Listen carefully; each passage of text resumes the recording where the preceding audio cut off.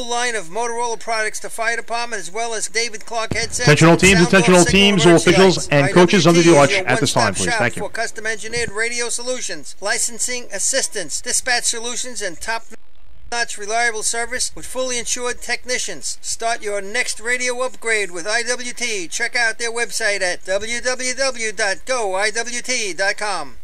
The groundbreaking FDNY electronic accountability system is now available to departments nationwide from Systems Definition Incorporated or your local Motorola dealer. SDI is the well-known software application developer for FDNY and is the company behind this game-changing technology. Now SDI has paired with New York fire departments including Central Islip to solve the challenge of accounting for members who respond after the tones go off. Keep track of your members at your next big incident with a proven solution designed with the New York State Volunteer Department in mind. For more information, visit systemsdefinition.com.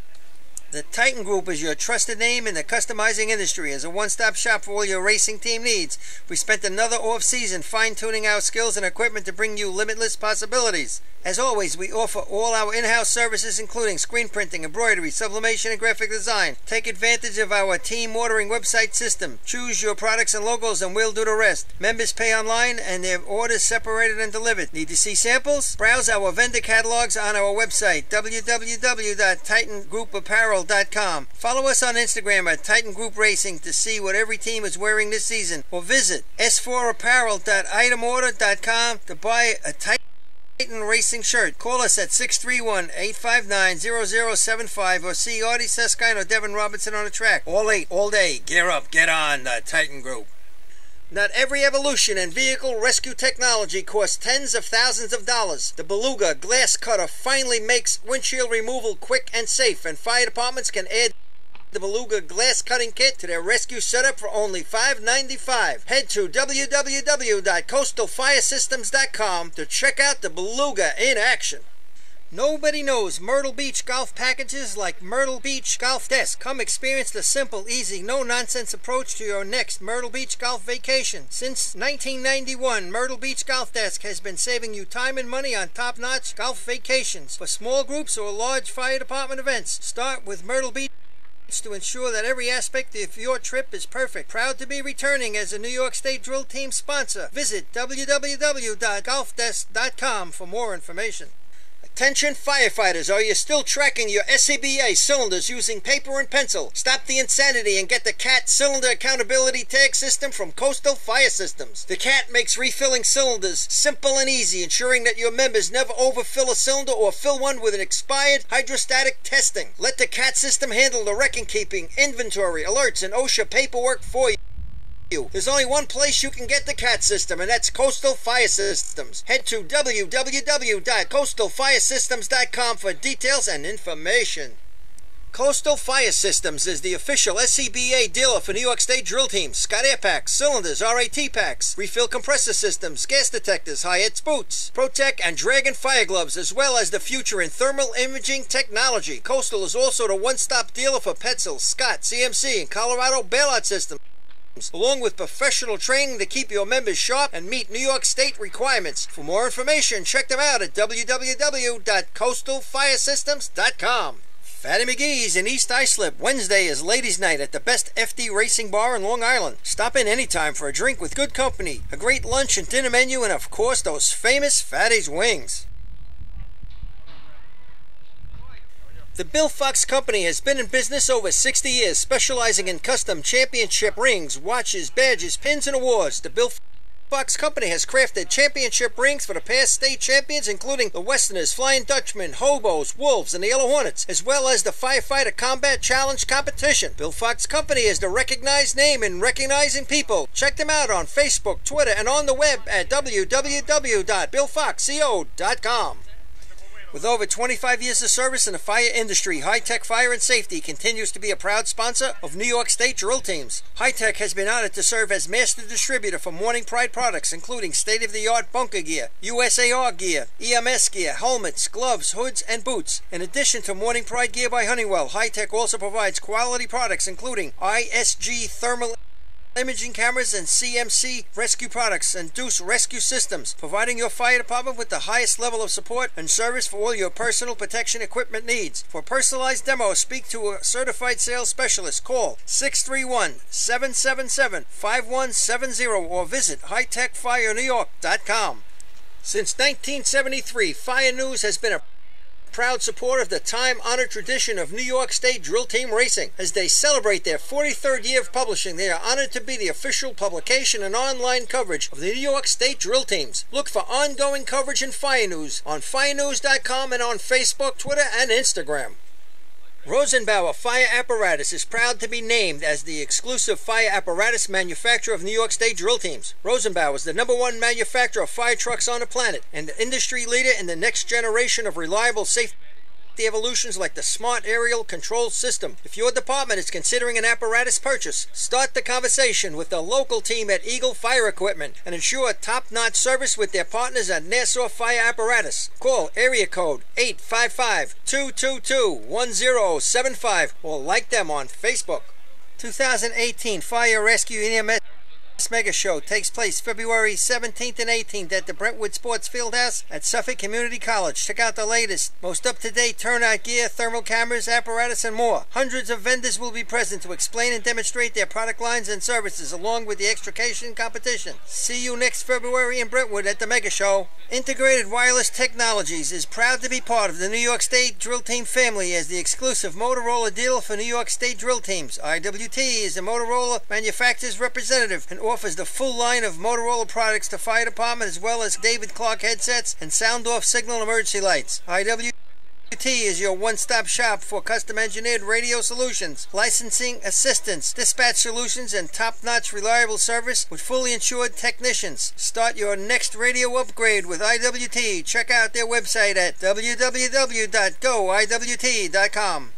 The groundbreaking FDNY electronic accountability system is now available to departments nationwide from Systems Definition Incorporated or your local Motorola dealer. SDI is the well-known software application developer for FDNY and is the company behind this game-changing technology. Now SDI has paired with New York fire departments including Central Islip to solve the challenge of accounting for members who respond after the tones go off. Keep track of your members at your next big incident with a proven solution designed with the New York State Volunteer Department in mind. For more information, visit systemsdefinition.com. The Titan Group is your trusted name in the customizing industry. As a one-stop shop for all your racing team needs, we spent another off-season fine-tuning our skills and equipment to bring you limitless possibilities. As always, we offer all our in-house services including screen printing, embroidery, sublimation, and graphic design. Take advantage of our team ordering website system. Choose your products and logos and we'll do the rest. Members pay online and their orders separated and delivered. Need to see samples? Browse our vendor catalogs on our website, www.titangroup.com. The ladder is now closed. Ladder is now closed. Follow us on Instagram at Titan Group Racing to see what every team is wearing this season. Or visit s4apparel.itemorder.com to buy a Titan Racing shirt. Call us at 631-859-0075 or see Artie Seskine or Devin Robinson on the track. All late, all day. Gear up, get up. Paper and pen, look at him.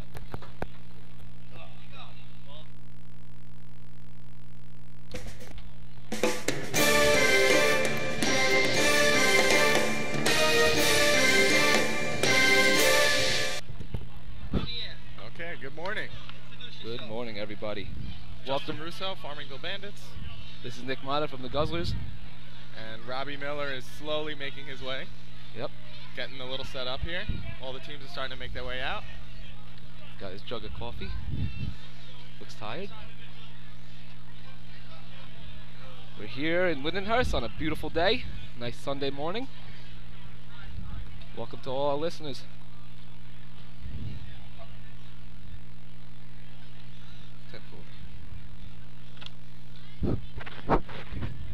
We have everybody we've had all year. I think the only one we're missing is somebody said Medford isn't making their way out today. They have no, the old-fashioned tournament today, and their senior guys are running out there. We also have Main Transit from upstate making their way down like they do every year.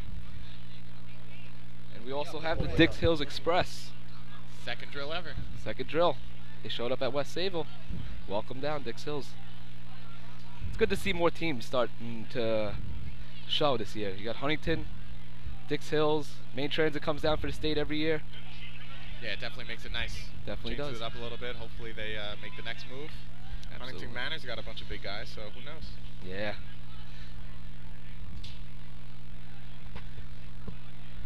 It's been an exciting year. The first drill of the year, Bayshore won, and then since then, Hagerman's been putting on the sweep. Like, check. Good. Good? Okay.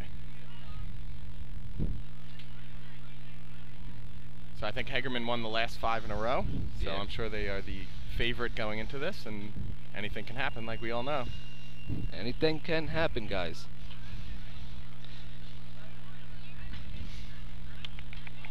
Just waiting on the officials. Justin, you got me up there? Yeah, we got you. All right. I'm going to be trackside, guys. Okay.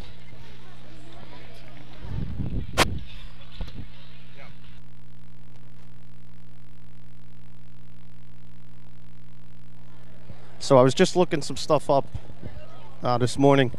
We're going to have the Bayshore Junior Redskins going to be seeking their 20th state championship.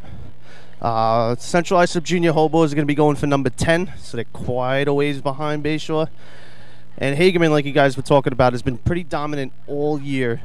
Ladies and gentlemen, boys and girls, we'd like to welcome you to Lindenhurst, site of the 2017 Junior Firefighter State Championships. And without further ado, we'd like to introduce you to the Chief Engineer of the Lindenhurst Fire Department, Chief Paul Vinciguerra. Good afternoon, ladies and gentlemen. Welcome to the annual state tournament. Today's a very good day for the Lindenhurst Fire Department Junior Snails. They are celebrating 50 years of tradition of racing. I'd like to welcome everybody. Enjoy and have a nice, healthy, happy, safe day. Thank you.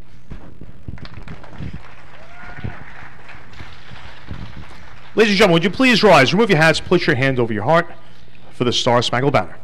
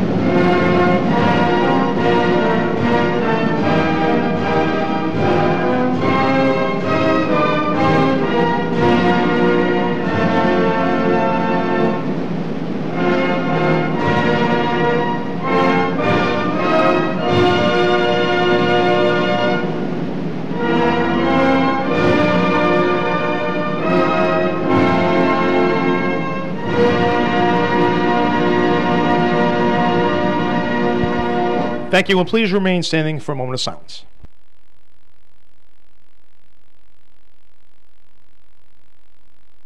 Thank you. Good luck to all the teams. For all of you in the stands that are following along on the program, we have a post-entry number 2 in your programs, the Express from Dix Hills.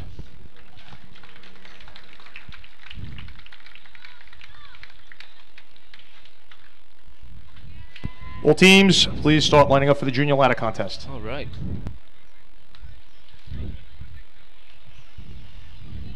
.10:04, getting started right on time. Beautiful thing. Got one post entry, Dix Hills. Dix Hills, main transit. How many teams we got today? Let's see. 15? Okay. 15. Not bad. That's 15 good. teams. 15 teams. Like we said, you got the one extra, main transit from upstate. And we got the new addition as of last week, Dix Hills. I know last week Dix Hills only really ran senior contests. Yeah. I don't think they have many younger kids. And main transit's usually the same thing. No. Yeah. I think they only start at 13 or 14, so they don't get to run any of the junior contests. Yeah. Huntington also. Huntington Manor only runs the senior events.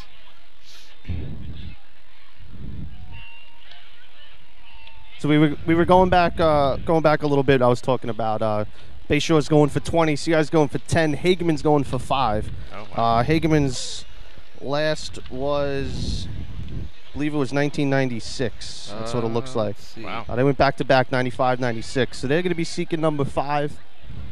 The junior ladder contest, the state record is 2.83, and it's held by Central Iceland. First team on line number 11 in your program, the junior minor midgets of Blue Point.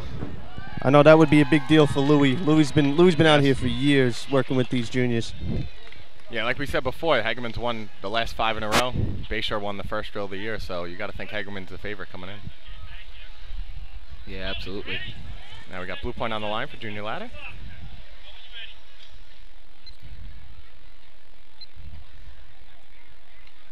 Making his way up. And a completion. His first 2 steps, he grabbed the outside of the ladder. Yeah. Time for the first climber, 6.31, 6:31. It's a new way.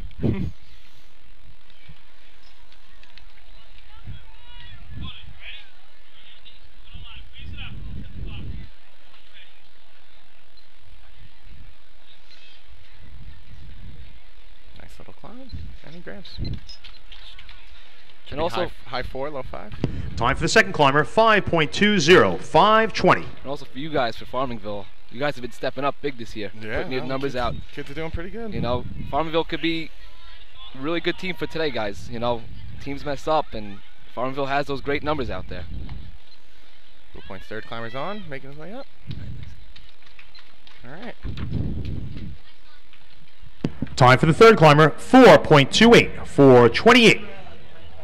Next team on line number 12 in your program, the Junior Redskins from Bayshore. And here we go, one of those favorites coming to the line. All right, so those of you at home, junior ladder, they start 25 feet from the ladder, and they go 15 rungs up. That's the top rung for them. They get a maximum of 3 climbers. I believe the cutoff for this is, I think it's 10. Yeah, it can't be 11. Here we go, Bayshore's first climber. I believe Hageman is winning this event for this year. For the total points? For the total points, yes. Time for the first climber, 4.66, 4:66. You know, Bayshore wants to get their day started here, so. Yeah. Second climber off the line. On the ladder. Making their way up. Oh, slips 2 before his grab rung. Yeah, it looks like he just caught his Time for the second climber, bottom of the rung. 4.76, 4:76. All right. Here goes their third climber.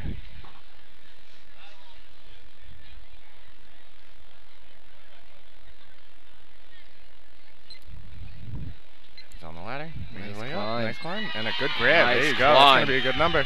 They're going to be very excited with that. That'll play. Time for the third climber, 3.39, 3:39. Nice number. That's hot. Hasn't been many 3-3s this year, that's for sure. No. Yeah, this has definitely been kind of Next a team down on year line number in the 13 in your ladder. programs, a junior flying Dutchman from West Sayville. The only other ones that are getting close to that is Hagerman. They got 3 Yeah. climbers that all get in the 3s, but one of them can get mid to low 3, so we'll see. Mole's carrying his climber. I remember, back in the day, you used to have to run a 3-3 just to score. Absolutely. I used to run 3 6s and not get anything. All right, West Sayville on the line. They got 2 climbers. First one's going.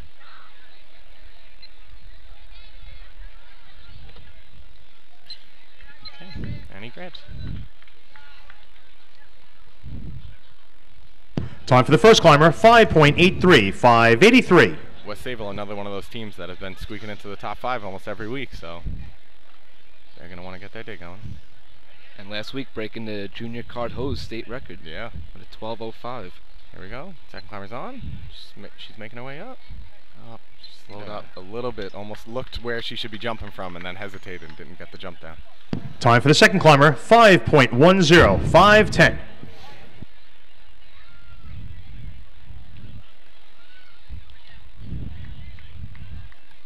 So I'm just gonna backtrack the Bayshore shot a little bit.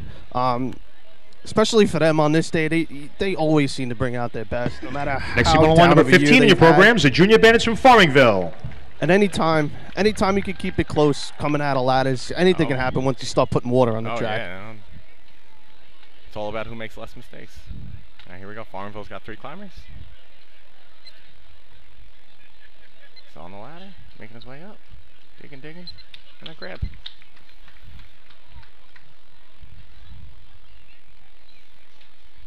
Time for the first climber, 4.98 for 98.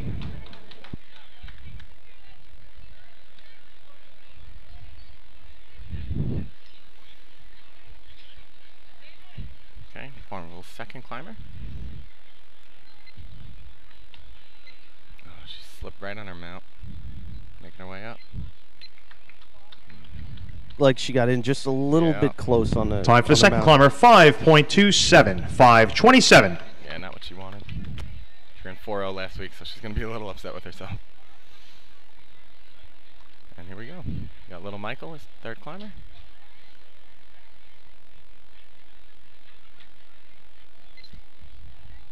On the ladder, making his way up, Jumps. Nice there you go. climb. He's going to be happy with that. Nice That should threes. play That too, should be the Justin. That should play too. Time for the third climber, 3.77, 3.77. All right. Next so team on the line with 16 in your programs, the Junior Gamblers of Hageman. we got 2 threes on the board. Here comes Hageman Gamblers. And Hagerman, all 3 of their climbers can play with that 3 number. Oh, absolutely.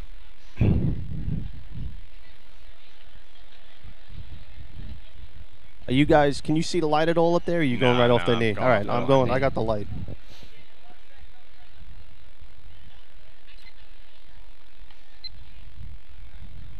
Good in.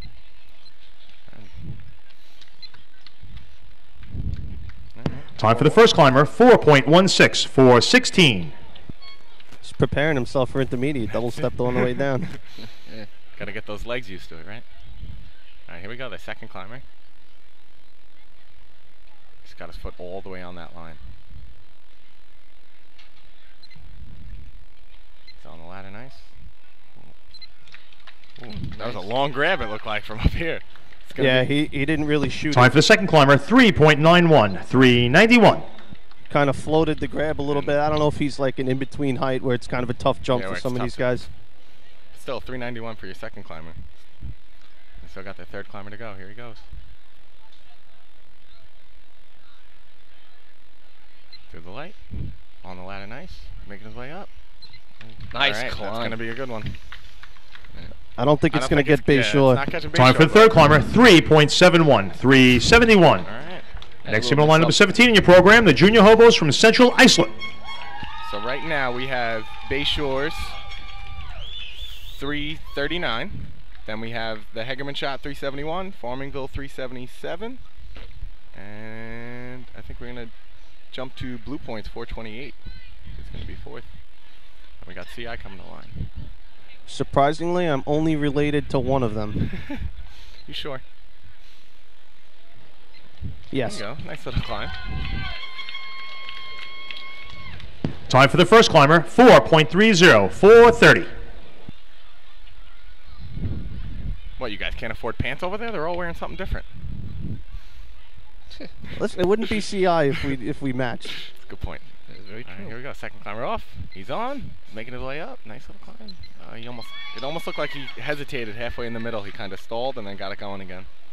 Time for the second climber, 3.97, 3.97. Still in the threes. That should play. All right, this is my cousin, and he's pretty nervous. So I just hope for his sake he finishes his run.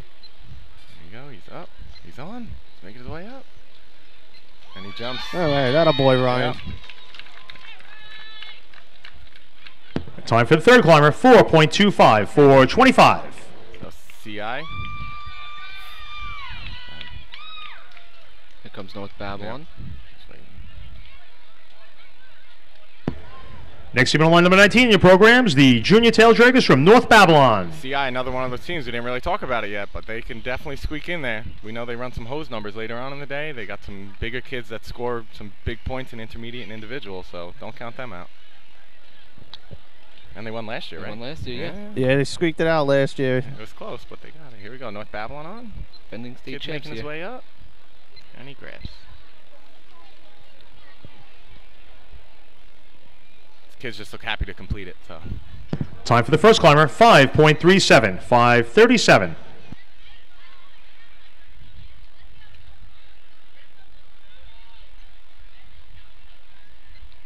Second climber's up, making his way up. Oh, he slipped right as he went to jump. Time for the second climber, 5.65, 5:65.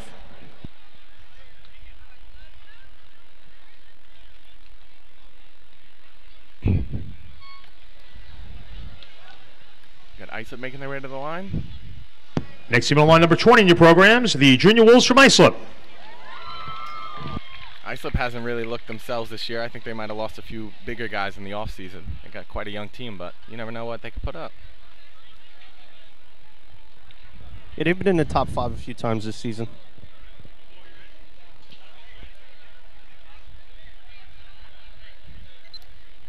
All right, first climber's off. She's on, making her way up. Looking for that rung, and she jumps. It's going to be in the fours. Time for the first climber, 4.94, 4.94. Third climber's stretching right before he runs, sitting there.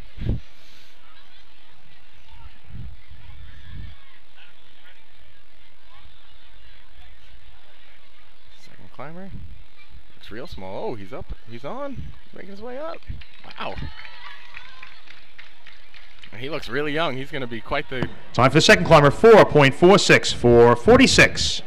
That was a nice, smooth, fluid climb for such a little guy. Little kid. You know, he's got a few years left in this event, so he'll definitely be making some noise.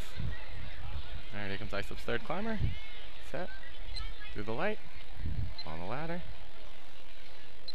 And he jumps. Should be in the threes. Yeah, I had 91. That should be in the it's gonna be threes. close to CI's 90. Time for the third climber, 3.98, 3.98. Just squeaks out. Just CI. missed. Next team on line number 21 in your programs, the Junior Slowpokes from Selden. Just missed CI. So I'll run it down again. We got Bayshores 339. We got Hegeman's 371. Farmingville 377. CI 397. And Islip 398. So if you want to score, you got to run in the threes today. And we got Selden coming to the line. One climber. Absolutely. Teresa Cotty making her way up. Oh, and she jumps. She's related to all those Selden guys over there. Nice little climb for her. Time for Selden, 4.33, 4.33. Next team on line number 22 in your programs, the Junior Guzzles of East Islip. All right. East Islip, another one of those teams, been in and out of the top 5 all year, so Yeah. they're going to want to get their day going. All right. We go with midget ladder. We're doing good in midget. Got 2 climbers that can throw up at 3.7, 3.8 sometimes, depending on how they feel. It's like anything else.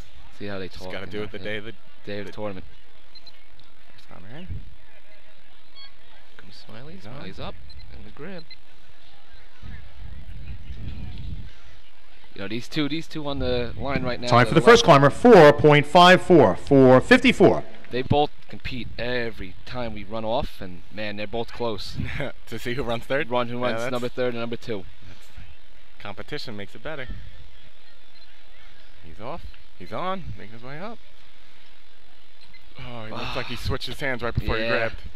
Yeah, there's definitely a slight hesitation Time for there. the second climber, 4.27, 4.27. Yeah, right as he went to grab, he switched his Switched his hands hand. and then jumped with the other hand. And smacked it too. He was like, Yeah. poof.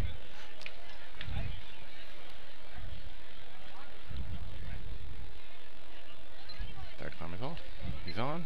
Got a good climb going. Nice All right. climb. I had 75. I have 70. Time for the third climber, Off the 3.91, Wow, 3.91. we're not that good. Next team on the line, number 23 in your programs, your host for today's events, the Junior Snails of Lindenhurst. All right, so that's going to bounce out Islip, and that's going to take the 4th place spot. And now the 5th place spot is going to be 397 by CI.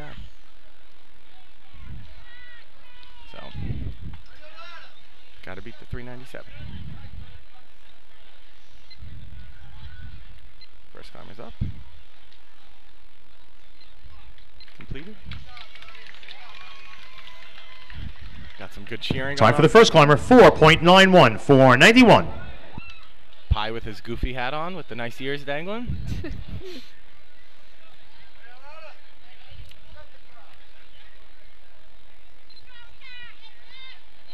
Oh, he's on. He's making his way up. And he, nice. Oh. Time for the second climber, 4.33, 433. That was a jump away from being a 3 right there. He looked like he wanted to, and then he just took the extra step. Yep. Instead of jumping, he took the extra step.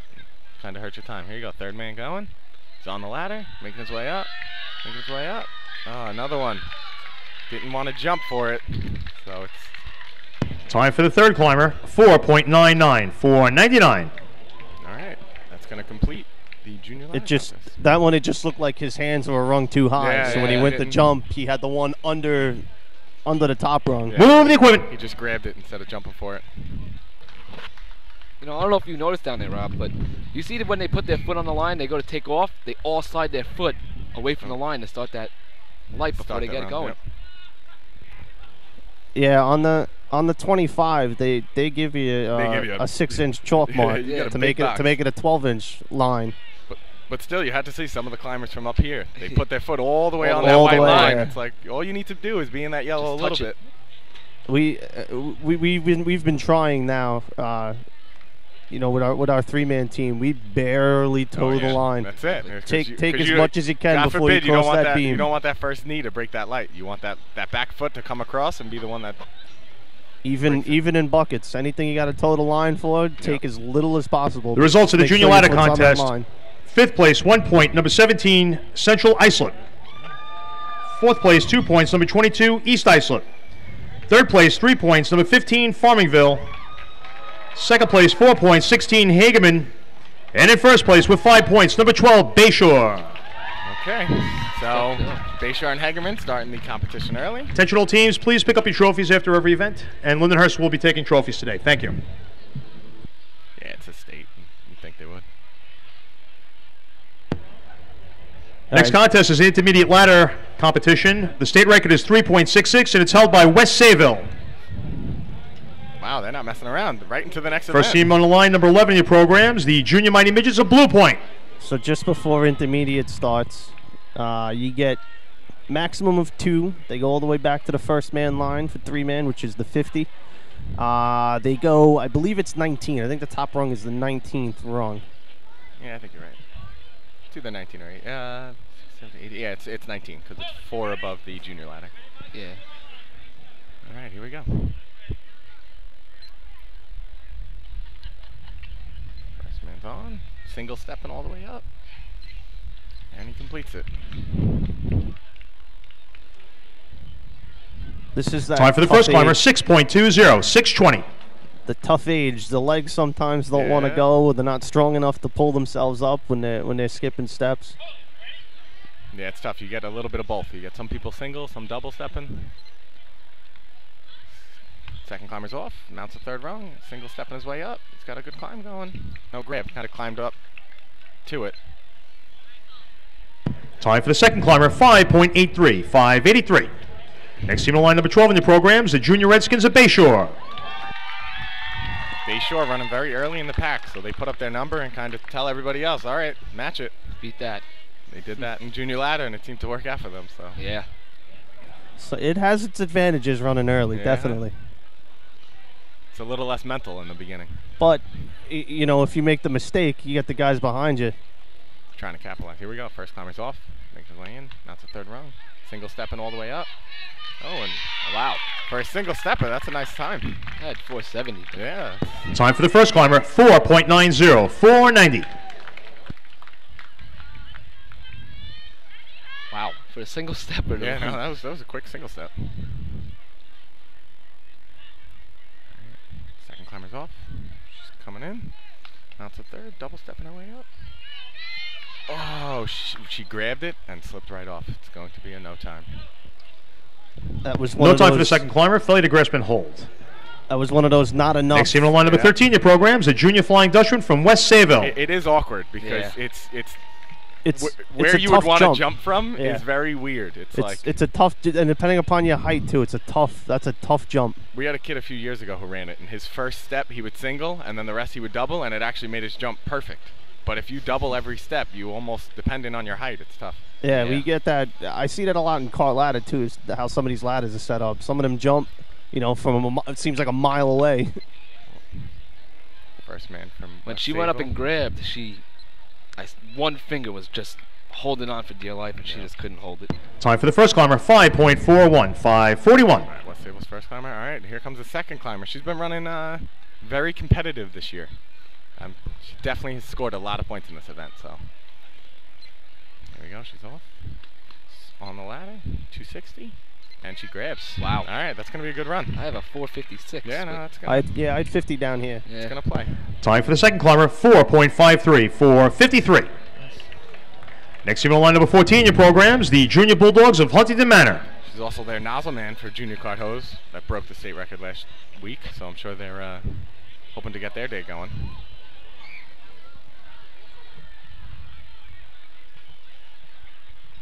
And I believe CI is winning this with Eric, right?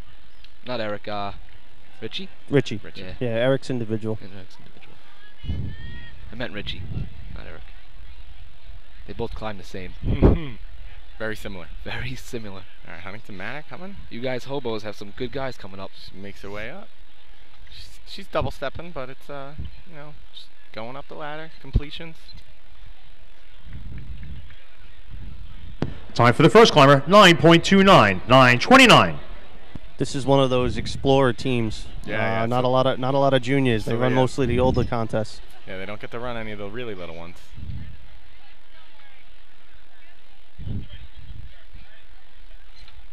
All right, second guy's off. Mounts the third rung. He's double stepping his way up. Oh. Slipped a little bit, and he's going to complete it. Time for the second climber, 6.86, 6:86. Next team on line number 15 in your program, the Junior Bandits of Farmingville.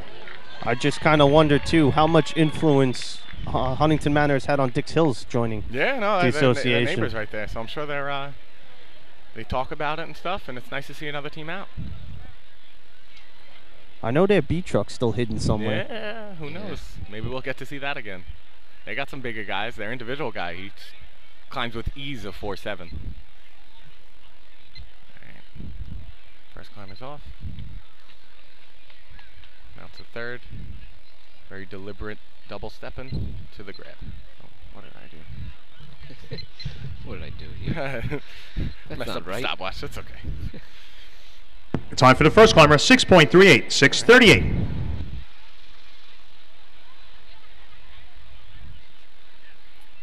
Second guy. He's off. Mounts the third. Single stepping his way up. Climbing, and the jump. Time for the second climber, 5.91, 5:91. Next team on line number 16 in your programs, the Junior Gamblers of Hageman. I also wonder too how many of these kids are just exhausted from running 50 feet and then having to climb 3/4 of the way up the ladder.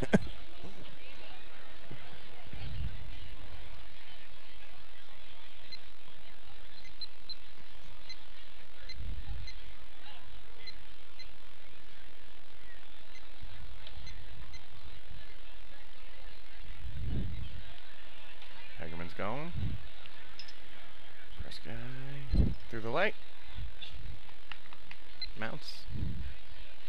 And grab. Nice climb. Time for the first climber, 5.38, 5:38. He's another one, that in-between height that just, he's got to take that extra step.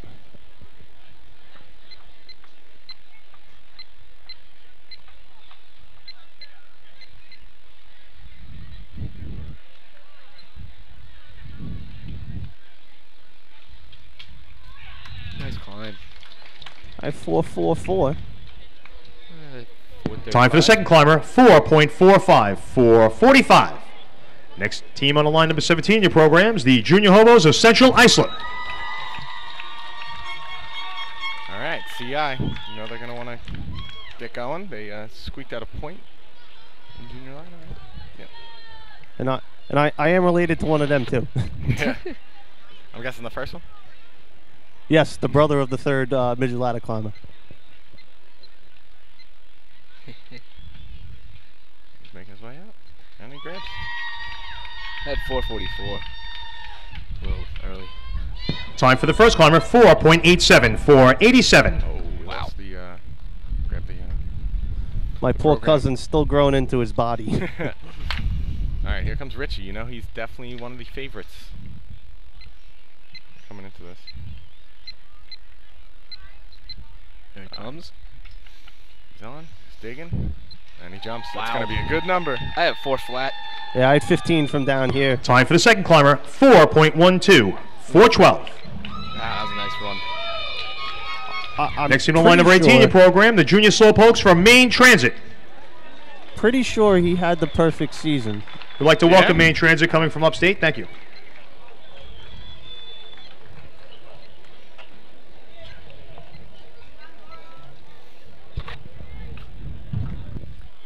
A couple years ago, junior ladder, he had the. Okay. He took first place in every tournament, and I'm pretty sure he did it again this year. Perfect season. Oh, did he run it when Eric wasn't here? I think he ran individual that day. Time for the first climber, 6.48, 648. He might have when yeah, my brother was at a hockey camp that weekend. So he might have ran. I think he ran individual that day. Now you can't run both. You know? No. No, you have to run one or the other. Pick one. Yeah. Because I was gonna say Richie, even an individual would run some pretty good numbers. Yeah. All right, Main Transit second climber's off. She's on. Double stepping her way up. And completion. Time for the second climber, 7.38, 738. Next team on line number 19 in your programs, the Junior Tail Draggers from North Babylon.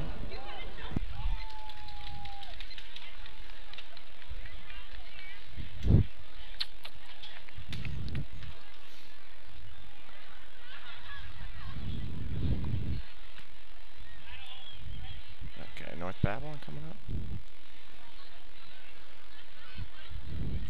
First climber's going. Mounts the third. Going double step. Making his way up. And he grabs. Just hold on 2 seconds. Time for the first climber, 8.90, 890.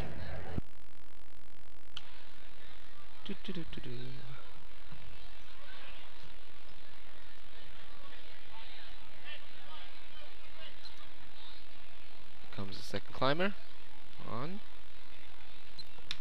Nice climb. His hands looked a little low. Time for the second Yeah. climber, 5.22, 522. When he was grabbing him, he was. Next team on line number up, 20 in your getting his program, the hands Junior below Wolves him. from Iceland. And he was grabbing every rung with 2 hands, coming up. That's Yeah, weird. when you're double stepping, you wanna have your hands up out in front of you. Yeah.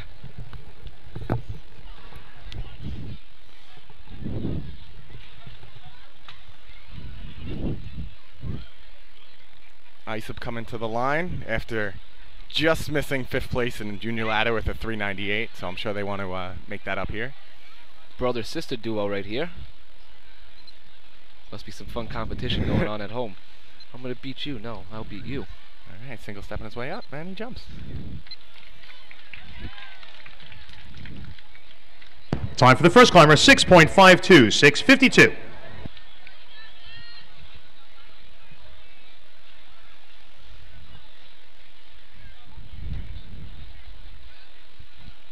All right, she's on the line. Just towing the line like we talked about. To the right. Now to third, double stepping her way up. Oh, that's going to be...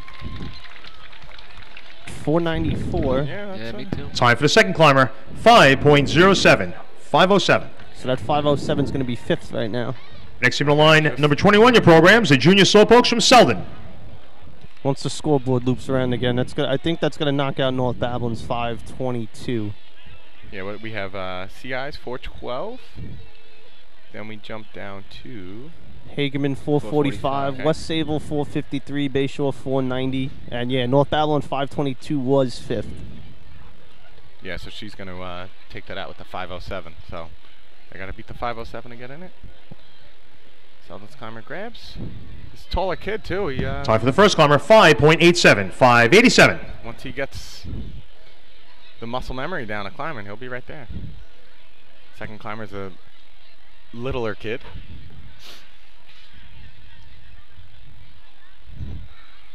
Off the line, running in. Mounts the third, double stepping his way up. Wow. 503. Yeah, 509. That's definitely going to be it's close. gonna be close. Time for the second climber, 5.16, 516. Okay. For a littler kid, he Next time on line number nice. 22 in your programs, the Junior Guzzles from East Islip. He was one of those, I looked at him and definitely thought he was going to single step as he was running in. And Yeah, I bet you if he was maybe a little bit taller, definitely a jump and shooting that wrist for the top rung. Yep. All right. East Islip, another one of those in and out of top 5 all year. First climber's off. She's running in. She mounts, single stepping her way up, and grabs. 25.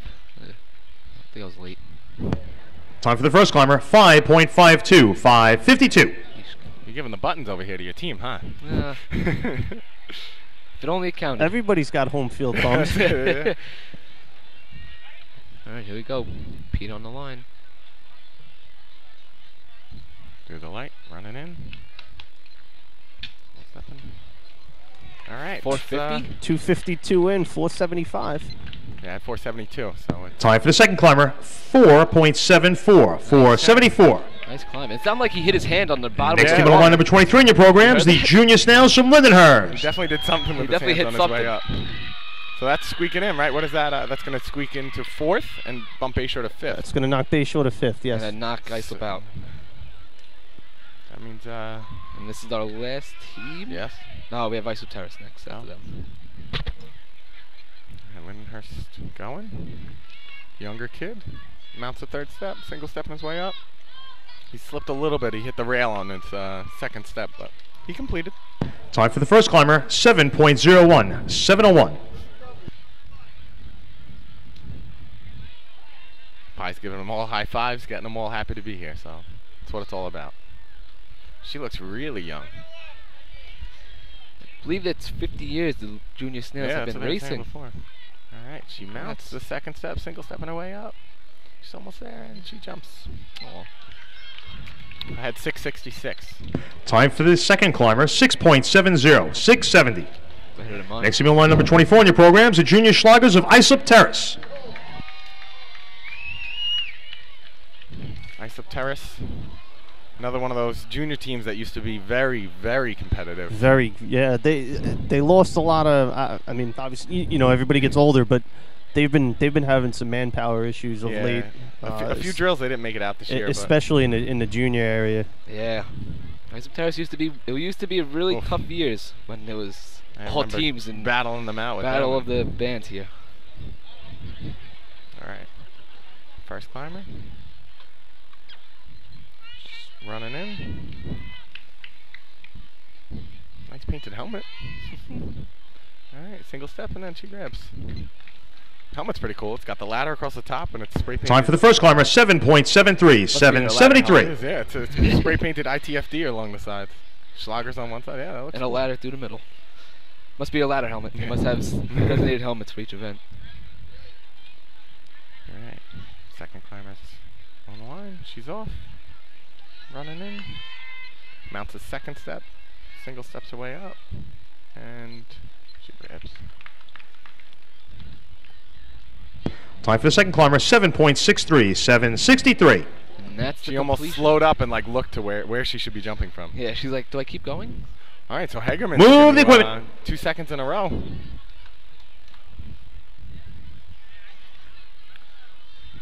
It's going to. Let's see. Going to CI for 5. Yeah, then Hegerman's going to get second for 4. So Hageman second for 4. We should have West Sayville third for 3. That's 453. And then 474 by East Islip and a 490 by Bayshore. So Bayshore's coming out with 1 in this Yeah. one. So that's So- it's going to tighten up the race. Yep. Should be 866, right? In Hageman CI Bayshore. Yep. Yeah.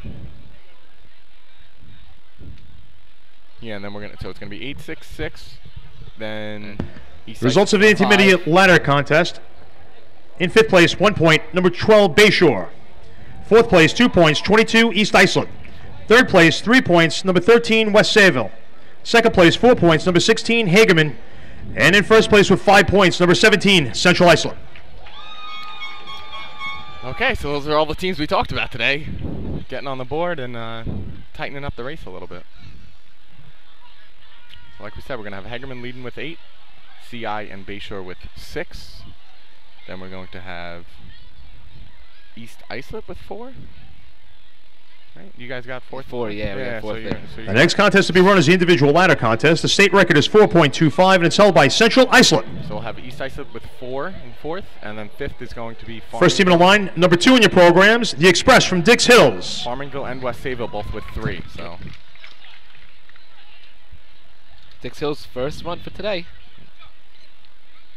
just jogging in. Mounts the 3rd. Oh, he attacked the ladder though once he got on it. He really slipped right off. I missed it. He had the fingertips. Time for the first climber, 7.31, 7:31. He kind of slowed up getting in, and then once he hit that rung, he really tried to explode up. It slipped a little bit, but he was attacking it. I thought that was going to be a failure to grasp. I guess he held on to it long enough. Yeah. All right, second climber's on. She's going. She mounts the second rung, single stepping her way up. Just going, going, going. All right, going to complete it. Time for the second climber, 11:57, 11.57. Next team on line, number 11 in your programs, the Junior Mighty Midgets of Blue Point. Blue Point, another one of those junior teams out every week. Very committed to the sport. Very involved. Sure they're hoping to score some points today. They had a 5th place finish in the state a few years ago, I believe. Yeah. I want to say it was 15. I think 2015 they came in 5th place. Yeah, they were up there. They had a good ladder climber. Yeah. All right, here we go. He's off. 2015 was the He's year. double stepping his way up. I had him 278 in. I had 590. Time for the first climber, 6.01, 6:01.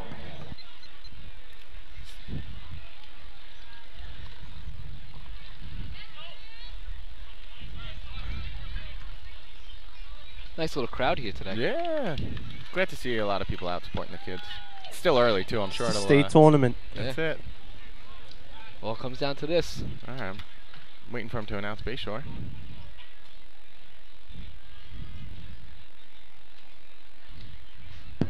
Next middle line, number 12 in your program, the Junior Redskins of Bayshore. All right. Bayshore scoring in both contests so far. I'm sure they're going to want to keep it going. 6 points on the day, tied with CI after 2 contests. Right. First climber's through the light. Got him on 264, making his way up. And he jumps. 578. Yep. Time for the first climber, 5.85, 5:85. Like we said about heights and stuff, it looked like that jump is a little far for him, so he almost hovers in midair for a second before he can actually grab it. It's definitely awkward if you're not the right height. Yeah, no. All right, here comes their second climber. Through the light. He's on nice. I had 263, making his way up. It's going to be a mid-5. 5:30 up. Time for the second climber, 5.48, 5:48. Next team on line number 13, your program, the Junior Flying Dutchman from West Sayville.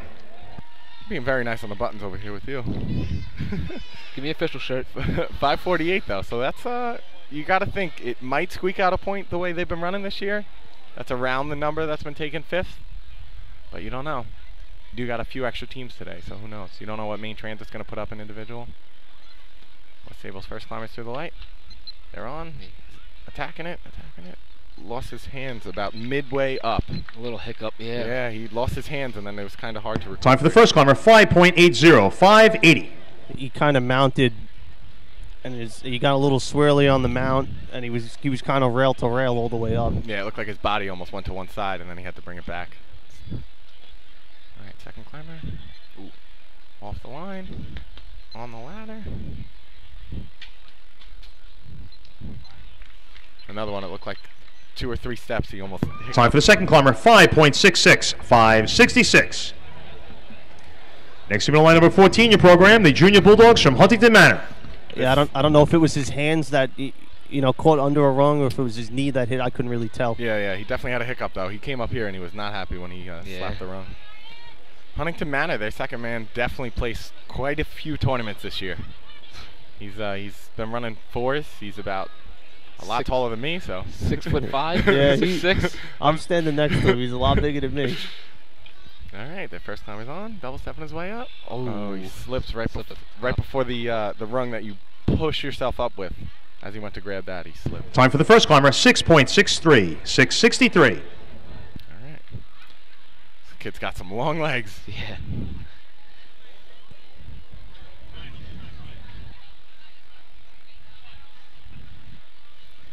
He gets halfway up the ladder and jumps and he's there.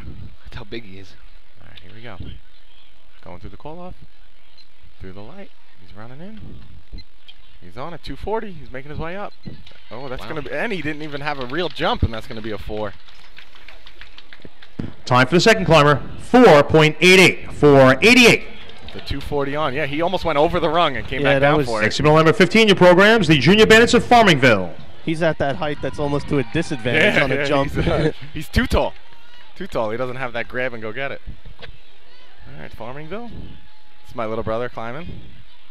It's the last tournament with the juniors. He's pretty excited. He's coming up the race with the Bandits? Yeah, that's it. Yeah. All right, come on, Sal. Through the light. Coming in. Mount. Making his way up. 255 in. All right. 543. It's going to be close to that 548 by Bayshore. Time for the first climber, 5.66, 5.66. All right, I guess we're a little. I know you guys can't see it, but count it. That's 1. Yeah, he almost slowed up a little bit right after his mount, then grabbed. All right, here we go, Danny. Same thing, last junior tournament. He's running 4s, I believe, too, right? Low 5. All right, come on, dig. Oh, he slowed up like halfway up. He didn't carry the momentum from the ground, but 21. It's definitely time for the second climber, 5.42, 5.42. Ooh. Wow. Next female line number 16 in your programs, the Junior Gambles of Hageman. All right, it squeaks out Bayshore's 548. So right now that we have the 489 by Huntington Manor, and then we're gonna have the 542 by Farmingville and 548 by Bayshore. A low 5 here can place you in that's it. top numbers. Hageman coming to the line. 488, and then Farmingville. And Bayshore. Bayshore. Well, you know Hageman's going to want to keep their day going. So here they go. First climber's off. He's running in. Mounts. 231. Nice climb. Wow. 463. Wow. You're You might watch. You don't even want to hear his watch. Time for the first climber, 4.66, 4.66. That's gonna. I got the light, so I'm giving you some leeway. He had like 32, so that's not even close. I think my watch is broken. All right, their second climber. He's digging in. He's on. Oh, he's 230. 95. 506. Time for the second climber, 5.11, 5.11. Yeah, he almost got sucked in. Next female line number 17 in your programs, the Junior Hobos of Central Islip. He almost got sucked in as he mounted. So now we're gonna have 2 4s. So proud big brother moment. This is going to be Eric's last tournament as well. He's going to be joining us in January. He's taking over Brian's spot or what? Well, if his shoulder doesn't heal, he might. Unfortunately for Eric, he's got a December birthday, so he's not even 17 until December, so we can't take him until January. And we have an 18 rule, so he's not going to be able to get off the trucks until next year. Oh, boy. All right, Eric's off. He's on. Oh, he's digging. 230 in. Good. Wow. Oh, 27? 450. I had 45, but I think I was being nice. My watch is broken. I'm putting it Time for the first climber, 4.51, 4.51. I was hoping for a little bit more excitement out of the announcer on that 4.5, but, you know. No excitement here today. Where's Paulie Suskin when you need him? That's a nice climb. Next female line number 18 in your programs, the Junior Slowpokes of Maine Transit. That's big right there. 451, that's a heavy number. All right, Maine Transit, their first event. Did they run intermediate? I don't remember. Yeah, they did. All right, he's double stepping his way up. Oh, he slipped right before he planted his hand to jump for the grab.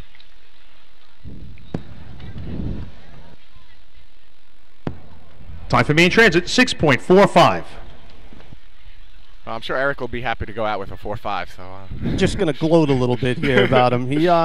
Where is he? He had the perfect season in midget ladder. Went up to intermediate, had the perfect there, and just missed individual. yeah, because he didn't show up to one tournament. Well, he wanted to go to the hockey camp. Yeah. My father didn't want him to go.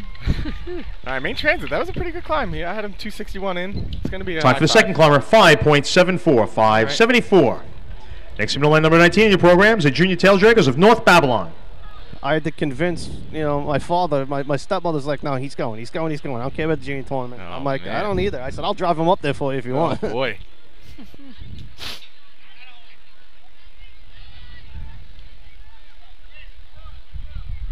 All right, North Babylon through the light. He's on. He's going. Digging. And it's going to be in the 5s. All right, we got to do a run. Time for the first climber, 6.19, 6.19. So we're going to have, a CI with the 451. Next in the line, number 20 in your program, the Junior Wolves of Iceland. Should be Hegeman's 466. Then we had Huntington Manors 488, Farmingville 542, and Bayshore 548. 548, yes. All right, 548, the lucky dog here with only a few teams left. East Islip definitely can play with that number. You guys, no? Yeah, I think today he practiced it. Actually, he did fix a little hiccup. He was leaning way too far back, and he was slipping and slowing down too much. And today he fixed it, and he could play with that number today if he doesn't lean so much back. All right, we got Islip making their way up.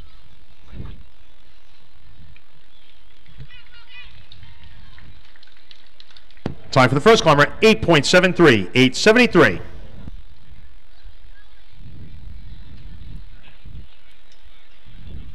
Mikey can get into the 520s. He's right there, but he just, like I said, he leans way too back. The other day he was practicing, he leaned so far back that he fell off the ladder right when he mounted. I was like, can't do that no more. Islip, he's on, digging his way up. It's going to be a little bit outside the 548, but they're close. Time for the second climber, 5.82, 5.82. Next in the line, number 21 in your programs, the Junior Slowpokes from Selden. I definitely get what you're talking about when you're leaning back, going to mount the ladder. You want to take some momentum coming off, but you don't want to take too much. Yeah. You don't want to be eating the ladder. It's a fine line. You want to be able to carry your momentum from the ground and kind of explode those first couple of steps. Absolutely. Selden's got a real young kid. He's really monster helmet, 2 gloves on. He's coming in. He's smiling the whole way, so he's happy. Mounts a second step, single step on his whole way up. He's digging. digging, and there you go. He's happy. He's still holding on. He wants to make sure he's not getting that no time. Held on for like 5 seconds after the run. Picture pose. Time for Selden, 8.20, 8.20. Mom, take my Next picture. in the line, number 22 in your programs, the Junior Guzzles of East Islip. All right, East Islip. Like we talked about all day. 548, still holding 5th here. They got 4 points right now. You know they want to keep it going.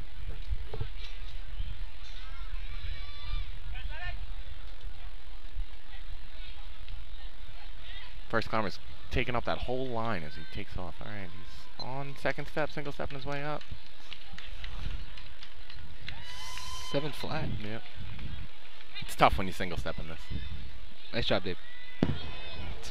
Time for the first climber, 7.27, 7.27. Grabs the wrong and looks at me. He goes, "Hey, Nick." I'm like, hey, I know you. hey.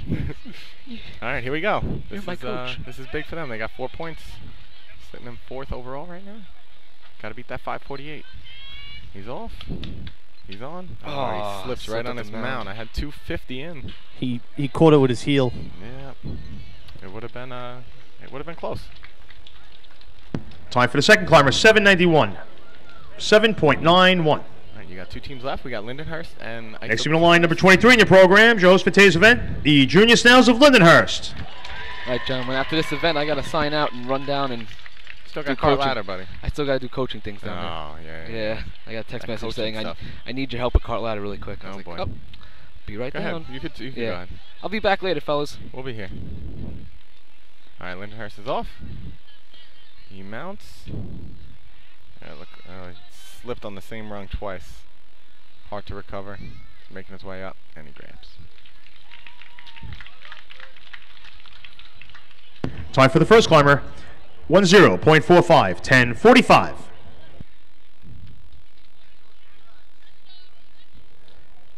All right, so with just one more climber for Lindenhurst and a nice terrace left at 5:48, Bayshore still holding on. Still holding. They're going to squeak out 2 fifths in a row. Oh, he lost his shoe off the line. He didn't know what to do. He ran right out of his shoe. This is not going to be comfortable. Oh, my God. He's climbing with no shoe, though. All right. He almost went back and got it. And then the coach said, "What are you doing?" That can't feel good on the bottom of your foot. Yeah, no, that's Time for the second climber. 10.28, 10.28. But he's laughing about it. Yeah, you know. Next middle line number 24 in your programs, the junior Schlagers of Islip Terrace.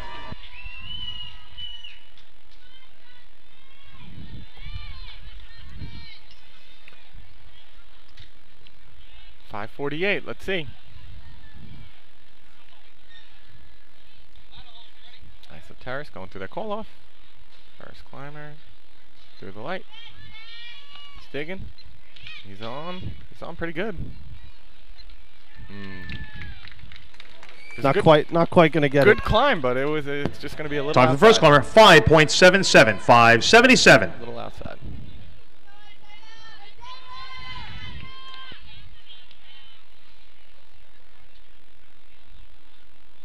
All right, the second climber. Getting ready to go. Through the light. 2:45 and then a stumble at the bottom. I have a feeling they might be calling him. Let's see. Okay. No time for the second climber. Foot was not on the line. He pulled his foot off the line. I didn't too notice far, that. yeah, and I wasn't sure, and I saw Pete voicing. Move the quit. Big 5 points for CI. Hegeman getting 4 more. It's gonna make it quite the race going into Cart Ladder. As long as it stays close, this is going to be an exciting finish. It is going to be an exciting definitely finish. Definitely going to be some fun.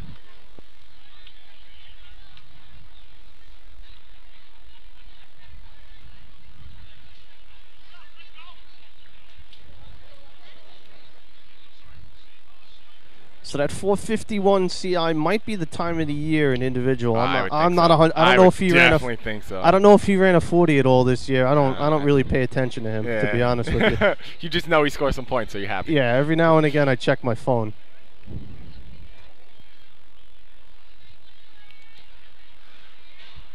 My rotating work schedule, it's been tough to get here. It definitely makes it hard. You know how it is.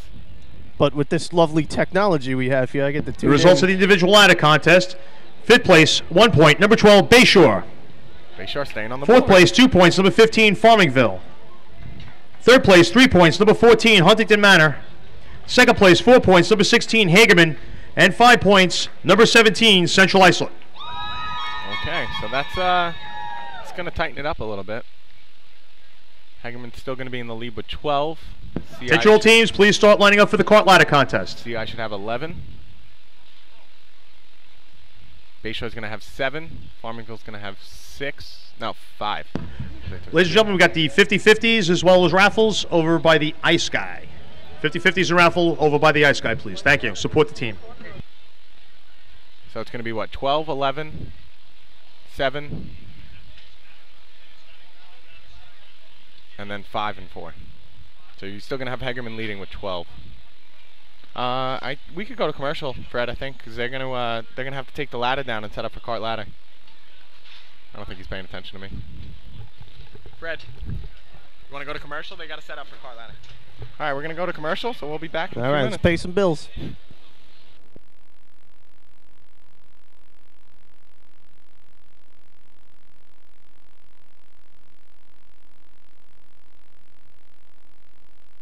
The Bill Fox Company has been in business over 60 years, specializing in custom championship rings, watches, badges, pins, and awards. The Bill Fox Company has crafted championship rings for the past state champions, including the Westerners, Flying Dutchmen, Hobos, Wolves, and the Yellow Hornets, as well as the Firefighter Combat Challenge competition. Bill Fox Company is the recognized name in recognizing people. Check them out on Facebook, Twitter, and on the web at www.billfoxco.com.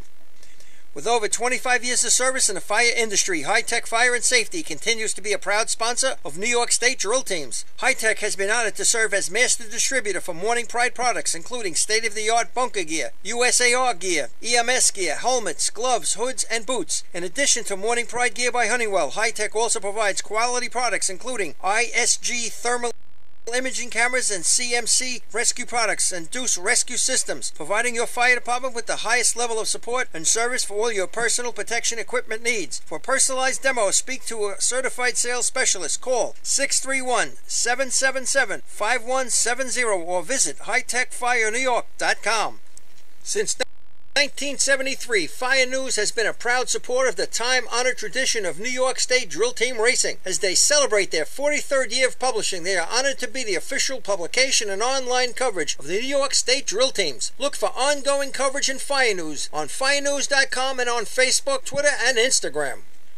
Rosenbauer Fire Apparatus is proud to be named as the exclusive fire apparatus manufacturer of New York State drill teams. Rosenbauer is the #1 manufacturer of fire trucks on the planet and the industry leader in the next generation of reliable safety evolutions like the Smart Aerial Control System. If your department is considering an apparatus purchase, start the conversation with the local team at Eagle Fire Equipment and ensure top-notch service with their partners at Nassau Fire Apparatus. Call area code 855-222-1075 or like them on Facebook.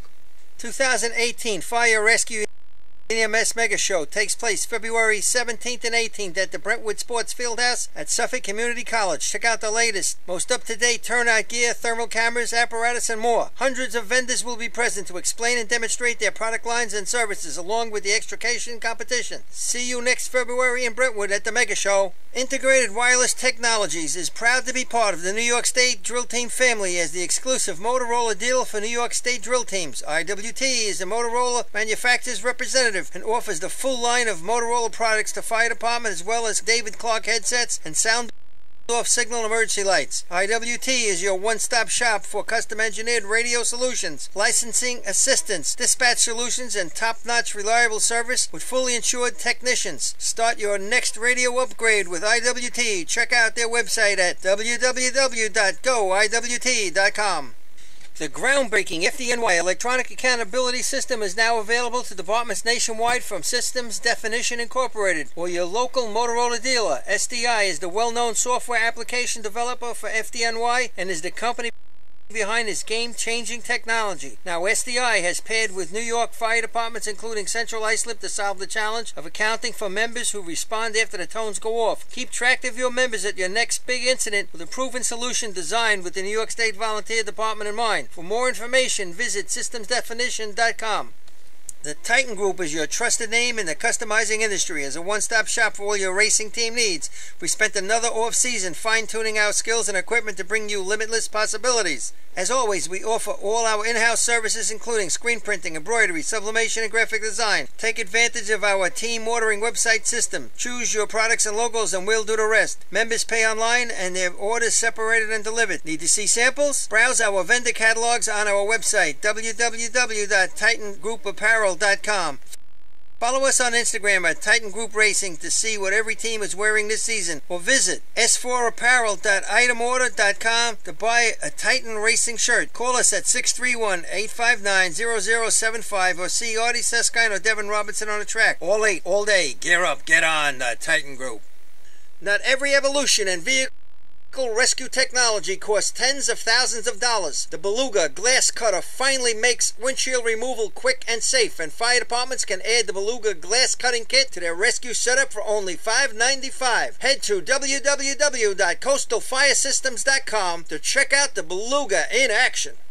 Nobody knows Myrtle Beach golf packages like Myrtle Beach Golf Desk. Come experience the simple, easy, no-nonsense approach to your next Myrtle Beach golf vacation. Since 1991, Myrtle Beach Golf Desk has been saving you time and money on top-notch golf vacations. For small groups or large fire department events, start with Myrtle Beach to ensure that every aspect of your trip is perfect. Proud to be returning as a New York State Drill Team sponsor. Visit www.golfdesk.com for more information.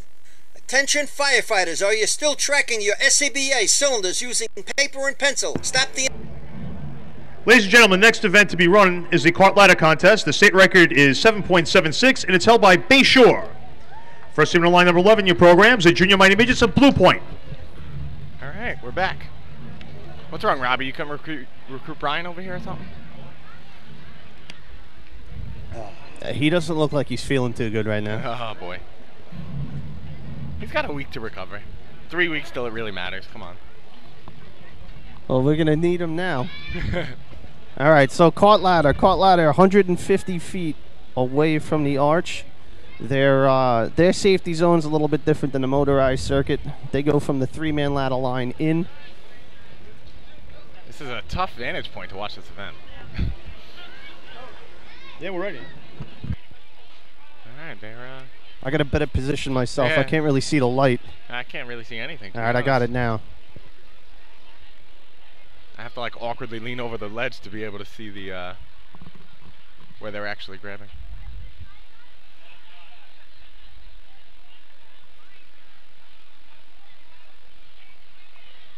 All right, well, it's a tight race going into this, so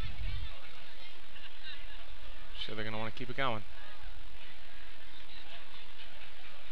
All right, Blue Point going through their call off the track. Light's already yellow. I don't know if they had the wheel in the beam already, but as soon as he set the clocks, that thing they're tripped. really all over the track, left and right. They dig. Climber gets on, waits a little bit for it to get up there. That cart was really left to right. That was They might be rerunning that. I don't Time know if for they Blue set Point. it up. 14.33, 14.33. I was gonna say I had 11.94. It tripped early. As soon as it went yellow, they didn't even leave the line yet. Next team on line number 12 in the program, the Junior Redskins of Bayshore. Mole's all over that. They're Pete Savich and Howie are discussing it now. All right, so I think they just did one. I think they said he must have been in the. Yeah, somebody must have been in a beam.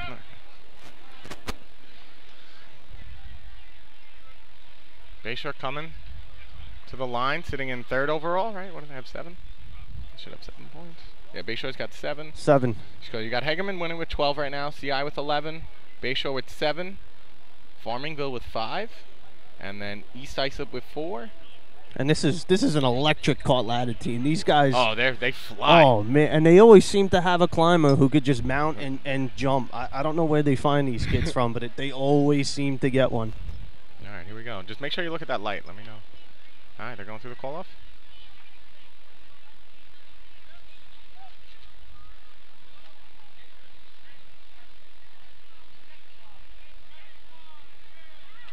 All right, they're off. Coming straight down the track. They're moving. Only 2 pullers. All right, I had 7:13 on.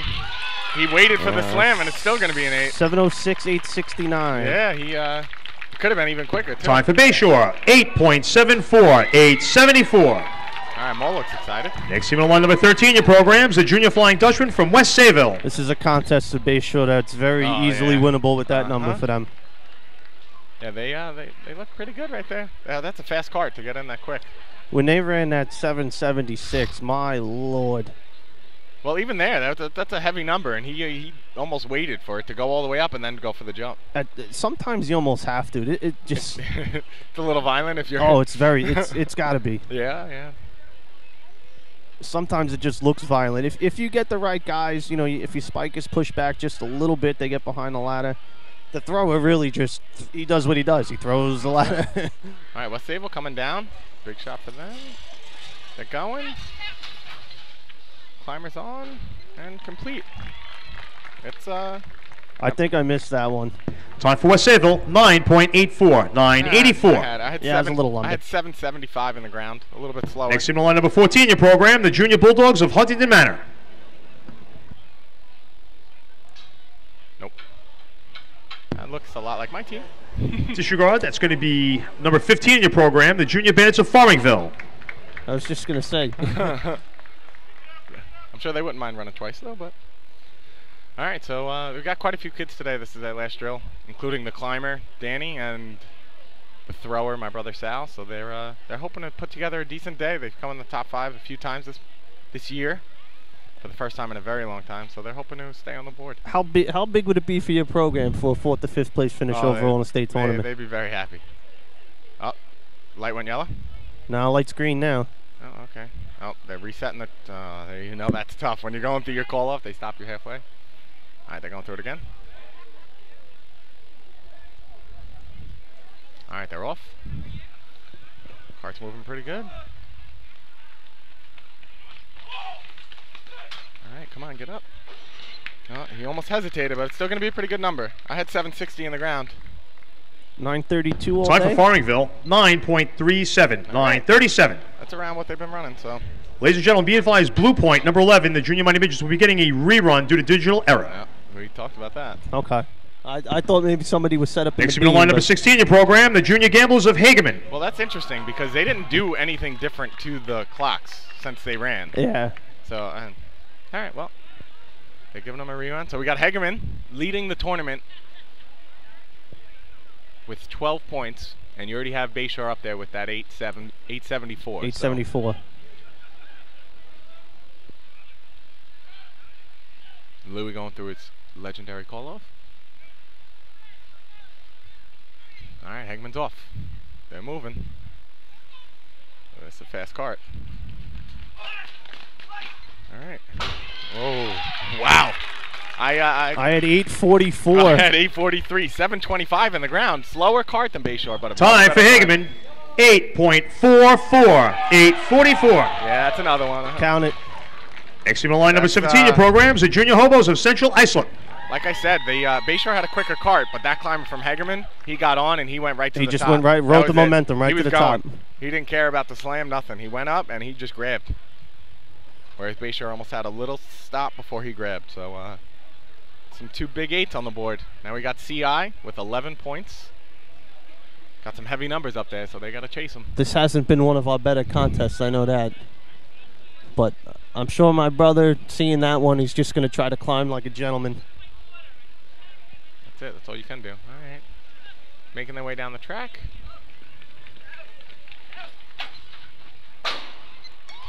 That's it. 9:31. I think I missed the light, so give me like 2/10 on that. Time for Central Iceland, 9.62, 9.62. All right. I had 795 in the ground. Next team on line number 18 in your program, the Junior Slowpokes of Maine Transit. They had a much slower cart. It definitely the dig time was. Some of these, if I'm not quite paying attention, I can't hear them calling it off. Yeah, I definitely got to start watching the light a little more. All right, so right now we're going to have Hagerman's 844, Bayshore's 874, Farmingville's 937. That 960-something is going to be 4th, and then you have West Sayble's 984. So you got to run a 984 to get in the mix. Pretty good cart ladder so far. You got 2 8s, 3 9s, Main Transit. You never know what they're going to put up because we don't get to see them all year, but they're coming down the track. Seems like a pretty fast cart. They're going. All right, they're in the ground. Oh, nobody mounted the ladder. They almost looked at each other like, oh, who's going to climb? All right, 810 on the ground. They got to the top. They completed it. Time for Main Transit, 13.59, 13:59. Next team on line number 19 in your program, the Junior Tail Draggers of North Babylon. All right. North Babylon coming to the line.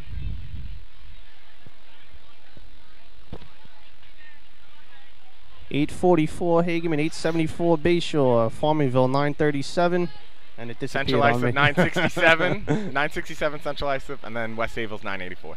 So 984 is still holding on. I think we got 1, 2, 3, 4, 5 teams left. Yeah, there's a few down there.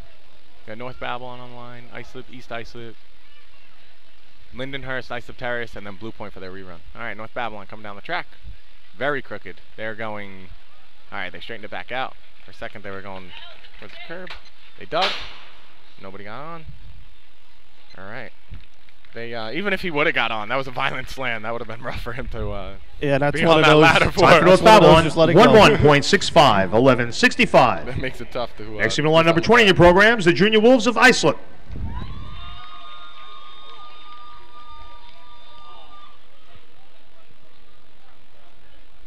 It's just such, you know, they're junior archers at such an awkward height, and you know. Yeah, no, it's a two-step jump. You just gotta go for it, and it's, you know what it is. It's so close to the ground that the ladder gets up there so fast. Yeah, and you're running. It's not like Yeah. You know, I don't really know too much about ladders on the motorized, but I know you got to try to ride that momentum as much as you can off the back of the truck.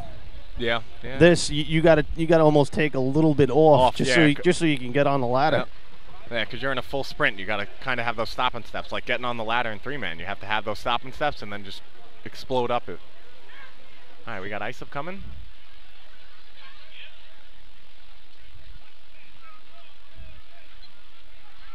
Just 2 pullers making their way down the track. Nice and straight. Oh, nope. They just clipped that safety zone line. The left spike, the right spike would have been No way time for the out Wolves if outside the safety zone. If he went down. They called out right over the yellow. I thought they were... Next team in line, number 21, your programs, the junior slowpokes from Selden. I thought they were going to dig way early when they called dig. They called dig right as they crossed the yellow. I was like, oh man, please don't get on this. But they dug right near the line, but if you hit that line at all, that's it, no time. We got Selden coming up. They had a very fast card at West Sayville. They just couldn't complete the other end of it. So who knows? You never know. A team like that can steal some points, and then it messes up everybody else's day a little bit. Still got to get that 984 by West Sayville, and then the 967 by CI is 4th. So 844 leading. All right, Sheldon's off. Yeah, you're right. They're moving. Let's see what we get for a dig time here. 718 I had. Yeah, that's a fast cart. That's one of the better dig times, but only time for Selden. 9.91, 990 to 1. If they completed next that. Next line number 22 on your program, the Junior Guzzles of East Islip. You can count that one too, Justin. It's not fair. You have the light. Yeah. Although I don't ever really use the light. All right, East Islip. They got 4 points. They're sitting in 5th overall. And you got West Sayville chasing them with 3 points. And West Sayville right now is sitting in the 5th place spot. So they're going to try to bump that West Sayville out. Again, 984. 1 puller. 984 will get you in there. 1 puller by East Islip, and he's going left to right. But he's trying. Ah, no time. I had 9-2. 761 in the ground. Yeah, that's no time for the Junior Guzzlers. Failure to grasp and hold. Next team on line number 23 in your program, your host for today's event, the Junior Snails of Lindenhurst. It looked like they took enough off. He just couldn't make the jump. Get that's tough too. You know, he avoided the slam. He just couldn't make that jump. It looked like he grabbed. Did he grab and he slid off? No, he didn't. He didn't grab it at all. No, he just went for it. Yeah, that's tough. Yeah, he came up way short. I don't know if his knee hit it on the way up or.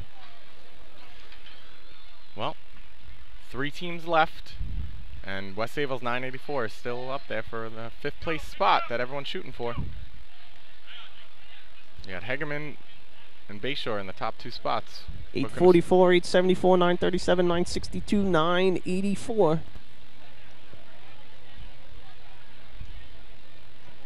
Hageman still leading the way. All right, here we go. We got Lindenhurst. A whole bunch of people on this cart. It's the most people we've seen on a cart yet. 3, 4. They got 5 pullers. They're going. They do. 2 drop off. 2 leave. Wow. All right. That's I had 922. Yeah, I had 787 dig, so that's one of the slower digs, but he climbed it. He definitely climbed it. Time for the Junior Snails. 9.34. 934. Just squeaks out Farmingville's 937.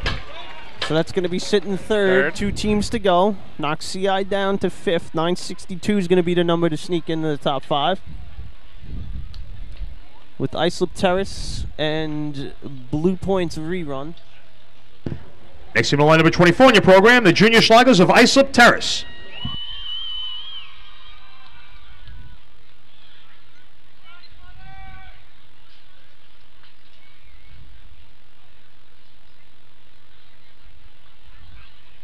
All right, we got Islip Terrace on the line going through the call-off.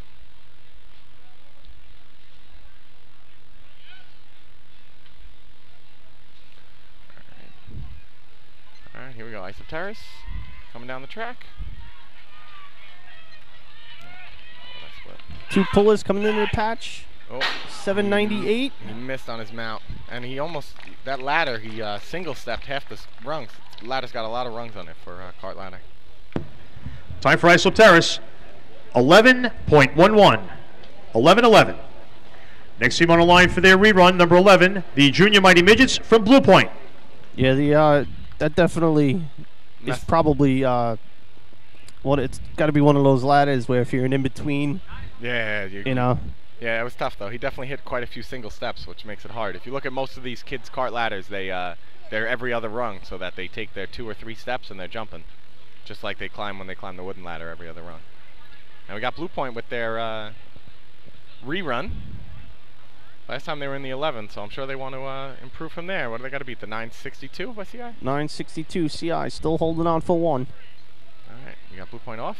They're again going a little left to right. Oh, they almost just tipped the whole cart. Oh, I just heard.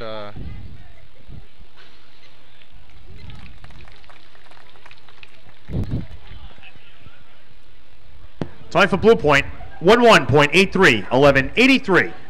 All right, so that's going to complete cart ladder, and we got Hegerman kind of running away a little bit. They're going to have 17. Bayshow's going to get 4, so that's going to give them 11. CI's going to get 1. That's going to give them 12. Give them 12. Move the equipment. Local committee to the track for the water test. General judges, please, for the water test. So we're just going to recap quick. 844 Hageman, 874 Bayshore, 934 Lindenhurst, 937 Farmerville, 962 Central Islip.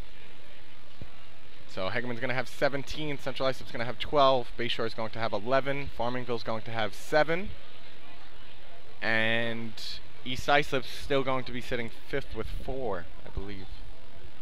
Unless Lindy, I don't think Lindy scored anything yet besides that one, so they're going to have 3. And where's West Sayville sitting right now? I think West Sayville still has 3. Okay. From towards the top. Yeah, West Sayville still carried their 3 from intermediate. The results of the cart ladder contest. 5th place, 1 point, number 17, Central Islip. 4th place, 2 points, number 15, Farmingville. 3rd place, 3 points, number 23, Lindenhurst. 2nd place, 4 points, number 12, Bayshore. And in 1st place, with 5 points, number 16, Hageman. All right, we're going to be taking a little break while they do their water test, so we'll see you guys in a little bit. Fred, ladies and gentlemen, we're breaking for the water test. With me. Feel free to get refreshments in the stands. We've got the 50-50s, raffles over by the ice guy. We got the Italian ices. Thank you.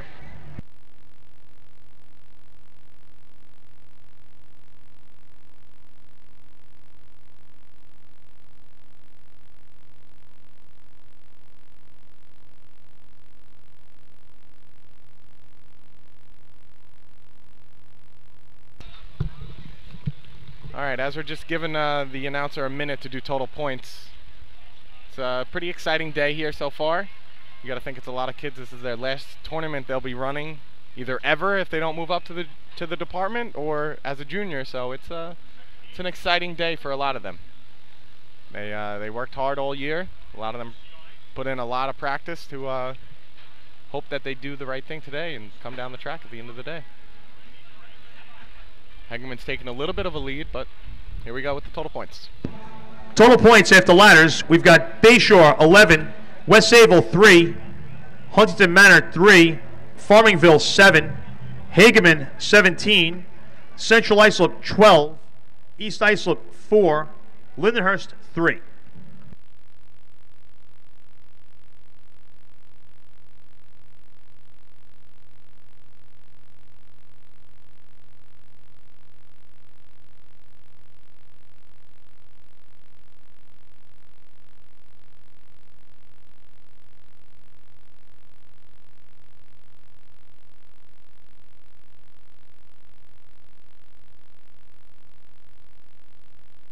The Bill Fox Company has been in business over 60 years, specializing in custom championship rings, watches, badges, pins, and awards. The Bill Fox Company has crafted championship rings for the past state champions, including the Westerners, Flying Dutchmen, Hobos, Wolves, and the Yellow Hornets, as well as the Firefighter Combat Challenge competition. Bill Fox Company is the recognized name in recognizing people. Check them out on Facebook, Twitter, and on the web at www.billfoxco.com.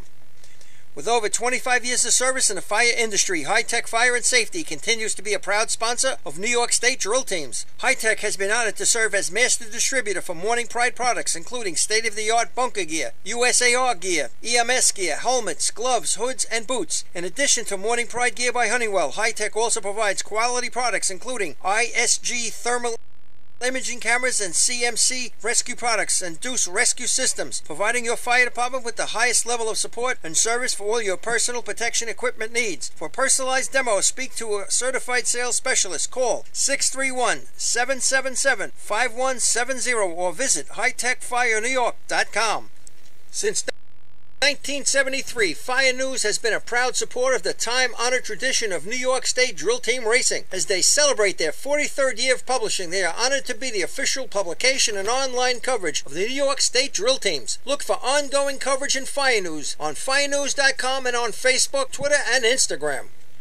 Rosenbauer Fire Apparatus is proud to be named as the exclusive fire apparatus manufacturer of New York State drill teams. Rosenbauer is the #1 manufacturer of fire trucks on the planet and the industry leader in the next generation of reliable safety evolutions like the Smart Aerial Control System. If your department is considering an apparatus purchase, start the conversation with the local team at Eagle Fire Equipment and ensure top-notch service with their partners at Nassau Fire Apparatus. Call area code 855-222-1075 or like them on Facebook.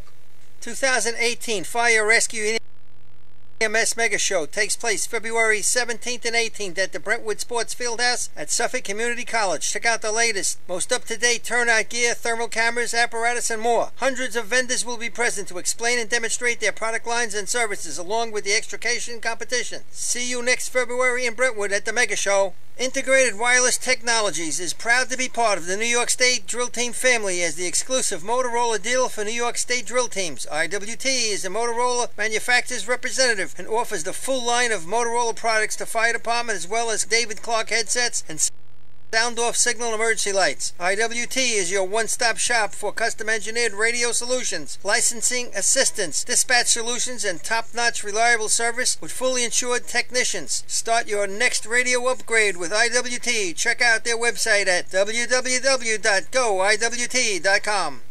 The groundbreaking FDNY electronic accountability system is now available to departments nationwide from Systems Definition Incorporated or your local Motorola dealer. SDI is the well-known software application developer for FDNY and is the company behind this game-changing technology. Now SDI has paired with New York fire departments including Central Islip to solve the challenge of accounting for members who respond after the tones go off. Keep track of your members at your next big incident with a proven solution designed with the New York State Volunteer Department in mind. For more information, visit systemsdefinition.com.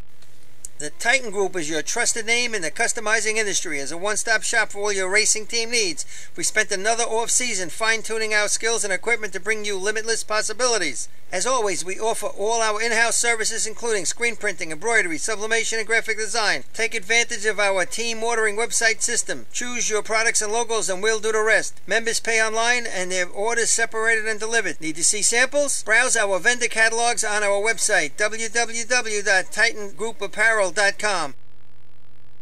Follow us on Instagram at Titan Group Racing to see what every team is wearing this season, or visit s4apparel.itemorder.com to buy a Titan Racing shirt. Call us at 631-859-0075 or see Artie Seskine or Devin Robinson on the track. All late, all day. Gear up, get on the Titan Group.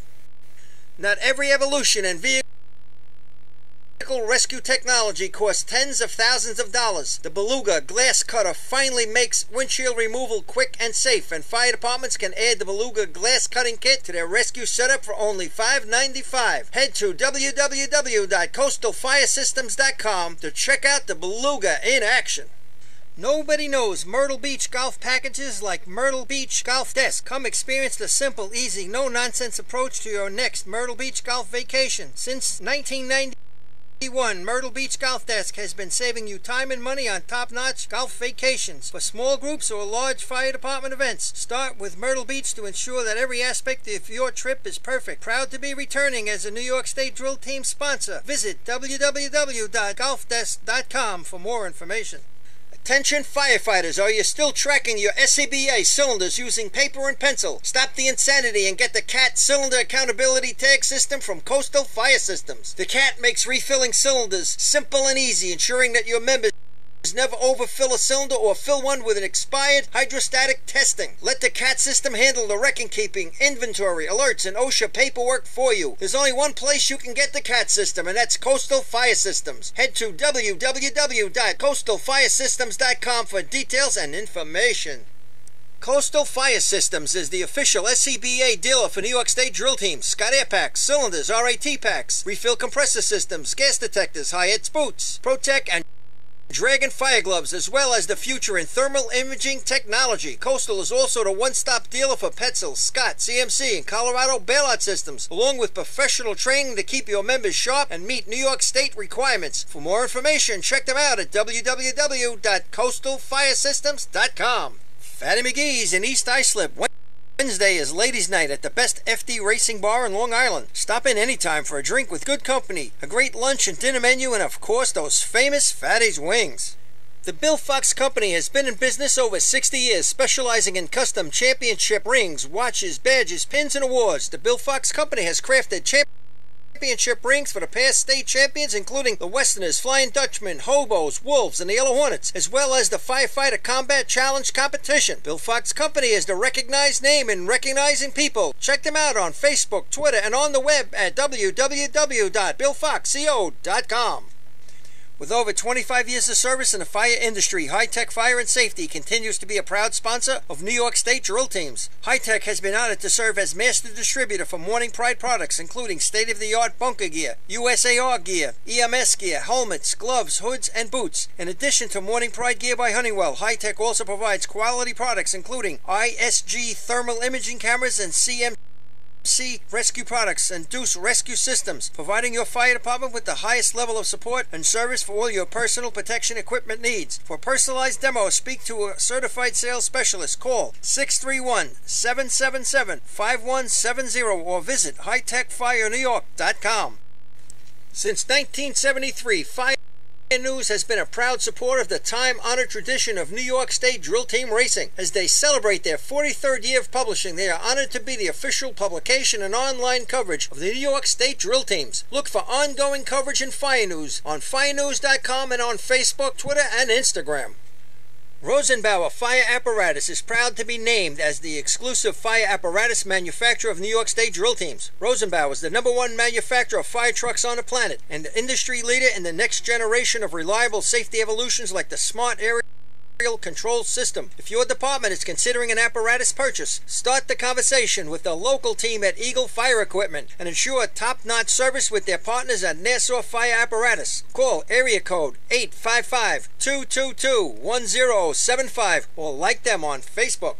2018 Fire Rescue EMS Mega Show takes place February 17th and 18th at the Brentwood Sports Fieldhouse at Suffolk Community College. Check out the latest, most up-to-date turnout gear, thermal cameras, apparatus, and more. Hundreds of vendors will be present to explain and demonstrate their product lines and services, along with the extrication competition. See you next February in Brentwood at the Mega Show. Integrated Wireless Technologies is proud to be part of the New York State Drill Team family as the exclusive Motorola dealer for New York State drill teams. IWT is the Motorola manufacturer's representative and offers the full line of Motorola products to fire department, as well as David Clark headsets and sound-off signal emergency lights.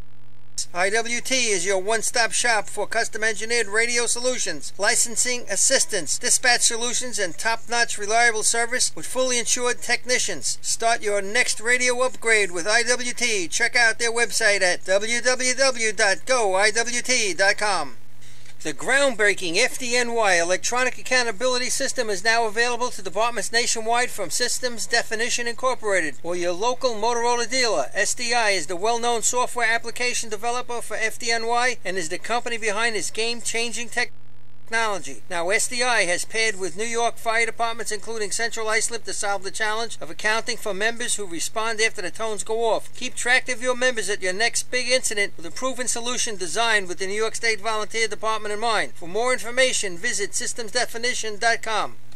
The Titan Group is your trusted name in the customizing industry. As a one-stop shop for all your racing team needs, we spent another off-season fine-tuning our skills and equipment to bring you limitless possibilities. As always, we offer all our in-house services, including screen printing, embroidery, sublimation, and graphic design. Take advantage of our team ordering website system. Choose your products and logos and we'll do the rest. Members pay online and their orders separated and delivered. Need to see samples? Browse our vendor catalogs on our website, www.titangroupaparel.com. Follow us on Instagram at Titan Group Racing to see what every team is wearing this season, or visit s4apparel.itemorder.com to buy a Titan Racing shirt. Call us at 631-859-0075 or see Artie Seskine or Devin Robinson on the track. All late, all day. Gear up, get on the Titan Group. Not every evolution in vehicle rescue technology costs tens of thousands of dollars. The Beluga glass cutter finally makes windshield removal quick and safe, and fire departments can add the Beluga glass cutting kit to their rescue setup for only $5.95. Head to www.coastalfiresystems.com to check out the Beluga in action. Nobody knows Myrtle Beach golf packages like Myrtle Beach Golf Desk. Come experience the simple, easy, no-nonsense approach to your next Myrtle Beach golf vacation. Since 1991, Myrtle Beach Golf Desk has been saving you time and money on top-notch golf vacations for small groups or large fire department events. Start with Myrtle Beach to ensure that every aspect of your trip is perfect. Proud to be returning as a New York State Drill Team sponsor. Visit www.golfdesk.com for more information. Attention firefighters, are you still tracking your SCBA cylinders using paper and pencil? Stop the insanity and get the CAT Cylinder Accountability Tag System from Coastal Fire Systems. The CAT makes refilling cylinders simple and easy, ensuring that your members never overfill a cylinder or fill one with an expired... Ladies and gentlemen, the results of the water test are, the water time is 4.73, and it's out of 145 feet, 1 inch of hose. The next event to be run is the Junior Cart Hose Contest. The state record is 12.05, and it's held by West Sayville. Attention all teams, please line up for the Junior Cart Hose Contest. All right, we're back. Waiting for Robbie to come back from his long trek to CI's camp. If anybody else is around and wants to come on up and help us out. Got a few empty headsets.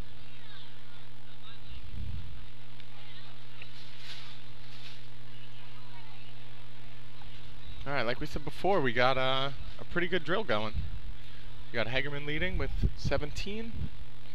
You got Central Islip with 12. Bayshore with 11. Farmingville with 7. And East Islip with 4. And West Sayville right behind them with 3. Lindenhurst with 3. Huntington Manor with 3. And West Sayville putting up that 12.05 last week. And Junior Cart Hose breaking the state record. You know they're going to want to come back and take a few points in this event, get back on their day.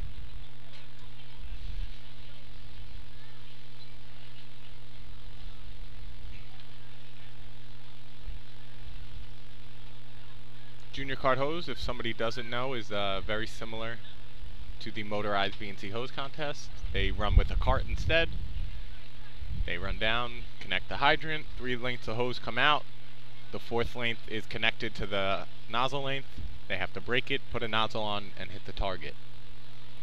And because of the speed of people and how fast the cart is, all depends on when they're going to turn the water on. And like anything else in this sport, the faster you turn the water on, the faster your time will be. So considering it is the state drill, you're going to have a lot of teams pushing it, trying to run a better run, turn the water on a little quicker, and then it's going to make or break a lot of teams, so we'll see what happens.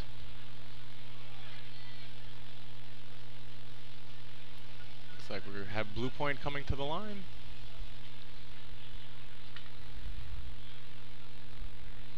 Getting ready to go. Waiting to clear the track. For those of you who have raced at Lindenhurst, you know that the curb line is the outside line of the track along the hydrant, so it does get a little interesting based on how tight you usually run in cart hose or junior cart hose, because I have seen quite a few kids clip that curb, or the cart clip the curb, because it is very tight. And then you also run into the water problem. The water starts pooling up along the curb, and slowly creeping out onto the track. Right now, where everybody usually goes down in cart hose, there is a little puddle right next to it, so they're going to be fighting with that.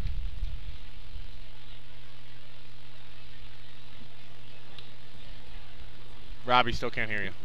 I'm not talking yet. There you go. I saw the mic up to your face. I wasn't sure. Yeah, I was just talking a little bit about the Next puddle line, there. number 11, your program, the Junior Mighty Midgets from Blue Point. The puddle starts to grow out from right where they'll be setting up, so it makes it a little tough to run here. Yeah, it's a clear day out.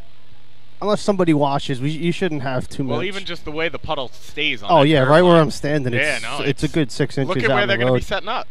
They're very close to leaning in a puddle if their hose is dead set. Yeah, you almost want to try to set up on the outside leg a little bit if you can. Yeah, you kind of have to. All right, Blue Point's off. Hydrant connected, coming down. I'll let you know when they throw the stick.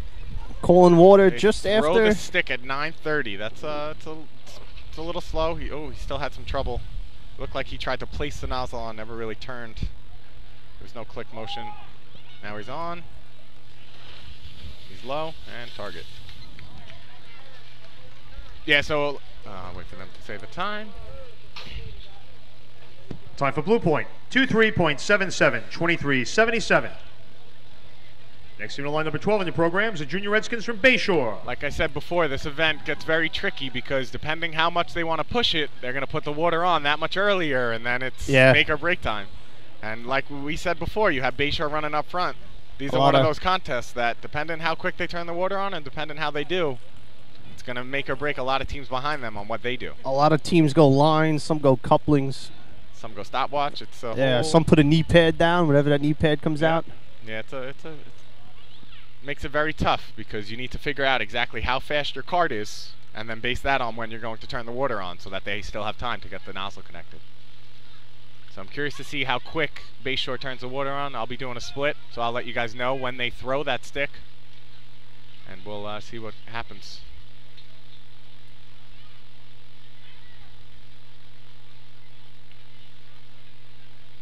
That puddle's already pretty decent, and we're in the first hose contest. They almost got to start pushing it forward towards the target. They got to do something because that's just going to get worse.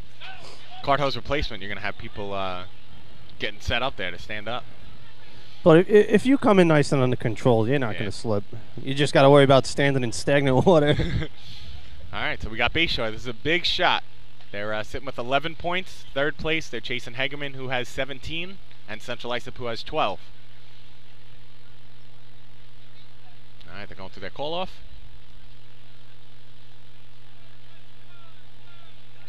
And they're off. Hydrant's connected. They threw the stick, 6:36, so they're going pretty good. Oh, got a big loop back at that hydrant. He came up a little short. All right, that's going to be a pretty good number. I had 13 flat. Yeah, that's it's definitely going to score points. Time for Bayshore, 12.99, 12.99. Next team on line number 13, your program, the Junior Flying Dutchman from West Sayville. It almost looked like that Lindenhurst water got him a little bit because you know how you only get that first definitely good died spray, a little bit on him, and then you lose it for a second, and then it comes back with the pressure. It's tough to run here. If you don't hit it dead first water, you almost lose all your pressure, and then it builds back up again, and you're able to hit the target. They came up pretty short. They were probably halfway between the nozzle line. They were rolling the nozzle length. And the 100-foot line. Did you see that? They both were rolling the nozzle length at the same time. One from the female, one from the male. They didn't get very far, they realized. All right, but that, like we said all day, they put up that 12.99, so now there's a 12 on the board. So you got a lot of teams back there that have to go up and try to run that run. We got West Sayville right here. This is the new New York State record holder. 12:05 last week. 12:05. So I'm sure they're going to try to put up that number again, or very close to it, considering it's the day of the state. You got to think a few of these kids won't get to run this contest again. Junior cart hose, so they'll be aging out. This is definitely one of the unique carts that we have on the track, too. If you haven't seen it, it's the hose bed of the cart is very low to the ground, lower than everybody else, and who knows, it's working for them. So Looks like they have 2 pullers.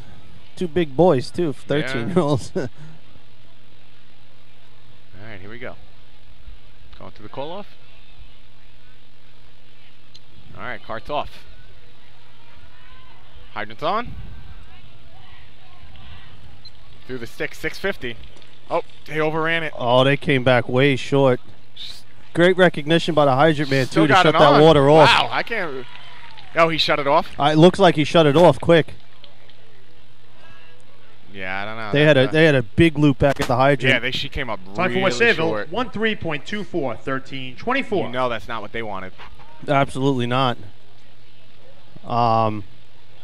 She Next came on up. the 15-year program, the Junior Bandits of Farmingville. Yeah, she came up really short. Yeah, She was probably 3 or 4 feet over the 100-foot line. She did a good job staying with it. Oh, yeah. She stayed with it. They completed the run. They still ran a 13-2, so you don't know. A few teams mess up. That might be scoring some points, but that's not what they were looking for with 3 points on the outside looking in right now. It looked like they weren't running with a slack guy in the back there, and that's what caused that big loop. Because there was a gigantic loop at the hydrant for them, and that's what caused them to come up short.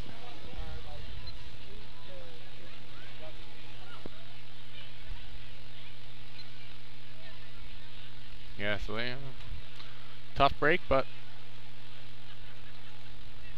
who knows? It might still score. So what do we got? We got 12.99 by Bayshore sitting in first. That 13-2 is going to be second with a whole bunch of teams left.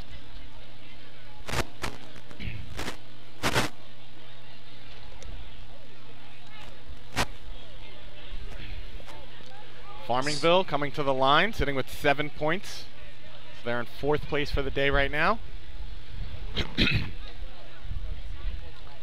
Whole bunch of kids on this cart. Whole bunch of kids all over the place.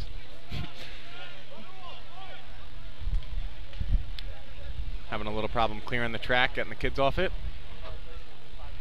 And they got the white flag. Setting the cart. Okay.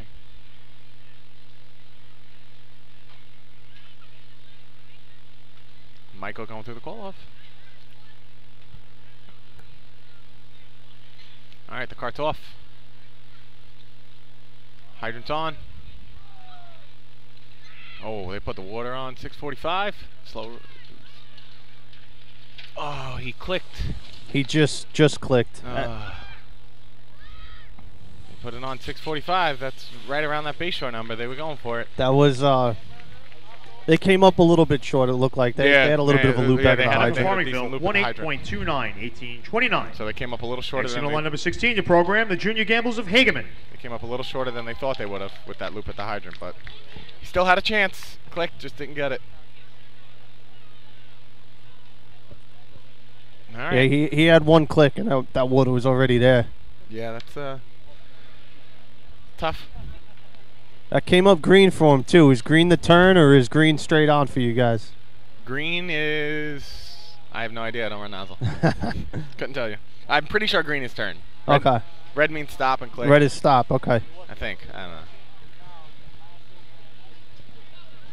I couldn't tell you. Yeah, sometimes if you get that turn opportunity, you can kind of go halfway and just yeah, it almost kind of overcompensate with the nozzle and get it on at least that quarter of a thread to a yeah. hand. All right, well we have Hagerman coming to the line, sitting with 17 points. So this is a big shot right now. They got a 5-point advantage so far over Central Islip, 6 over Bayshore. Bayshore put up the 12.99, which is still holding first place in junior card hose. Hagerman's running pretty good numbers in this. Then you have CI behind him. Last week CI ran that 12.07 and would have broke the record, but West Sayville already broke it and made it 12.05 a few teams before them. So, all right, Louis going through the call off.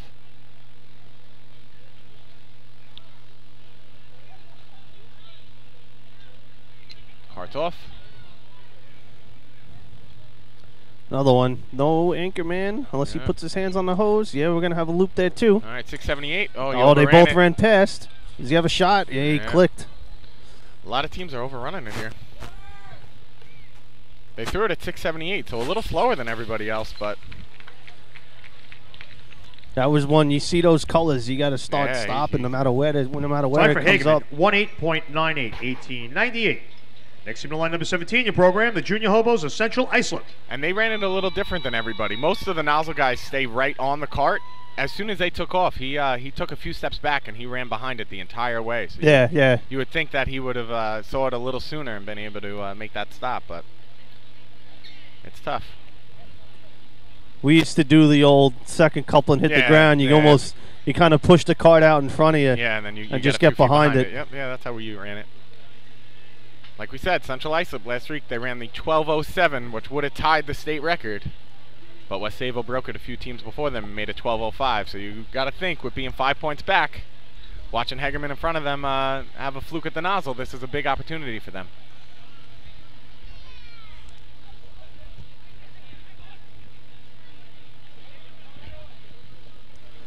All right, they're just waiting for the Hegerman kids to they're going to have Richie on net, and I believe his brother Scotty's breaking for him here. The Arnett brothers? Yeah. Here we go. It'll be interesting to see how they attack this with that 12.99 on the board. Yeah, it's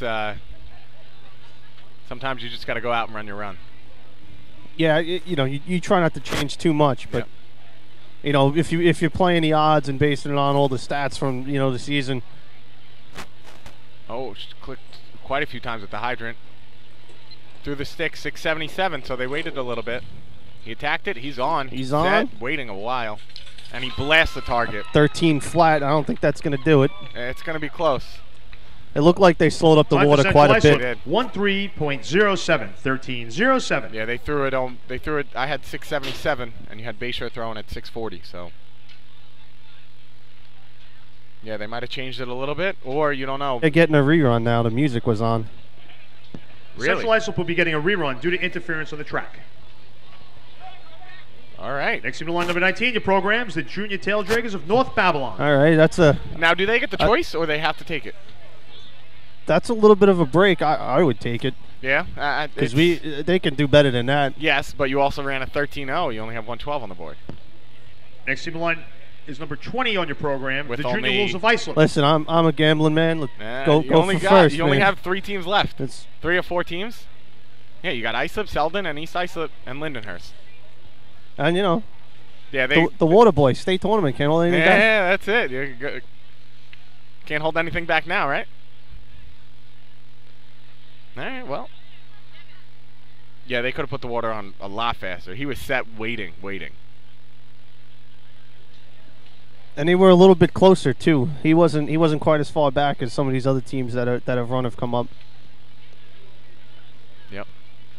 All right, well, they'll be getting a rerun, so we'll see what they do with it. Now you got Islip.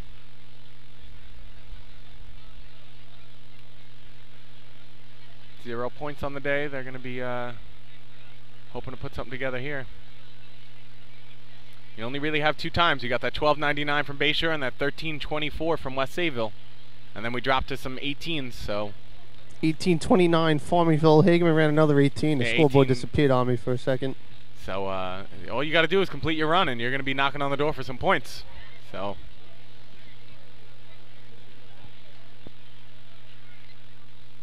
right, you got Islip going. He's having a little trouble at that hydrant. All right, he got it now. Through the stick, 776. It's a little slower than everybody else.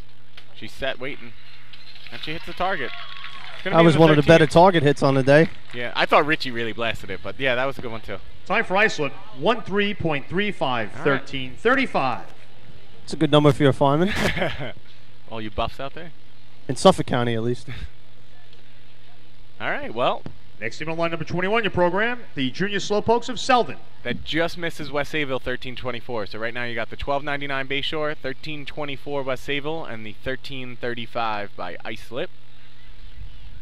And then a few 18s. So with Selden, East Islip, Lindenhurst, and CI getting their rerun, shaping up to be a pretty good contest.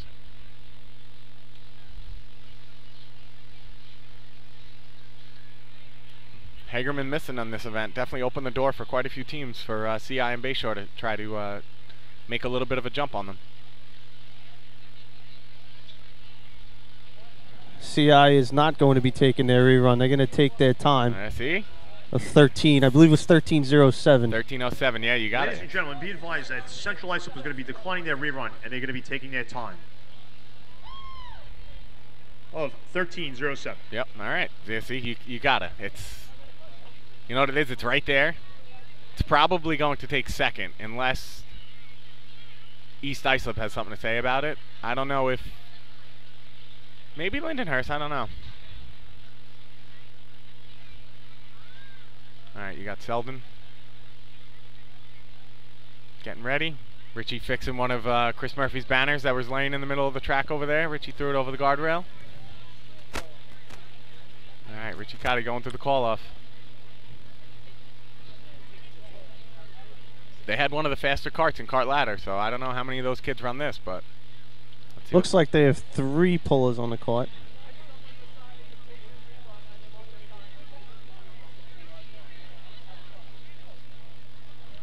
All right, they're off.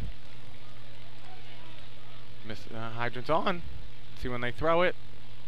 Oh, they waited. Oh, they really waited. 8:38 when they threw it, but if he gets it, all right, he's on. Just hit that target, and they're going to be... Oh. Oh. I don't know if that Lindenhurst water got him or if he just put the nozzle down too soon. Yeah, that was rough. I thought he would have... If he would have really hit it, they would have been in the low 14s. I think it's still going to be right now in the top 5, but you got a few teams left. Time for Selden, 16.18, 16:18. I think that XC takes number the... 22 in your program, the Junior Guzzles of East Islip. That's going to knock Hagerman out. No, that's going to knock Farmingville out, I think. Yeah, because CI 1307. Okay, I'm sorry, it didn't update on me. So that's going to be the new number to beat. 16:18 by Selden is sitting in 5th with 2 teams left, East Islip and Lindenhurst. East Islip sitting with 4 points, so this is a big shot for them too.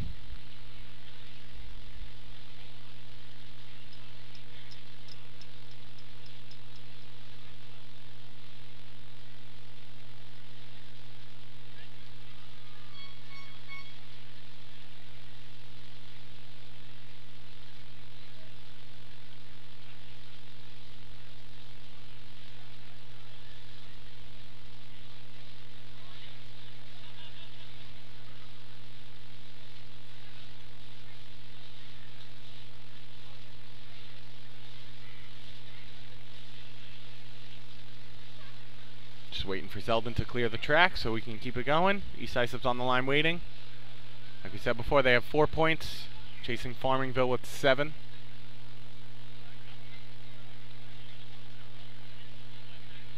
(16:18) the number to beat. The 5th place shot by Selden just put up.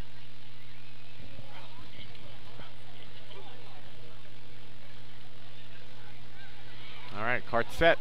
East Islip going through their call off. All right. 12.99 the number to beat. 16:18 to get points. All right, he's on the hydrant. Cart's going through the water. 7:02. A little slower than we've seen, but they're fight. Fighting. Oh, he got a shot. Look at that. Nice job. Wow. They played tug of war at the break end. Yeah, the breaker wasn't quite in front of the nozzle man. East Islip, 13.02, 13:02. So that squeaks out Central Islip. XC line number 23 in your program. Your host for today's events, the Junior Snails of Lindenhurst. That takes over 2nd place. So you're going to have 12.99 Bayshore, 13:02 East Islip, 13:07 Central Islip, 13:24 West Sayville, and somebody else with the 13:48. See, now not taking a rerun's going to hurt. Yep. Yeah, because now you're only getting 3, and you would have definitely had potential to get 5, but you're also gaining some ground because Hagerman isn't scoring in this contest. So it's the racing game, you know that.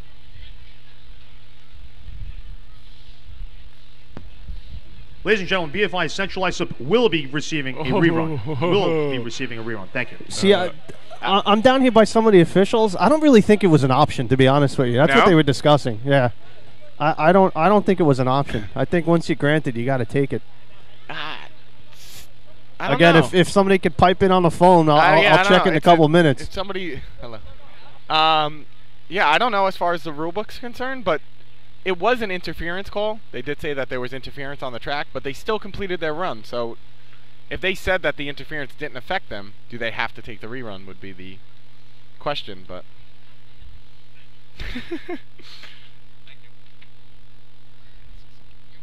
Thank you.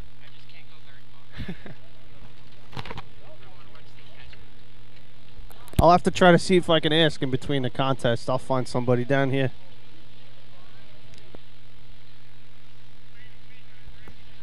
Find somebody who looks important next to them. I got Jocko. Is he important enough? Yeah, he might know. All right, we do have Lindenhurst coming on the line. After scoring a big 3 points in cart ladder, you know they want to keep it going. All right, going through the call-off.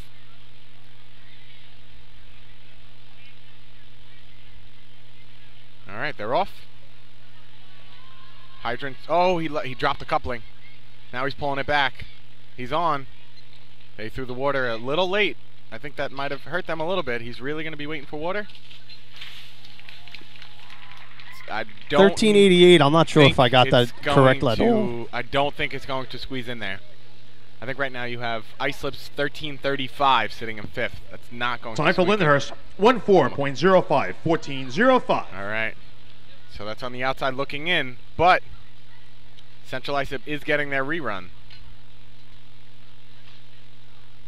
So we, based on what they do, this top 5 in the event might change a little bit. So I just got word from Guy Leggio. Once you accept it, you have to take it. You can decline it, but once you accept it, you cannot change it. And they accepted it first? Yes, we did accept it first. But right now, you would have got 3 points so out of it. Yeah, so it kind of seems like, we got beat. Let's take it now. But that's actually the rule. Okay, so the first thing they did after they ran was they said, we want the rerun. Yes. So that is why they have to take it. Then they wanted to go back and say no, but right. If CI had declined the rerun right away, then it would have been. Then that'd be it. There would have been no going back. Okay.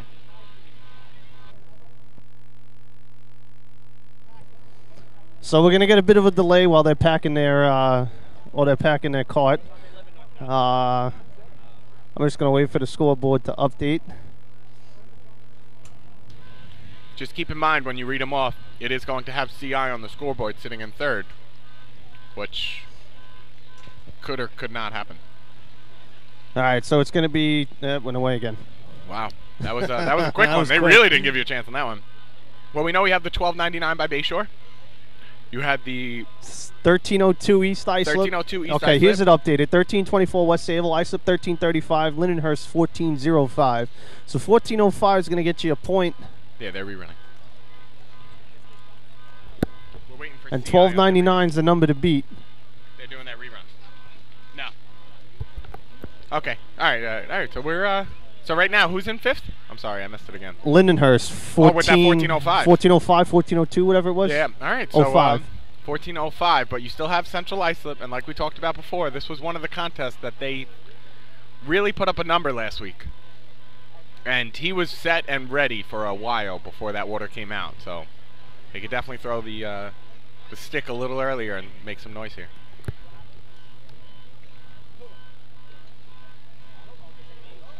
Attention, Vinny, your car alarm is going off. Vinny, your car alarm is going off.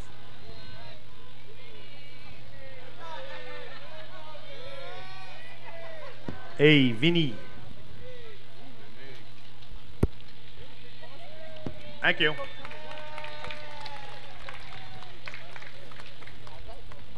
All right, Central Islip coming up to the line.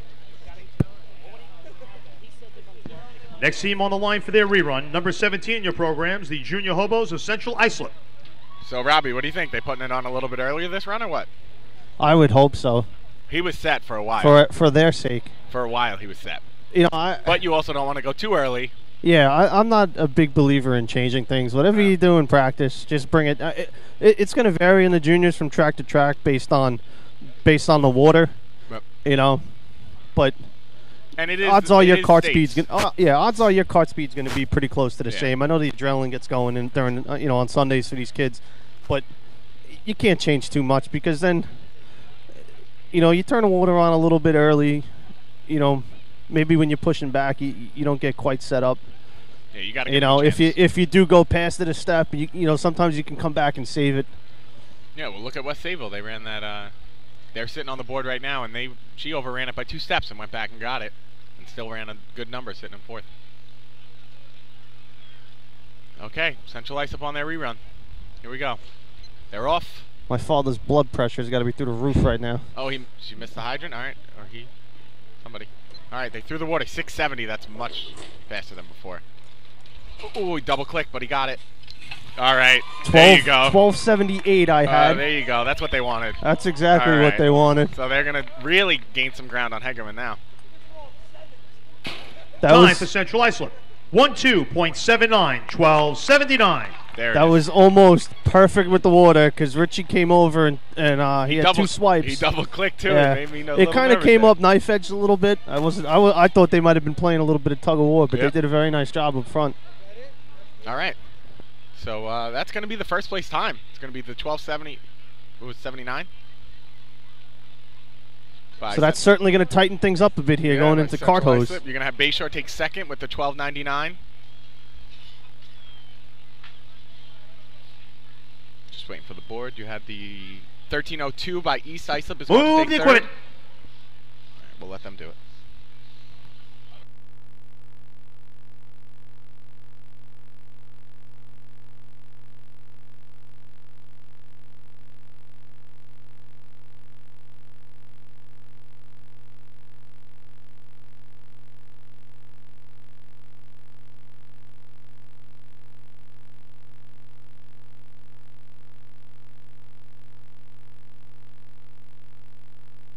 $12.79, $12.99, $13.02, $13.24, $13.35 is going to be your numbers in junior cart hose. The results of the junior cart hose contest. 5th place, 1 point, number 20, Iceland. 4th place, 2 points, number 13, West Sayville. 3rd place, 3 points, number 22, East Islip. 2nd place, 4 points, number 12, Bayshore. And in 1st place with 5 points, number 17, Central Islip. That is going to tighten up the race a little bit. Oh, the next event to be run is a cart hose contest. The state record is 10:35, and it's held by Iceland. The first team on the line is number 2 in your programs, the Express from Dix Hill. So it's going to be 17, 17, 15. Going into cart hose, which all 3 teams can run cart hose too. Yep. You're going to have East Islip and Islip. Farmingville are both going to have 7. And then West Sayville is going to have 5. But 17, 17, 15.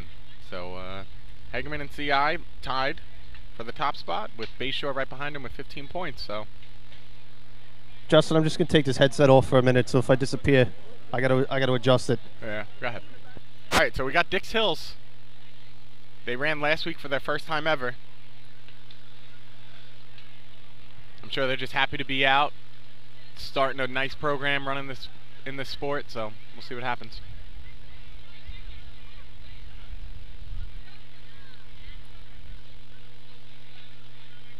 They set very, very off to the middle of the track. So if they stay there, that's going to be quite the shot. All right, they came in. I missed the start. All right, they're coming into the hydrant. Looks like they got a spinny coupling on the hydrant. No water yet. Oh boy.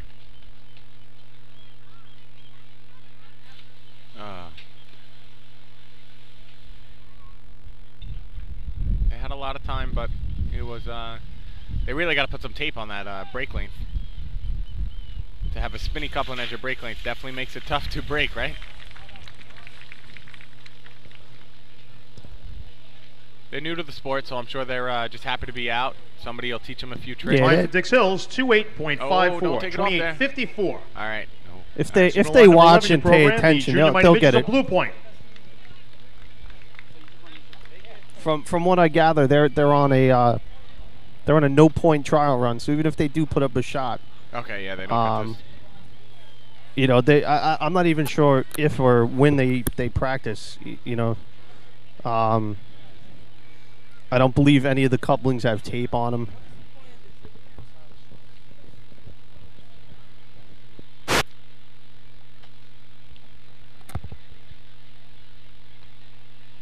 Yeah, you don't know. They might not know. It's a brand new team, so they don't know some of the tricks. Everyone tapes certain couplings to make it a little easier to do your job. But if they stay out there, you know, people will help them out, teach them a few tricks, and they'll be hopefully staying in for the long run, right? All right, so this puddle at the nozzle line is starting to creep both back and to the west, which is going to be towards me, opposite the hydrant.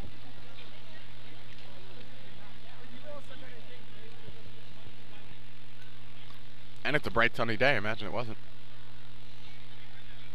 Yeah, they I'm surprised they never put a drain in over there, but It's on the other side of the curb. all right, we got blue point off the line. A lot of kids running down the track on the hydrant. Nice. All right, they threw the stick 8-16 a little slower, but he hits this target. Oh, he's having a little trouble. Yeah, the nozzle length got caught on a knife edge here, and he wasn't sure which way to turn it. He just left it right in the middle and tried Yeah. to spin. Yeah, that makes it tough. Rather than flipping the hose over, he rolled the nozzle over in his hand. Oh, yeah, that makes it tough. Once you lose your mark, there's no getting that back. Time for blue point, 24.97, 24.97. Next team on line number 12 in your program, the Junior Redskins of Bayshore. All right, we got Bayshore coming to the line. All right. This is a big shot. Like we said So in they're sitting Junior in- Kart Hose, they went up, they put up that 12-9 and said everybody else, all right, come touch it. And only one team was able to capitalize and beat them. So they're sitting in second alone, 15 points. Well, technically third, right? If you tied for first. You should know that, don't you? If you tie for first, then the next place would be third, right? Whatever. What is that? What year was that? 15. That'd be interesting. I don't think that ever happened in the juniors. 2010 Bayshore East Islip. Oh, yes. Actually, no, I do remember that. All right, you're right. All right, so like you said, Bayshore's behind CI and Hegerman. And I think it happened in the 80s. I'll have to pull up the archive on my phone in a minute.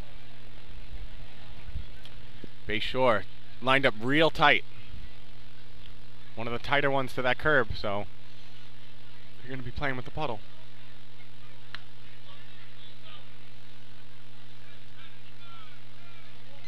All right, they're off. Hydrant's on. All right, they throw water very quick, so they're going for it. A little wash, but it's still going to be a good number. An 11:56. He was high, just right? on the top of the flap. Yeah. Yeah, he didn't quite catch Time the for bottom Bayshore, of it. 11.58, 11.58. Next team on line number 13 in your program, the Junior Flying Dutchman of West Sayville. You know, here you got to aim high. Yeah. You know, he just missed it. He was aiming high, just a little too high. But still, that's like we said before. That's no number to laugh at. So they gotta. Everybody else has to come up and touch it.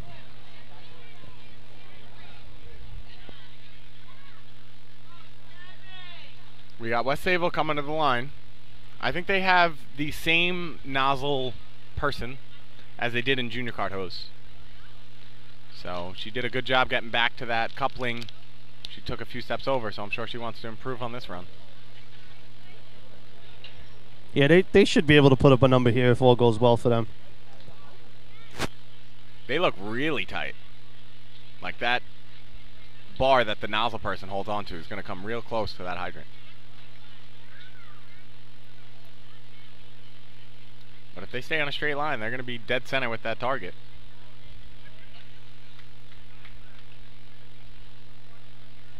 Officials are setting the cart.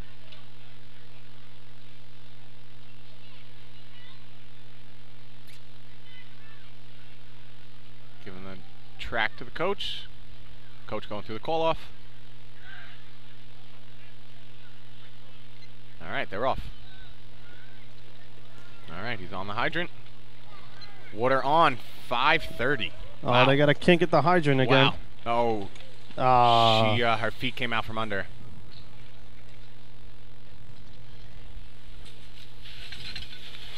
Yeah, it looked like she went to set and her feet came out from under her. Right from under her. She fell on her bottom and then... Time for West Sayville, 17.67, 17.67. She didn't give Next up. team on She the tried line, to number stay with 14, your it. program. The She Junior had Bulldogs a of swipe. Huntsman Manor.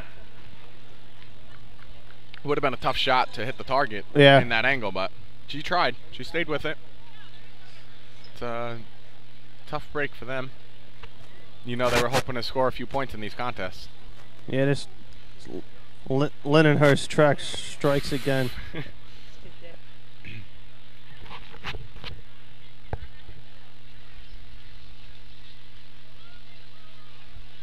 Huntington Manor coming to the line. 3 points from individual ladder. They got quite a few older kids, so I'm sure the cart should be moving. Just gonna have to complete it. So we got the 11:58 by Bayshore, and then we drop all the way to that 17:67 by West Sayville. So Now they're starting to push this water back. oh, there it is. I'm surprised they haven't been doing that the whole time. Either back or forward. You almost might be better off putting that. We'll see. Me, I would try to go towards the target. Yeah, you got all that. I mean, space. It the doesn't make a drain is difference. back in the middle of the track. Yeah. Yeah, no, that puddle, the line before the nozzle line, it comes out pretty far. It's a few feet into the track. Huntington Manor getting their cart set. Right now, all you need is a nice clean run, and you're going to be You'll be in the mix for now. have the possibility of scoring some points. Huntington Manor's off. Hydrant Man running northern style. Behind the back. Oh, she threw the stick. 585. They're going for it. Oh, breaker northern style too. It went across, rolled on his back as he took it off. But the nozzle, he clicked. He had a click, right? He did have a click. Just couldn't get it first click. They didn't quite fight over it. Oh, pick that nozzle up. Oh, it's Time for Huntington Manor, 20.04, 20.04. Next team on line number 15 in your program, the Junior Bandits of Farmingville. That was one of those. He was kind of over the top of it a little bit, but he definitely had a swipe at it. Yep. I don't know if they slow the water down, maybe just a touch. Maybe he does get a second swipe. Yeah, no, and- they and threw it the has water pretty quick. So Yeah. if he would have got that, that would have been a good number. I had them on 585, which definitely will play. Got Farmingville coming to the line, sitting with 7 points, tied for 5th with East Islip. Sal, my little brother, running nozzle. Last tournament as a junior, so sure they want to put up a shot. They're early on in the scorecard as well, so they want to do almost the same thing Bayshore does. You put up a shot and let other people try to hit it.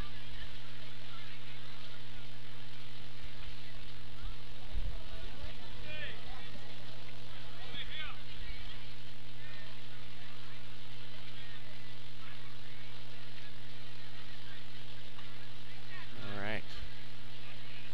Just waiting for Huntington Manor to clear the track. Got the coach in the middle.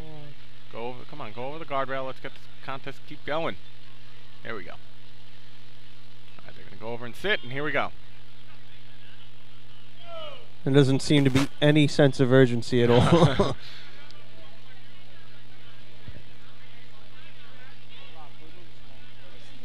All right, they're setting the cart.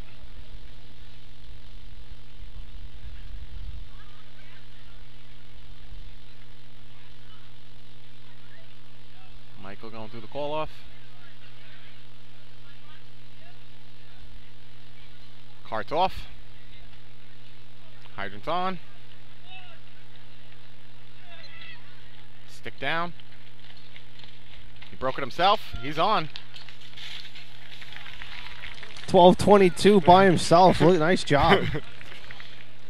He was waiting for water too for a while. I had Yeah. them on. They didn't turn it on till Time for Farmingville, 12.22, 12.22. They didn't Dude, turn it on till I'm on fire today with this thing. Next team on line number 16 in your program, the Junior Gamblers from Hageman. I had their water on 6:28, which compared to Bayshore is 5:45. That's tough to overcome putting the water on that slow. And he was still set, even though he broke it himself. He was still waiting a little bit. He did a very nice job on that. He's been doing that a little bit this year. Has he always done it by himself? Nah, he has a breaker there. It's just Just to throw the hose out of the way. That's what it looked like yeah, he did. no, It's like almost not by design. It's one of those things. The breaker was having a little bit of trouble, so he said, all right, well, let's try something else. I break it, and you just pull it out of the way so I can aim. So instead of fighting over it, he started doing it himself. Yep. All right, so Bayshore 1158, I believe, is their number. Farmerville 1222, second place. West Sable 1767. Blue Points 2497 is in fifth. That's going to be the number to beat if you want to get into the top 5. 1158 for first place. Hageman very capable of putting up that number. They Hageman 17 points.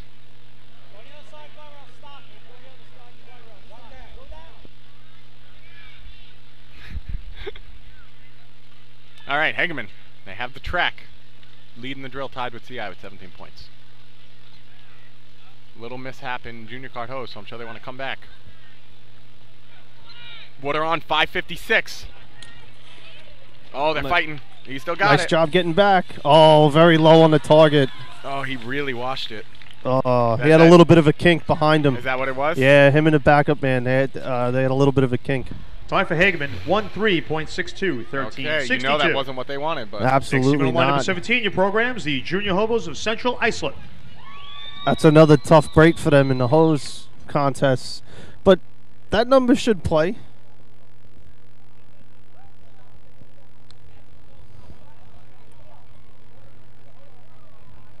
Again, CI very capable of running that 11 and change number 2. Yeah, they just ran in what they run in. Oh, they ran the mid 12 in that was junior the mid 12. hose. Yeah. And Richie, same nozzle man here, Same right? nozzle man, different breaker. Different Scotty's breaker, not fast enough for this. But you guys got a quick cart, and he was drilling the target today. So if he keeps that up, he had 2 runs back to back that he hit that target pretty well.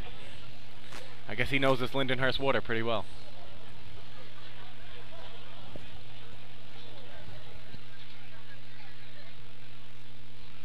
So Central Islip tied as the leader of this drill with Hageman with 17 points coming to the line.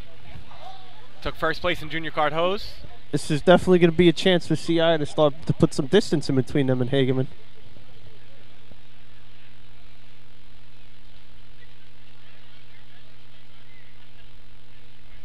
All right, the cart's off. Cart's moving. I think it's that red helmet gets him going fast. 579. Stick. He's set. Richie's on. Drilled it. 12-13. Yeah, I had 12-22. They Time for Central Islip, 12.32. All right, 12-32. Did not catch Farmingville's 12-22. I had them putting this. Next team in the line in your programs, number 18, the Junior Fast Pokes of Maine Transit. I had them put the stick down at 579, but he didn't throw it. He slowly, deliberately put it down, which I think kind of hurt them because Richie was set and waiting. Yeah. So I think he put it down rather slow, so that might have definitely affected the water out time. Because he didn't waste much water at the other end. He was a little off, but a little off. He recorrected very quickly. All right, Maine Transit, like we say all day, we don't really know what they're going to put up. We don't know how much they practice because they are from upstate. They do have they're from Buffalo. They do have right outside Buffalo. Yeah, right outside Buffalo. They have a strong senior team. They are always out there, host the states every 4 years. So I'm sure the kids like to be involved. Let's see what they put up in cart hose. See some bigger kids over there, so this cart might be moving.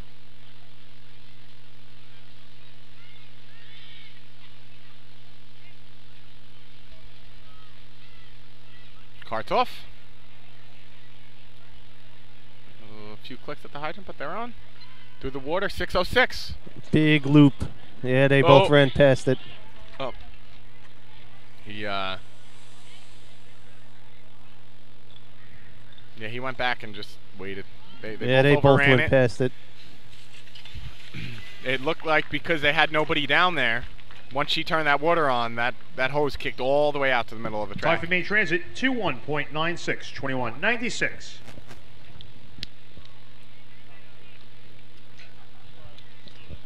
So now the water's creeping further back down the track.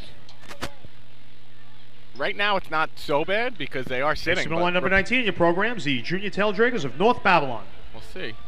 They got a lot of cleanup to do right now with that blow off. Yeah, that hose came way out into the middle of the track. If that was a pump shot, they had a nice question mark going. Right, coming off the side of the truck. I'm sure that's not what Main Transit was looking to do, but it's always nice to see them come down.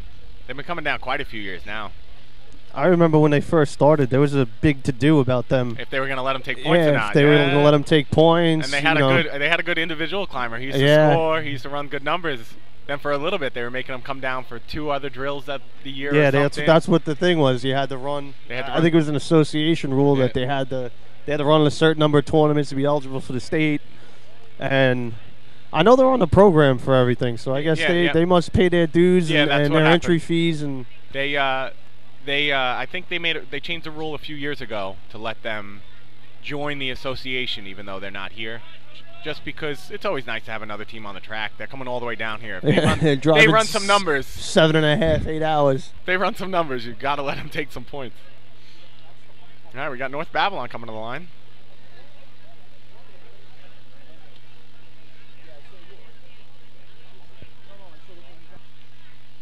Setting the cart. We got the 11:58, 12:22, 12:32. And then a little drop off, so it's pretty open.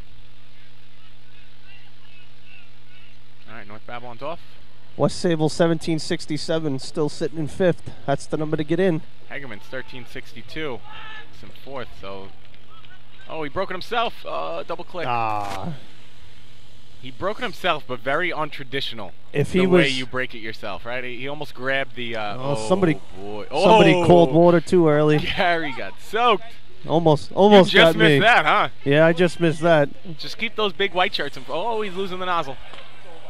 Shut it off. It's over. No time. Okay, they're going to be getting safety factor. Yeah, it looked like he wasn't really set. He didn't really have the nozzle because he was raising his hand and the water was already on. So it went right through his legs and went all over. It looks like, the nozzle man didn't really communicate with the hydrant man. Your programs, the Junior Wolves of Iceland. He didn't even have the nozzle on, and somebody yelled water. And they turned it back on, yeah. And then the second time, he was putting his hand up, and the hydrant man already had it on, so it just went right between his legs. The original shot where he broke it himself, if he had gotten down on the knee, he probably would have had a better chance of putting that nozzle on. Yep. He didn't really have it by the couple, and he grabbed it by the hose. So if he was set, he might have had a shot there because he had a click. Yep. He just I guess the way the hose was sitting in his hand, he couldn't get it. And it almost looked like he used his nozzle hand to take the brake off. It wasn't like the normal pin it and turn the nozzle coupling. Yeah, it was a little unorthodox. Yeah, it was a little different. All right, well, one of the big things, you still have Hegeman sitting in 4th with that 1362. So if they are able to squeeze a few points out of that run, it's going to change things up down the road. Even though CI's in there with 3rd, Bayshore's in there with 1st, it's going to tighten up the points if they could still squeak out some points with that 1362. You have Islip, Selden, East Islip, and Lindenhurst. Oh, and Islip Terrace.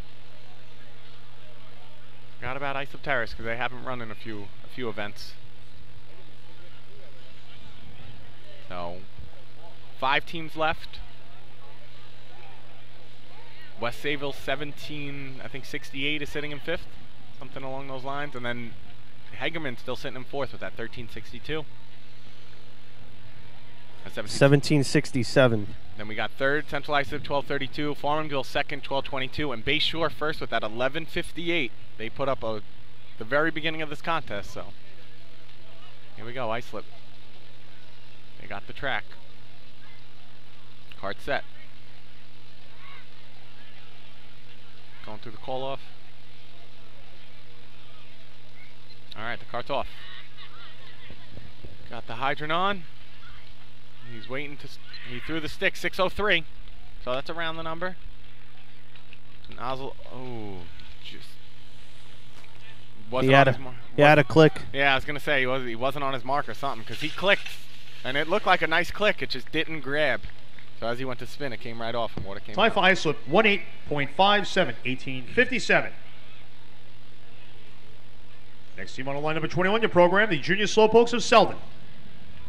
We talked about Selden before in cart ladder. They had one of those fast carts. They just couldn't. They just didn't really complete the climb as well. So I think they have almost the same exact cart in cart hose. So if they could put that nozzle on, I think they could be right there. Yeah, it'll be interesting to see if they have the same. If they have the same 3 guys pulling the cart. Yeah, they do. They got the same 3 pullers. So that cart moved in cart ladder. They had one of the top 3 fastest carts. So if they can complete the rest, they can definitely squeak in there and score some points.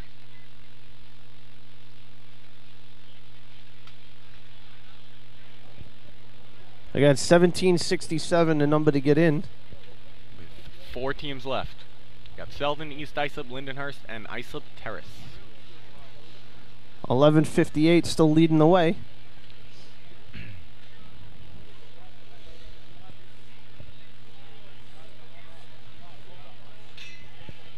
Islip is, they're trying to tell him to stop. Nope, nobody's listening. This puddle keeps getting bigger down here too. Yeah, definitely not getting smaller.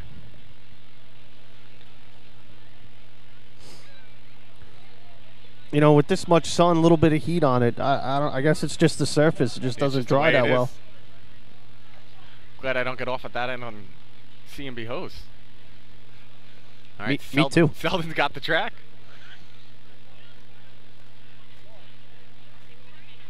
All right, they're off. That cart's moving again. I'm telling you, they threw the stick 550. They're really going for it. He's on. Just missed. He's still. I had 1218. That's going to be close to that 1222 by Farmingville. Time for Selden. 12.21. Oh, just squeaks out Farmingville's 1222. That's going to that's taken over his second place. Next team in line, number 22 in your program, the Junior Guzzles of East Islip. They put it on at 550. So. And he had some time here too. He had some time. Little bit high on the flap though. He was probably a good 6 or 8 inches above that flap.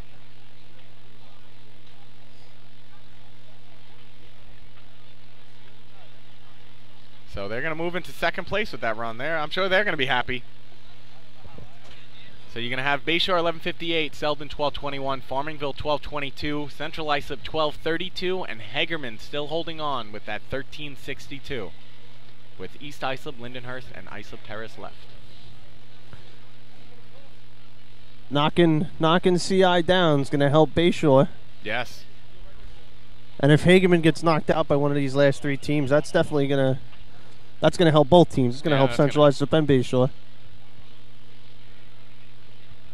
East Islip, they're sitting right now with 7 points, tied for 5th. Yep. Yes, tied with Farmingville. They haven't scored the last 2, so I'm sure they're looking to come back.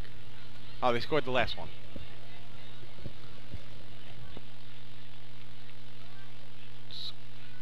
Here we go. Had a good junior cart hose run. Let's see what they do.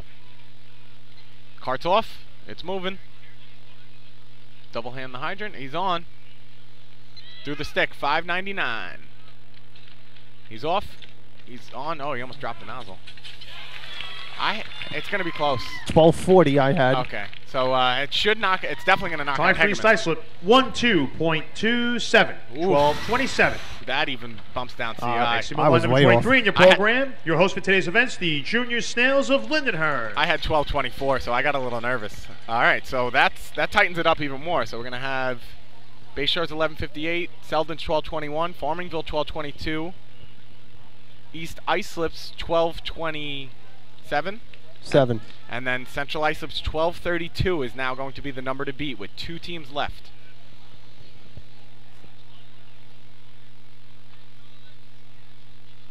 So Selden jumping up there and running that run definitely throws a monkey wrench in there.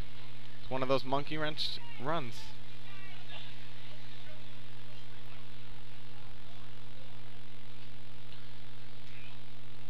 If things hold, that's going to give Bayshore 20. If CI stays in 5th, that'll give them 18. Hagerman 17. Still 2 teams left. Yep. You got Lindenhurst, which ran a pretty good junior cart hose run. I think it was just on the outside. Yeah, they had a 14:05. They were the sixth place time. They were fifth until the rerun. Yeah, until CI had to go up there and, you know, show them they could really run that contest a little better than that 13:07.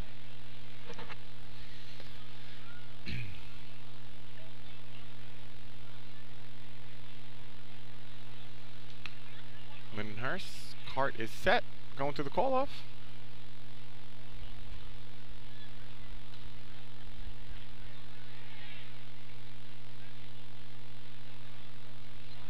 All right, they're off. The hydrant is on. Waiting to stick it. He sticks at 6:35. Broke it, nozzle on. Target. That's... Oh, boy. That's very close. I had 12:15. I had 09. Oh, boy. Time for the snails. 12.11. 12:11. Takes over 12:11. second place. Bumps everybody down a little bit and knocks Next out on the line, CI. number 24 in your program, the Junior Schlagers of Islip Terrace. Let's go, off the track, off the track. So that takes over the second place time. So we still have Bayshore's 11:58 sitting in first. Now you have Lindenhurst 12:11 in second, Selden 12:21 in third, Farmingville 12:22 in fourth, and East Islip's 12:27 in fifth, with one team left to go. So Bayshore is going to jump up there with a big 5 points unless Islip Terrace has something to say about it. Man, that'll give them 20. Hageman and CI will stay tied at 17. Farmingville's going to move up to 9, and East Islip's going to move up to 8.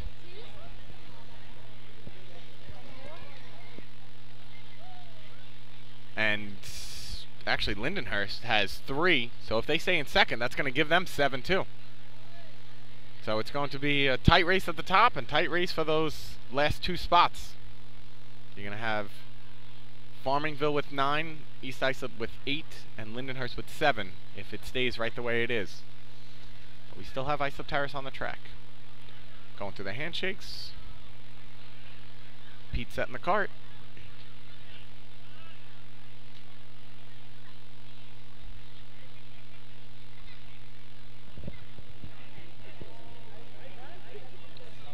Going to the call-off.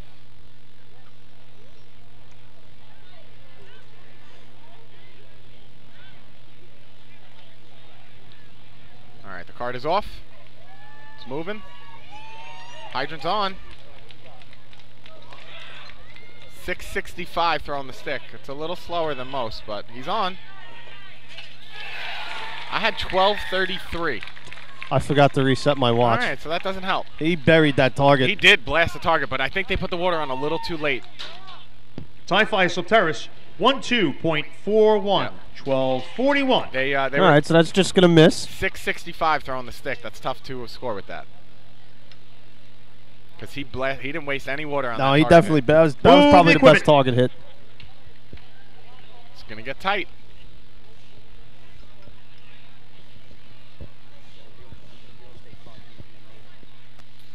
All right, we got 11:58 Bayshore taking first, 12:11 Lindenhurst second, 12:21 Selden third, Farmingville's 12:22 fourth, and East Islip's 12:27 fifth. And now Bayshore is going to jump into the lead with 20. Hegeman and CI stay at 17.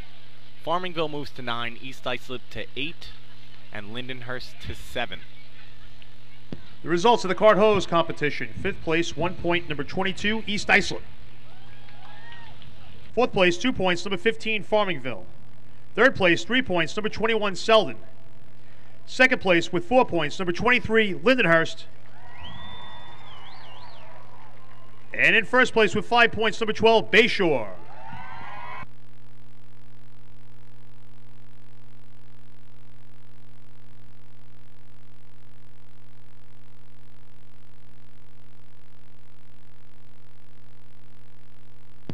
Ladies and gentlemen, the 50-50 is up over $300 for the winner, and it will be picked up after the Y event. Please go over by the ice guy if you want 50-50s to see the people in the stands. Thank you.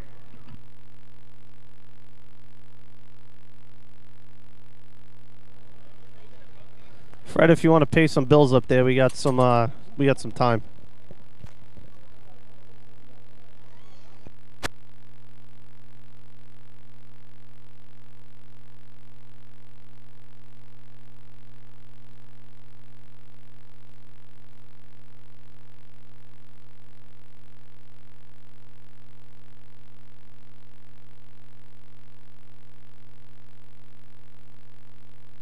Attention firefighters, are you still tracking your SCBA cylinders using paper and pencil? Stop the insanity and get the CAT Cylinder Accountability Tag System from Coastal Fire Systems. The CAT makes refilling cylinders simple and easy, ensuring that your members never overfill a cylinder or fill one with an expired hydrostatic testing. Let the CAT system handle the record keeping, inventory, alerts, and OSHA paperwork for you. There's only one place you can get the CAT system, and that's Coastal Fire Systems. Head to www.coastalfiresystems.com for details and information.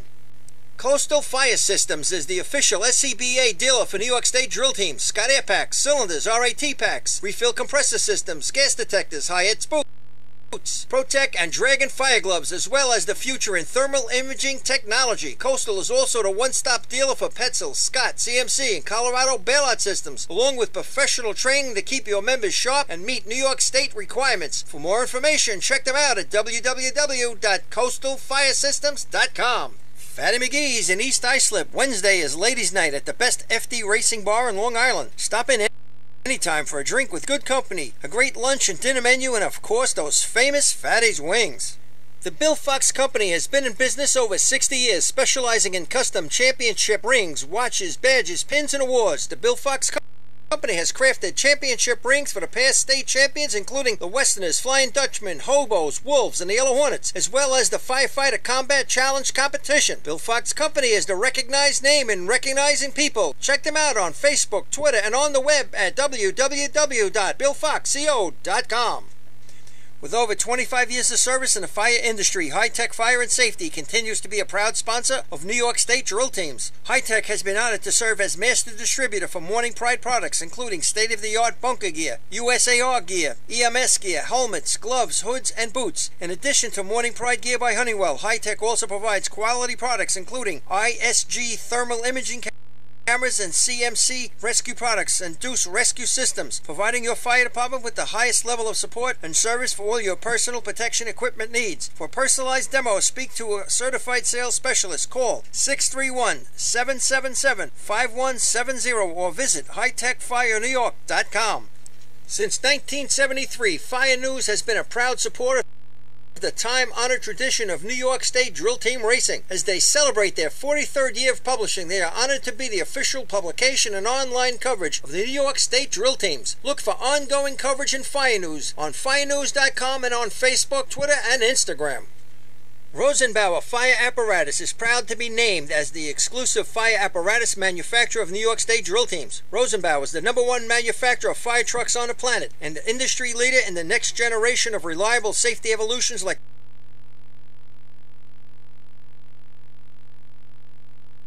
the Smart Aerial Control System. If your department is considering an apparatus purchase, start the conversation with the local team at Eagle Fire Equipment and ensure top-notch service with their partners at Nassau Fire Apparatus. Call area code 855-222-1075 or like them on Facebook.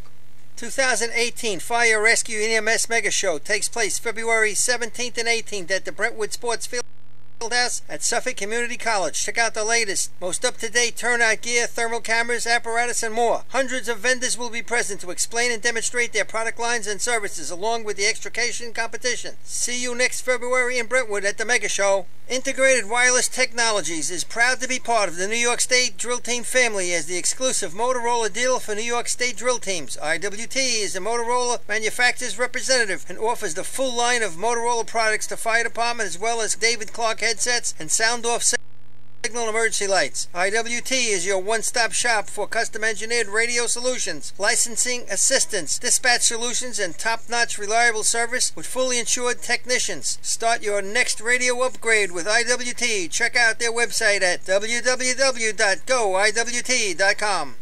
The groundbreaking FDNY electronic accountability system is now available to departments nationwide from Systems Definition Incorporated or your local Motorola dealer. SDI is the well-known software application developer for FDNY and is the company behind this game-changing technology. Now, SDI has paired with New York fire departments, including Central Islip, to solve the challenge of accounting for members who respond after the tones go off. Keep track of your members at your next big incident with a proven solution designed with the New York State Volunteer Department in mind. For more information, visit systemsdefinition.com. The Titan Group is your trusted name in the customizing industry. As a one-stop shop for all your racing team needs, we spent another off-season fine-tuning our skills and equipment to bring you limitless possibilities. As always, we offer all our in-house services including screen printing, embroidery, sublimation, and graphic design. Take advantage of our team ordering website system. Choose your products and logos and we'll do the rest. Members pay online and their orders separated and delivered. Need to see samples? Browse our vendor catalogs on our website, www.titangrouapparel.com. Follow us on Instagram at Titan Group Racing to see what every team is wearing this season, or visit s4apparel.itemorder.com to buy a Titan Racing shirt. Call us at 631-859-0075 or see Artie Seskine or Devin Robinson on the track. All late, all day. Gear up, get on the Titan Group.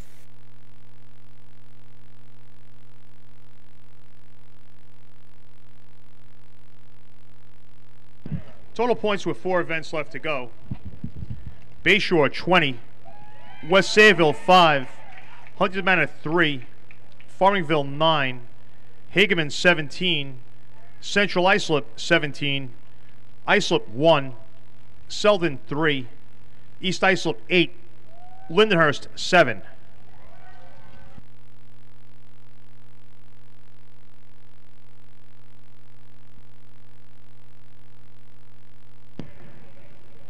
The next event to be run is the kart replacement contest. The state record is 19.37 and is currently open.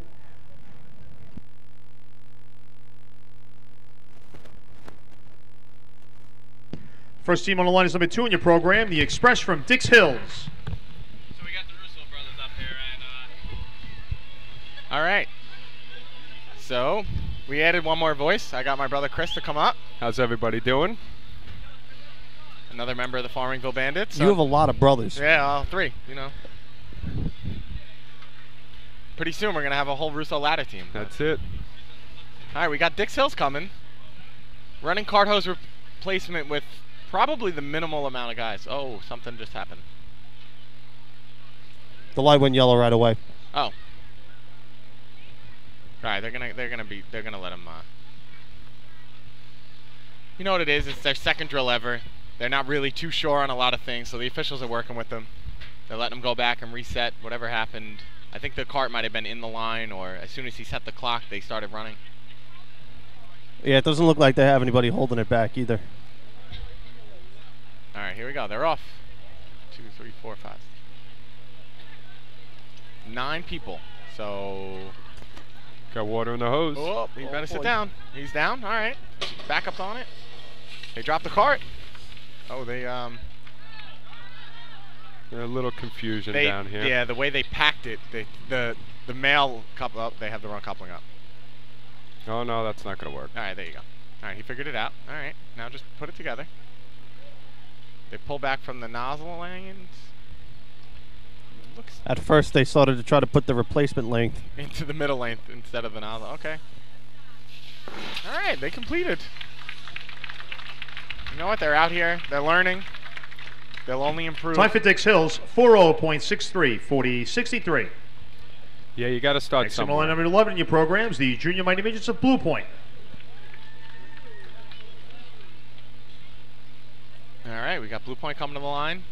No points yet on the day, but they've been pretty close in a few events. You know, they're trying to squeeze in there.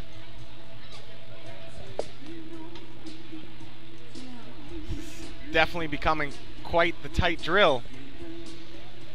It's going to get very interesting soon.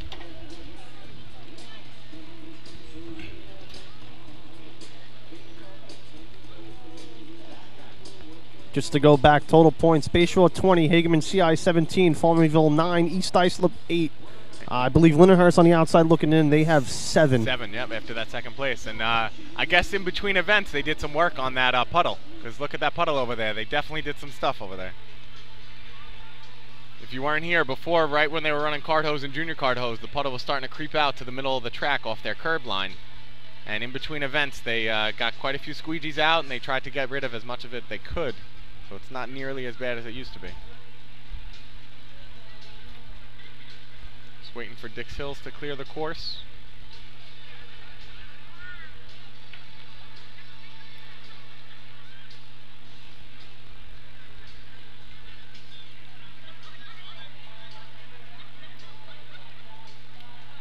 Cart hose replacement, for those of you who don't know, you run with the hydrant, middle, and nozzle lanes all connected with the nozzle already on. You shoot the first target, and then the replacement length comes out of the cart past the nozzle, past the target line, and goes back and replaces the middle length, and then they shoot the second target. So it needs a lot of pieces working together to run a real good number. Now, if you do it right, the cart's only got to go past the nozzle line. Nozzle, yep. And you'll see quite a few teams come almost all the way to the target, past the target. You know, you only got to have the back end of your carts. Just got to be past that nozzle line. So it is to your advantage to only go a little bit past that nozzle line. Still waiting for the track to be cleared. Two kids still hanging out. All right, here we go. White flag. Blue point taking the track. Pete setting the cart.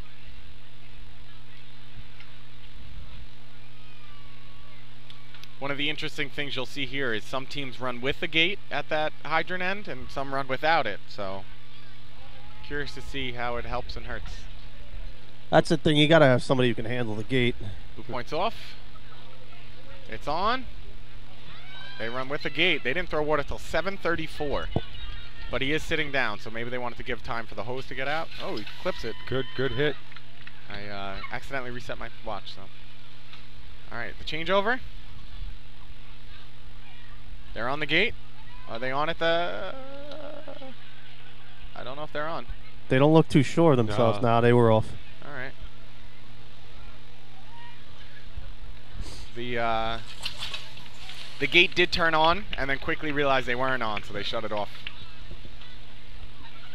Time for blue point, 35.23, 35.23. Next in the line number 12 in the program, the Junior Redskins of Bayshore. Yeah, close to the target here. That coupling, they didn't look too sure of themselves on the replacement length. And they almost froze. As soon as they heard that water was coming, they all stopped and looked around. Yeah, the two guys on the changeover were just like, they were kind of caught looking at each other. Then they heard water. All right, like we said, Bayshore coming to the line, leading the drill with 20 points. One of the first top 5 teams that are on the scorecard, so they're looking to do what they've done the last 2 races. They just went, they put up a shot, and let everybody else try to match it. I don't think they run with a gate, but if you watch them, when their further couplings running back, he almost calls for water before he's even at that coupling. And that is bold to do. I mean, granted, it's wild. You see them; he's 2 feet out and he's calling for water, waiting to click and come in. And granted, the water has to travel through almost 50 feet of hose before it reaches that coupling. But if you get any kind of any kind of movement from the guy holding the coupling on that hydrant length, you're almost screwed. All right, Bayshore getting the track. Big shot right here. They're up 3 points on Hagerman and CI, so they just want to keep stretching that lead.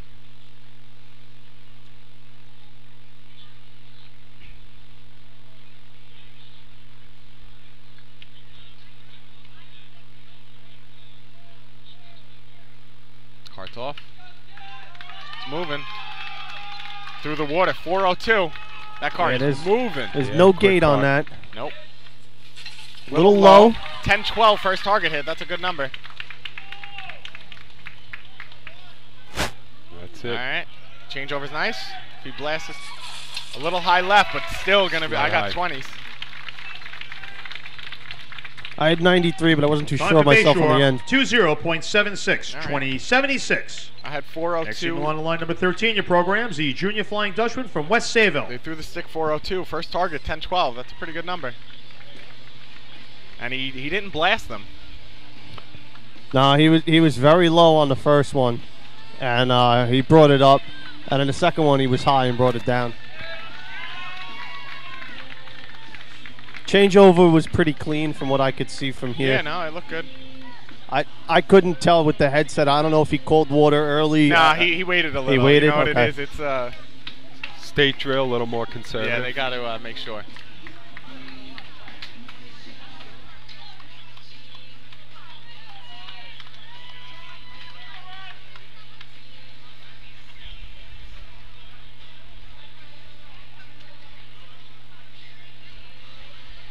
West Sayville, another one that didn't quite have their day in junior cart hose and cart hose that they were hoping to have, but they still had some points so far. They have 5 points, so they're on the outside looking in, but they've been in the top 5 quite a few weeks this season. So I'm sure they're hoping to put something together here.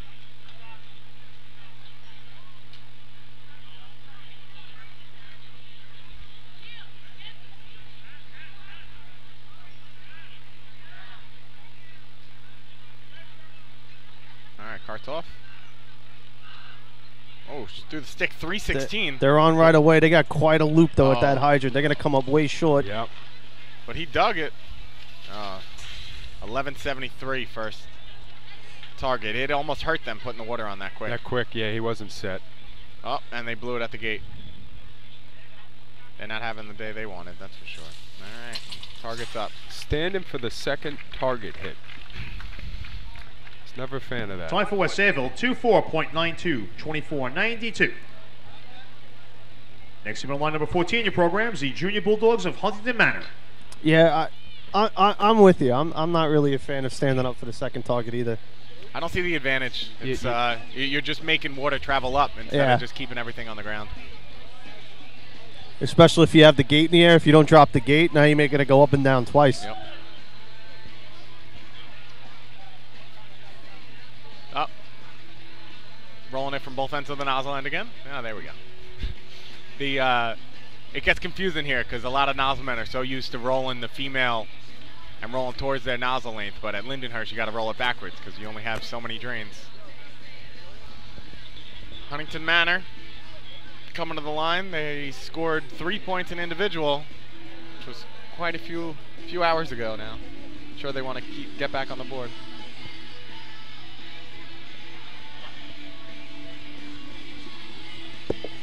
So Bayshore running that 2076, telling everybody else, come get it again, like they did in junior cart hose and cart hose.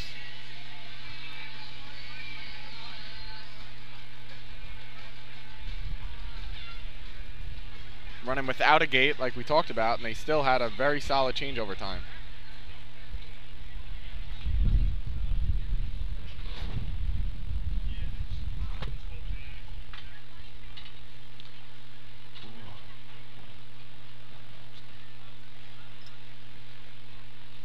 Alright, the track is clear. Pete's setting the cart.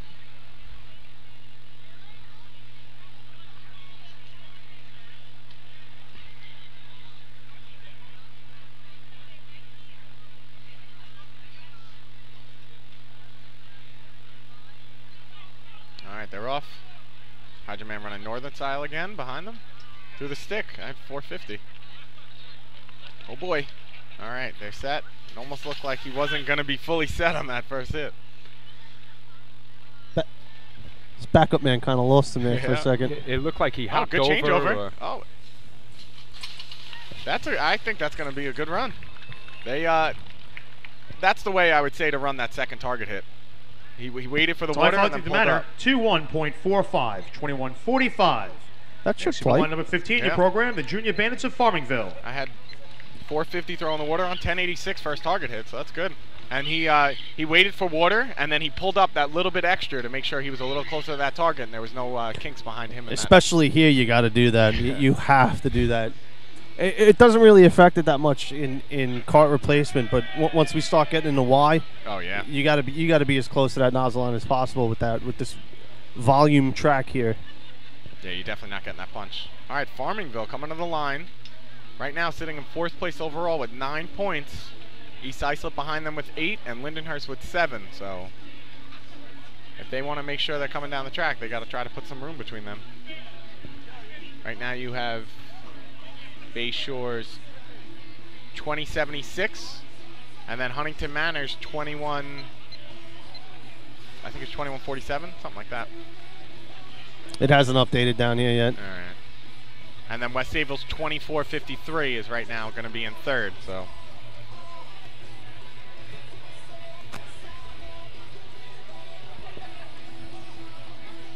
$21.45. Yeah, so there you go. 24.92 West Sayville, Blue Point 35.23, Dix Hills 40.63. All right, right, they're just waiting for the white flag. They got it. Pete setting the cart.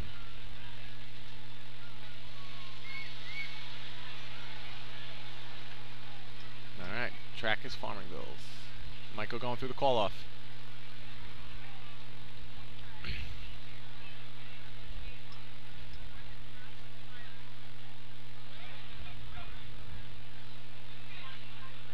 All right, they're off.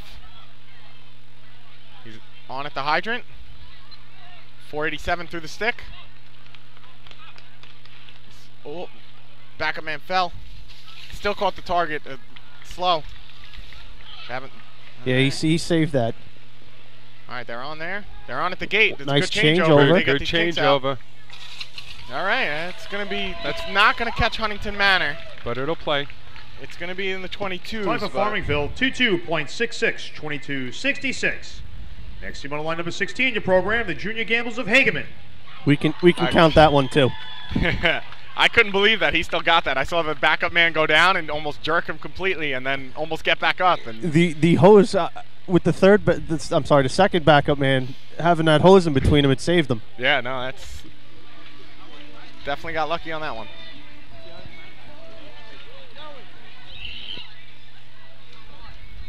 Hageman. All right, so now the Hageman Gamblers looking to pick up some ground here. They got to beat the 2076 to do so. 17 points. Sitting tied for second with Central Islip. Yeah, it's a big moment for them. Yeah, they need to get back on it. They just got squeaked out in card hose. They had a miss in junior card hose, so they haven't scored since ladder. So they're hoping to get back going.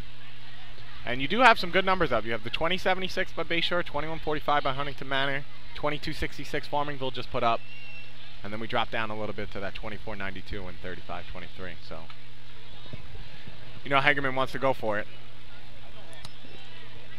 I don't want to say it's a pressure shot for them, but they got to put up the shot yeah. to put the pressure on everybody else. That's it. It's 2 contests in a row they haven't scored, so they want to get back going. Louis going through the call-off.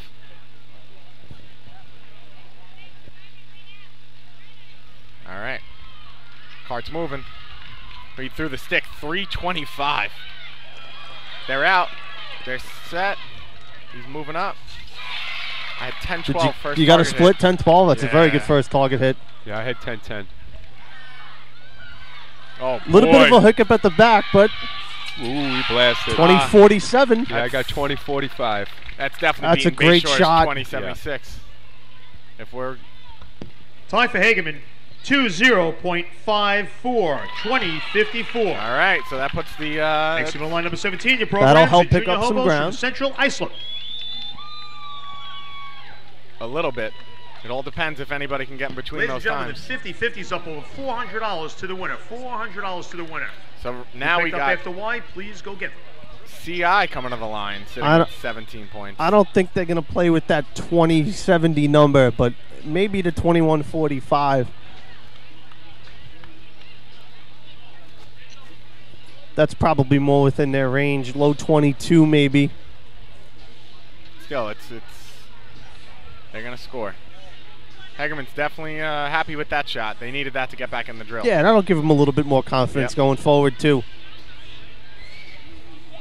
All You right, know, so you had got- those 2 mishaps in probably 2 of their better contests Yep. too. and that was close.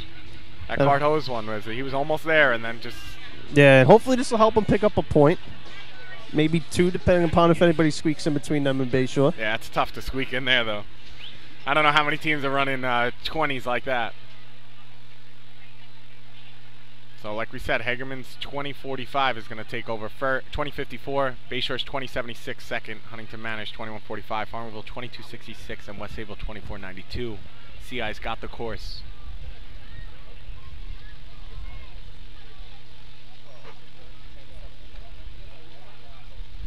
All right, going through the call-off. All right, they're off. Oh, he missed a little bit at the hydrant. It's 486. Water on. He's set. Oh, he's just low. 1250. Yeah, he came up way short too. Yeah, he crept up. Oh, Eric's having a little trouble at that gate. Oh, 3 swipes back there he had. And he's usually money. All right, that's That'll be right on the cusp of playing. I don't know if it's gonna catch West Sayville's. Yeah, I don't think it's gonna hit that number either. West Time for Sayville's Central Islip, 25.42, 25.42. All right, so you got to run a 24.92 to line get number in. 18 is program, the Junior Fast Pokes from Maine Transit. That's tough for CI because you got Hageman and Bayshore definitely scoring some heavy points in this, so they might separate themselves a little bit.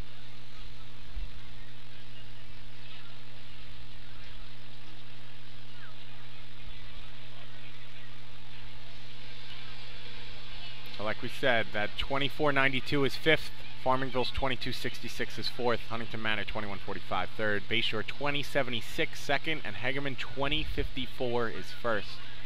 With Maine Transit Fast Pokes coming to the line. Always nice to see an upstate team down here. Yeah, we were talking about it before. They've definitely been coming out for quite a few years now. And it's always interesting because you don't know what they're going to put up. The rest of these teams, you kind of see them all year, so you know around what they're going to be putting up. But a team like this, you have no clue what they're going to run in each contest.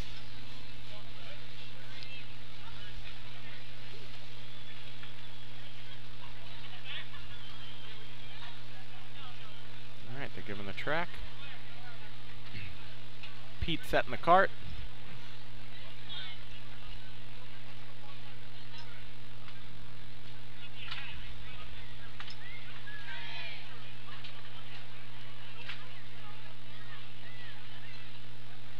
Alright, Main Transit is off the line.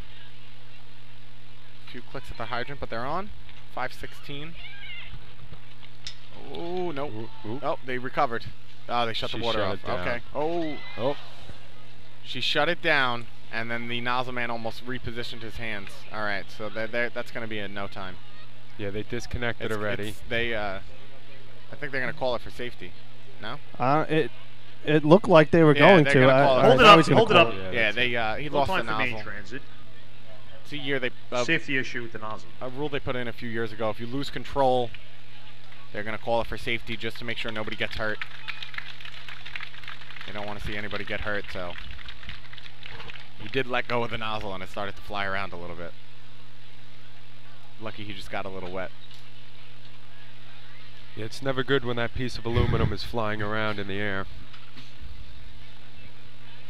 It's even worse in motor pump, trust me. Oh, yes. I'm on the other side of the truck. I don't play with that side. No, if you were at our practice Friday night, you know Next exactly what I'm talking about. Junior Tail Draggers from North Babylon. I might have heard that story. It's all right. They got 3 weeks to heal. All right, so we got North Babylon, Islip, Selden, East Islip, and Islip Terrace. So we got 5 teams left. West Sayville's 24.92 is still holding 5th, which is definitely catchable.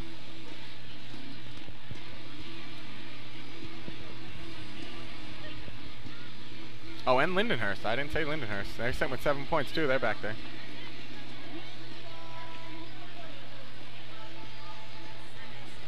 And 2054 is still the number to beat, Hageman.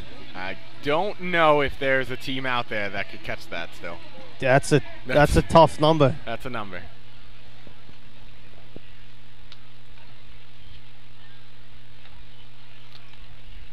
North Babylon coming to the line.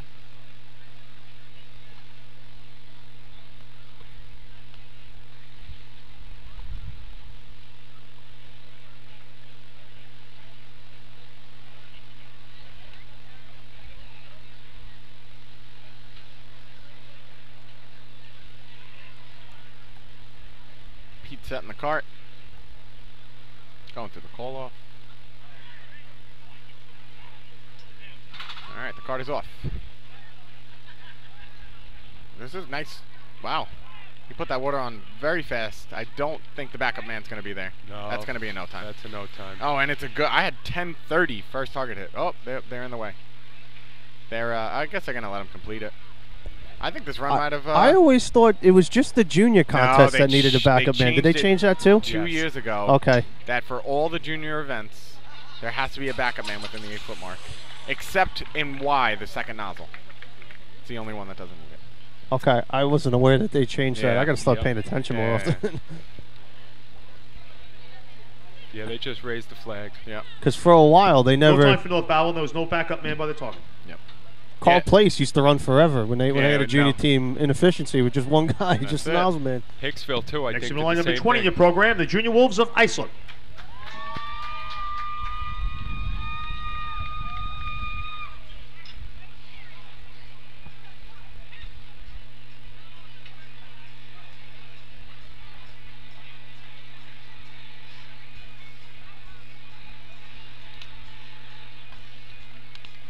All right, for those of you interested in the old fashioned, the Freeport Dead End kids are up with 30 points going into 2-1. You have Miller Place with 17. You have Bayville with 11. Who is this? Belmore with 14. So Freeport with 30 points. Sounds like they're having a very good day. They took 5 in every event except individual ladder. So they're pretty happy, I'm sure.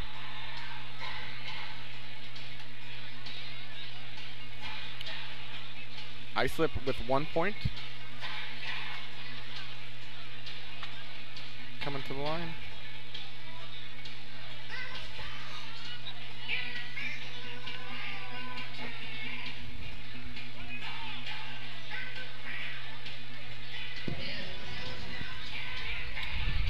Trying to get the kids from North Babylon to clear the track on the other side of the arch. Always a tough thing to do, yelling at kids. Some of them don't really understand that they need to be out of the way so the next team can run. Get this drill moving along. Alright, Islip's got the course. Going through the call-off.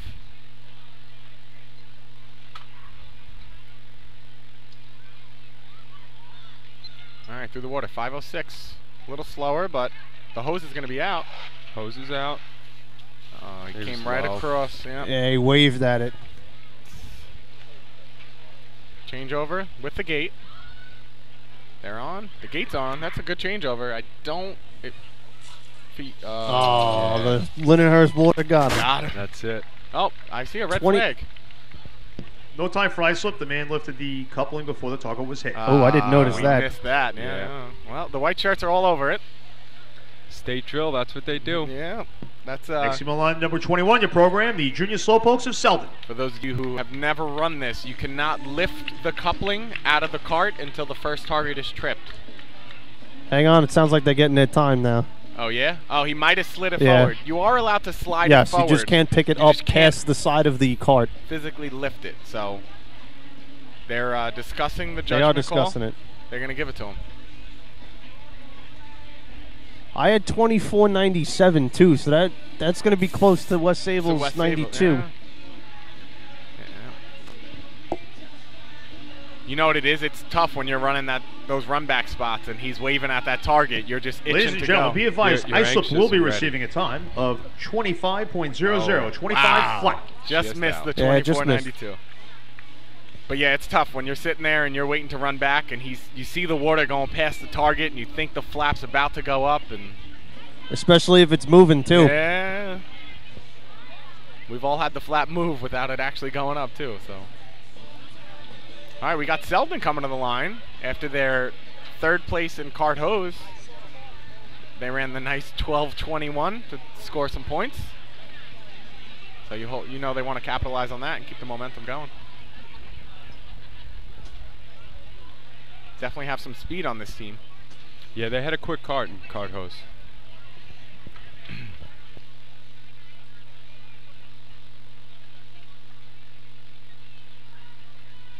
All right. He gave the track to Richie. Richie Cotty going through the call-off.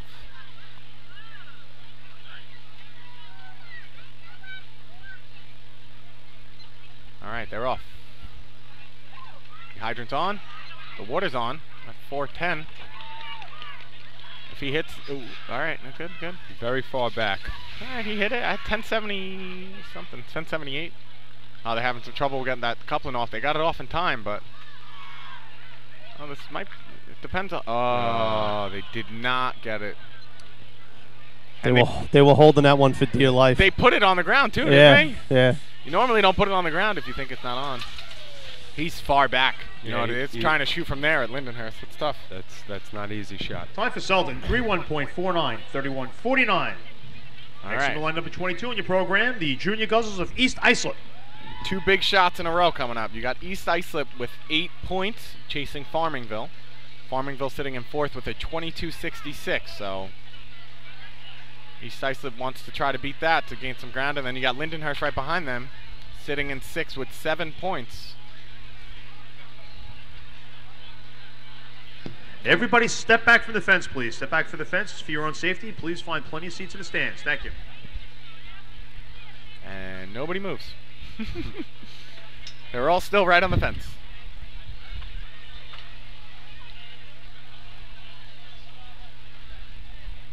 We got East Islip.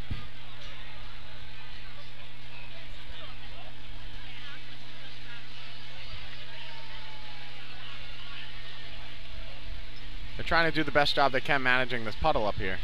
Yeah, it's always tough at this track. Anybody who's raced here knows.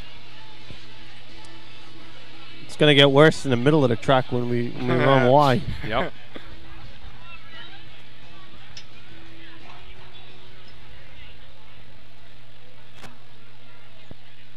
All right, East Islip's got the track. Pete's setting their cart. 8 points on the day.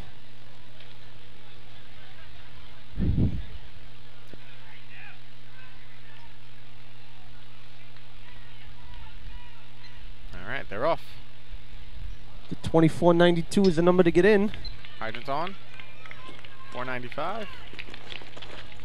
Oh, Nice save. He saved oh, it. he tickled it too. He went down hard. He tickled it too. Having a little problems with the changeover. Don't think it's gonna catch. No, it's gonna be 25.60. gonna be Just on on the the outside. He, I thought he was gonna lose Time that. for East Islip, 25.60, 25.60. Next team on line, number 23 in your program, your host for today's events, the Junior Snails of Lindenhurst. For those of you at home or listening that can't see, in this event, most of the people do stand up. He went to sit down, and his feet kind of came out from under him, and he kind of fell. He belly flopped onto the ground, but still kept control of the nozzle and was able to aim it. He was just a little low on the flap and had to search around for it. So definitely lost some time there.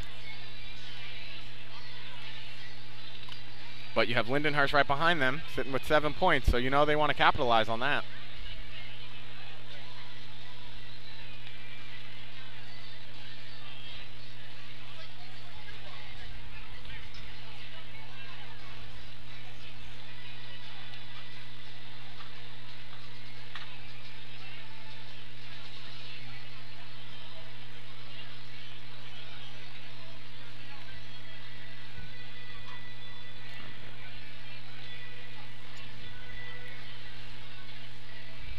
Go through the rundown again once it comes back around.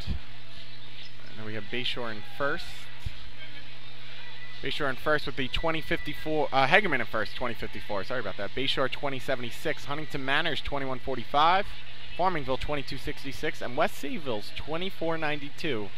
Still holding on for a point. So you know Lindenhurst is at least shooting for that 2492 so they can make some moves on East Islip. They're 1 point behind East Islip to jump into the top 5. Lindenhurst has the track going through the call-off. They're off. Hydrant's on, through the stick, 340. Little S in the hose, but they're going to come up a little short, very short. He still got it, 11:28 on the first target hit. They still can get that West Sayville number. It's all about the changeover. They're having some trouble at that first coupling. They got it. It's going to be... I think they're going to squeeze into that fifth place shot. I think they got it. You had West Sayville's 2492. I think they got that. Time for Lindenhurst, 23.85, 23.85. All right, so that's the new number to beat. They're going to squeeze in to Next fifth team on the place. line is number 24 in your programs, the Junior Schlagers of Islip Terrace.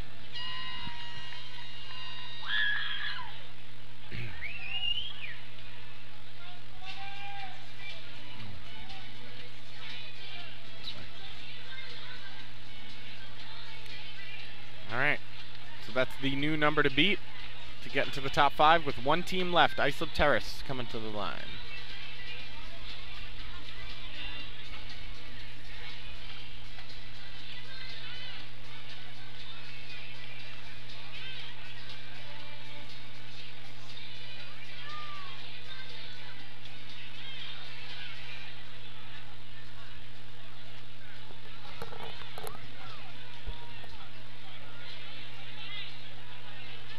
Sure, Lindenhurst is happy with that shot. That's going to give them some ground on East Islip. Right now, they're 1 point out. East Islip has 8, Lindenhurst has 7. East Islip sitting in 5th place overall. So unless Islip Terrace can beat that 23-85, Lindenhurst is going to squeak out another point and keep pointing their way towards the top 5. Hey, every point counts at the end of the day. That's it. Sorry for the lack of analysis. I had to protect my Irish skin. I know you guys know nothing about that.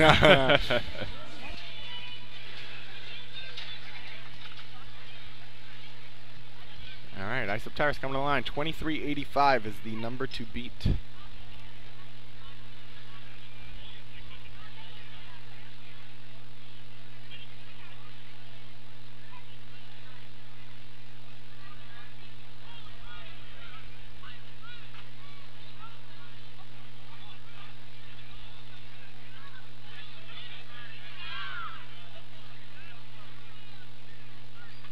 They're off. Chasing that 23-85. They're on. Stick down. 456. The gate stick's not down. The stick on the gate is not down. The stick on the gate is not down. There it is. Yeah, now Looks like somebody lost a shoe. I was going to say, I see something back there. Yeah, so they turned the gate. They turned the hydrant on, but they are running with a gate, and the stick at the gate was not down, so water did not go anywhere. It just got to that gate and stayed there because the valve was closed. So they're just looking to Now they're having a water fight. having some problems at that second coupling. Just looking to complete the event. Oh, he almost lost it. All right. Robbie, I thought he was going to get you on that one. I'm behind Guy Leggio and Jocko. I'm not getting wet. Stay behind the big white shirts. You'll be fine. Time flies to Terrace. 43.59, 43.59. You know, the nozzle man kept looking back, which is never a good thing to do. All right, so this is going to tighten up the race a little bit. Hegeman is going to take first with 20.54, Bayshores 20.76, Huntington Manor 21.45, Farmingville 22.66, and Lindenhurst is going to take fifth with that 23.85. So Hegeman is going to take 5 points. That is going to bring them to 22. Bayshore is going to take 4. Move the equipment. It's going to be 24. CI 17 stays. Farmingville moves up to 11. East Islip and Lindenhurst have 8. We're going to let them do the results, and then they got to move some clocks, so we're going to take a little break and pay some bills once he does the results.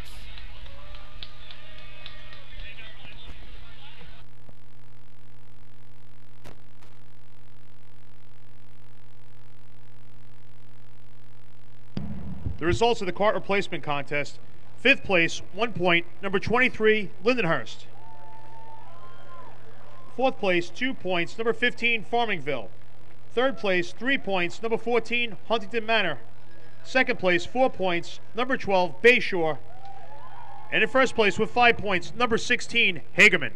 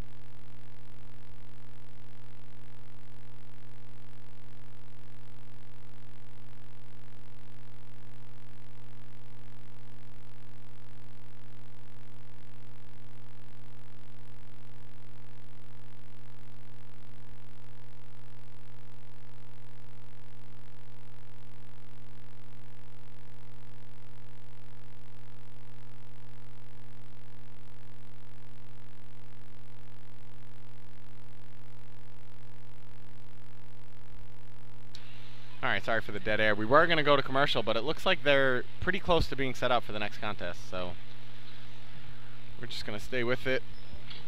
They already have the target set. Pete's pretty good on the lights. The next contest to be run is the Junior Efficiency Replacement Contest. The state record is 21.35 and is currently open. All right, so like we said, Hagerman taking first. That's going to move them up. Yeah, they're going to gain a point on Bay Shore. But Bayshore's still going to be in the lead. Bayshore's going to have... First team on the line is number 11 in programs, the Junior Minded Midgets of Blue Point. Bayshore 24, Hagerman 22, Central Islip 13. No, that's not right. Central Islip has 17. 17. And Farmingville 11, East Islip and Lindenhurst should both have 8. So it's definitely tightening up. About halfway, more than halfway through the drill now. Yeah, you got 3 contests left. This one's Junior Efficiency Replacement. This one they run in a pretty much an efficiency run, but hitting the target closest to the curb line. Then they come down and replace the middle length, and they hit the next target. And these are all kids under the age of 15.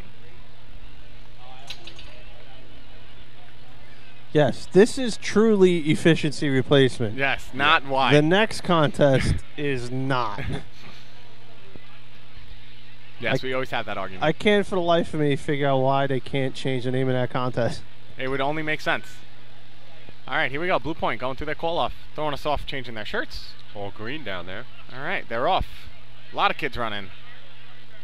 On at the hydrant. Not putting the water yet. This event, usually they wait a little bit to put the water to make sure that they will be down there. He is standing up, which some of them will, some of them won't. First target, 15:58. All right, middle length's off. Coming in with the changeover. They're clicking.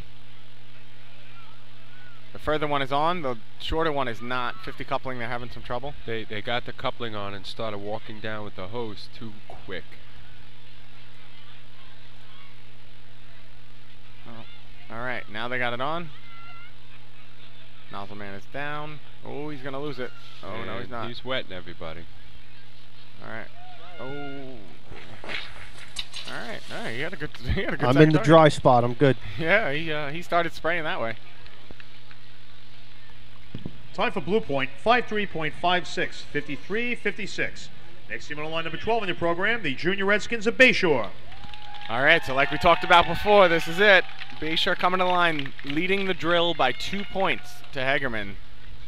They're going to want to come up here and put up a real good number to let everyone chase them.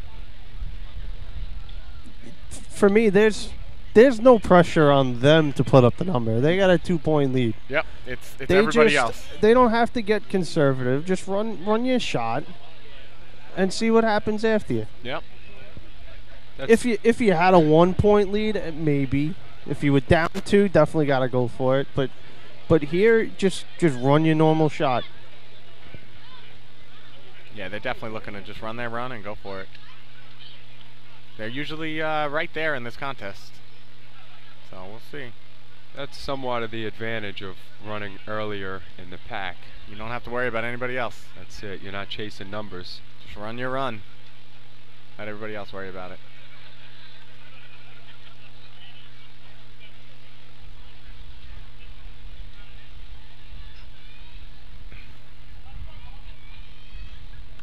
Tell your girl to fix the scoreboard. CI has 17.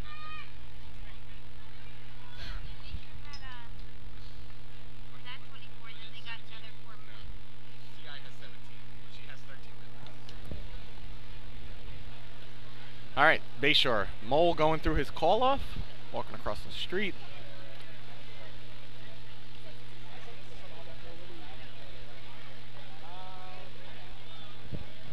All right, they're off the line. He's on at the hydrant, waiting. Waited till first coupling was stretched. I had the stick thrown at 6:15. We got a good lay going here. Oh, 12:06 first target. If they get this changeover down, this is going to be a really good number. They're on. They're all on. Here it goes. Second target hit. Oh, he was a little. All right. It's still going to be a good number. 25-44. Yeah, that's. I thought he had it first flap at first on the second target, but then it Time for Bayshore, 25.55, 25.55. looked like he was a little Next too team on line high. number 13 in your program, the Junior Flying Dutchman of West Sayville.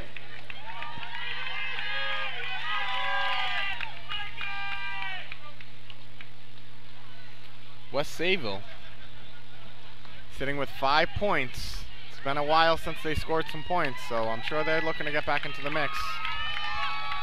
Last week taking 4th place overall. I'm sure they're hoping to come out here and put up a shot.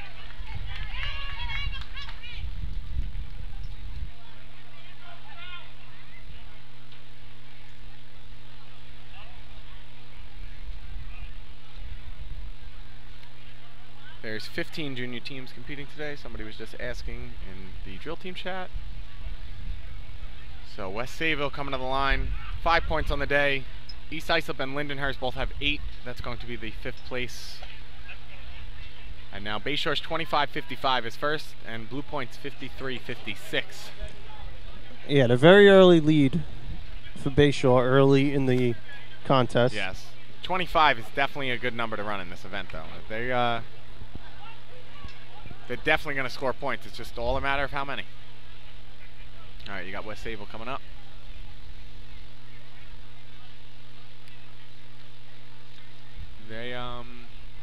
This little kid has a problem getting to the nozzle in time when the water comes out as their backup man. So we'll see what happens here.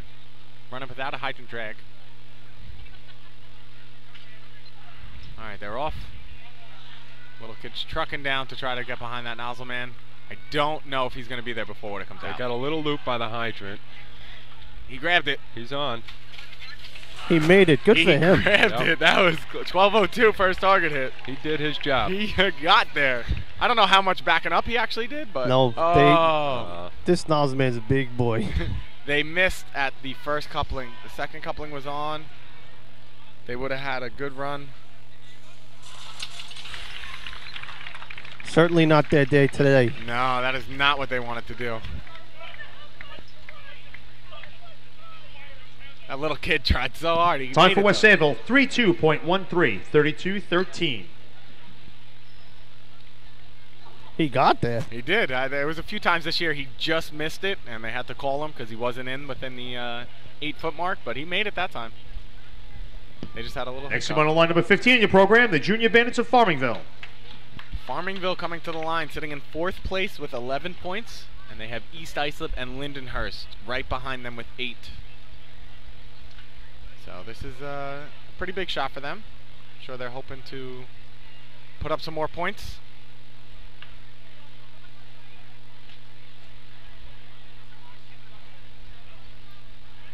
Got another Russo running this event, Angelina Russo, my goddaughter and niece. Yeah, no brothers on this one. Yeah. Still Russos, though. We're trying to catch you over there, Robbie. I'm trying to think. I think when we take the line, I think I got my sister and my 2 cousins. I think that's it. See, that's it. Only 3 relatives on this. Yeah, event. well, I got 4, but Eric's way too old for this. All right, here we go. Farmingville got the white flag. Oh. Now he's waiting for somebody to get off the track. Oh, he's looking at something. West Sayville still walking up behind us. Nice and slow, taking their time.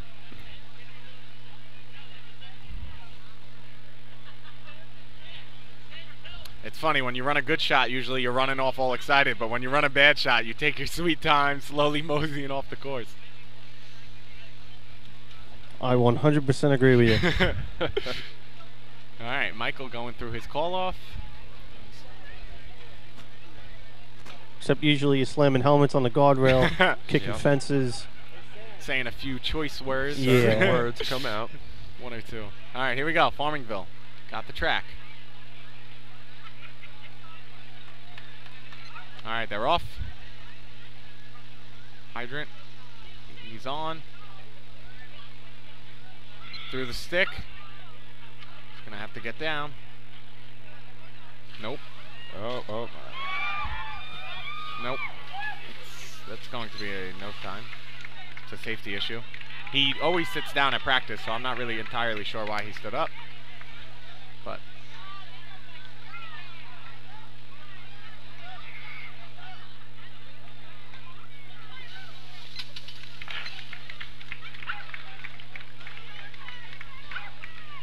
Going to be a no time for the safety No issue. time for Farmingville. Hydrant Man did not have his foot on the line. Oh. Ooh, different than what we thought. Yes.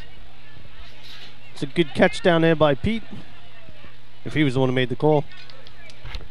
It looked Next like team on line number 16 in the program, the Junior Gambles of Hageman.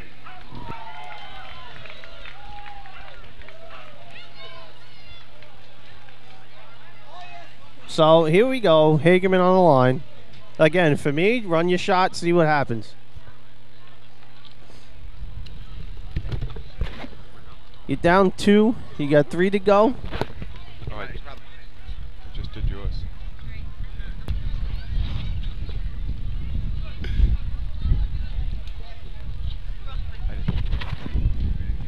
All right. Okay, so that's a tough break for Farmingville. Sitting in 4th place with 11 points. They're going to get a no time out of that event. They did have a really nice changeover, but too little, too late. They had some trouble up top. The nozzle man was almost kind of trying to stand up, and he wasn't entirely ready for that. And now we got Hegerman coming to the line. 2 Big points moment. behind Bayshore. And Bayshore ran that 25-55, so Hegerman gets to make their own destiny right here. Definitely looking to make that jump, I'm sure. I think for me, if you're Hageman, you have to. I think you got to beat this shot here. Yep. And you start got gaining some ground. You got to gain another point with 2 to go. All right, here we go. Hegerman going through the call off. All right, they're off. He's on at the hydrant. Through the stick, 6-12. Nozzle man is set. He's getting mighty close to that nozzle line. Oh, Lindenhurst water strikes. 13:34 first hit. Let's see if they can make it up in a changeover. I don't think they're going to catch that 25, but they could still, if they end up getting 2nd place. Oh. Yeah, a little trouble on the second. All right, he's got to really hit this target, though. All right. Yeah, good hit. It's going to be in the 28s, but Time for Hageman, 28.17, 28-17. Next team on line number 17, your program, the Junior Hobos from Central Islip. with the limited amount of teams that are left to run this event, you have to think that is going to score, though. I've seen a lot of 30s score this year in this event, so. I would think that would play. Yeah, that's definitely. 3rd, 4th. Yep. Obviously, this shot pending here by the Junior Hobos. So, Even with them right now, for me, you're down 7 on the leader. Just go out. These run. last 3 contests, just go out and try to make something happen. Maybe play spoiler. Yep, that's it. You even if you can't get that top team, you want to beat their times at this point. So it's like, all right, even if we can't catch them, we want to go out. Yeah, they're capable of running that number. At 25-55. So we got CI coming to the line with their 17 points. Bayshore with their 24 already put up a 25-55, and Hegerman with their 22 put up a 28-17. So we only have 4 times. Blue points, I believe it's a 53 and change. And I don't is 4th. See that many. Who do we have left? We have CI, Islip, East Islip, Lindenhurst. And Islip Terrace hasn't been running junior events, so that might be it. You might only have. Oh, and Selden. All right. So that's 5 teams left. All right. Here we go. CI.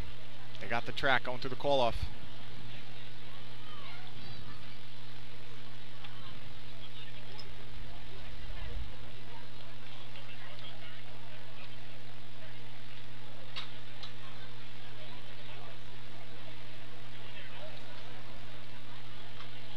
All right, they're off.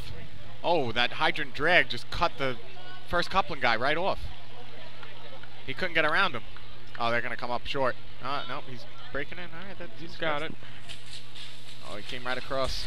13:57 first hit. It's going to be about this changeover. Oh, they didn't get it on. He pulled it right off. Oh, and they come on, finish it. There's not a lot of numbers up here, so. That nozzle length coupling man did not pull back far enough. No, not at all. They came up short on a replacement. They had a click at that 50 coupling, but they didn't get it on the first click, and then it got pulled. Time for Central Islip, 34.34. 34-34. We always like to take about 3 steps back just to give them that little bit of extra hose. All right, but that is going to get into the top 5 right now.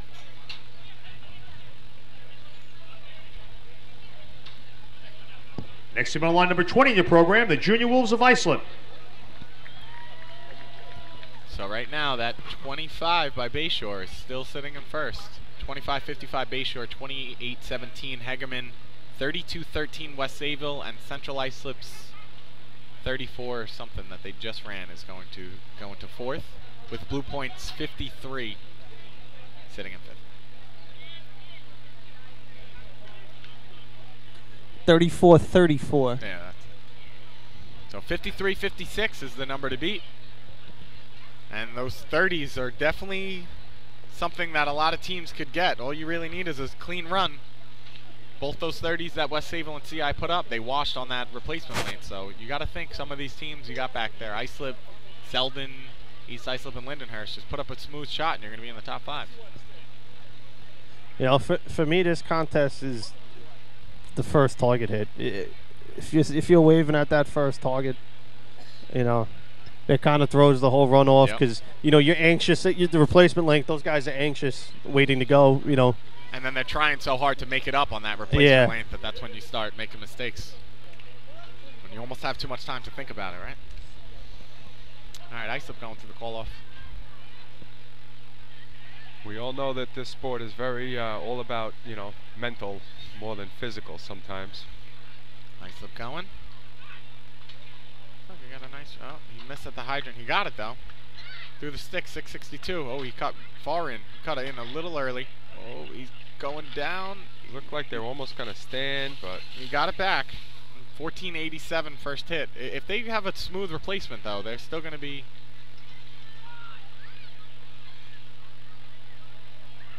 A quick changeover. Still a little bit of a hiccup down here. Nice target hit on the second one. It's going to be 2-8. 2-8. I missed it. I got 28. So. Oh, they're getting no time. Oh, what? No time for Islip. Second line left early before the call. Because he was waving at it. That's what I was just talking about. You just said it. You get so anxious watching them wave at it that you just want to go. Oh, man. Yeah, that's tough.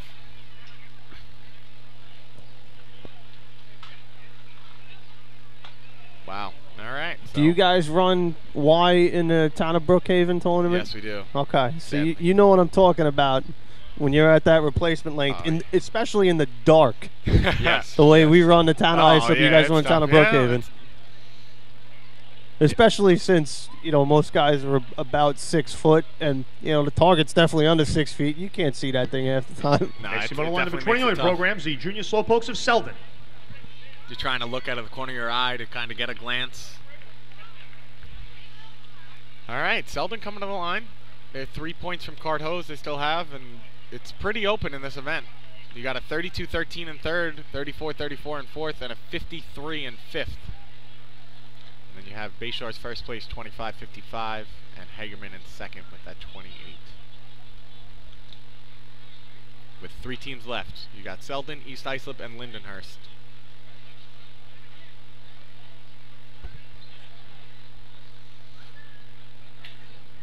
I'm just seeing on the phone, it looks like Freeport Dead End kids went 40-40.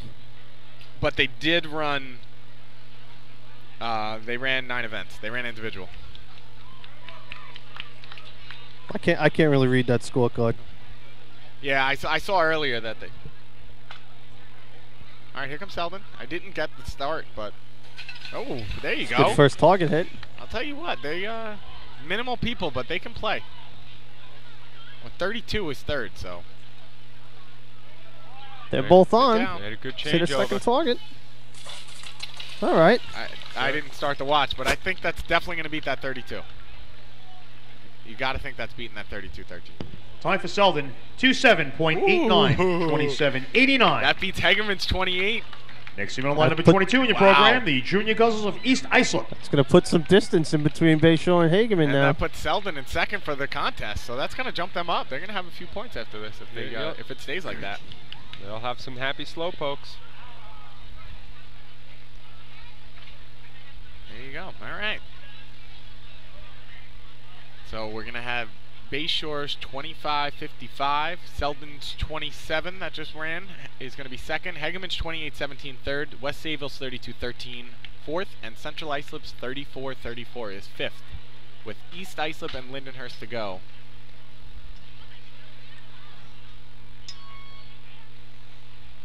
East Islip and Lindenhurst both have 5 points. 8 points, I'm sorry. I was reading the other thing. Yeah, East Islip and Lindenhurst are both tied for 5th overall with 8. Farmingville has 11, Central Islip 17, Hegeman 22, and Bayshore 24. This is big shots for East Islip and Lindenhurst, fighting to get into the top 5.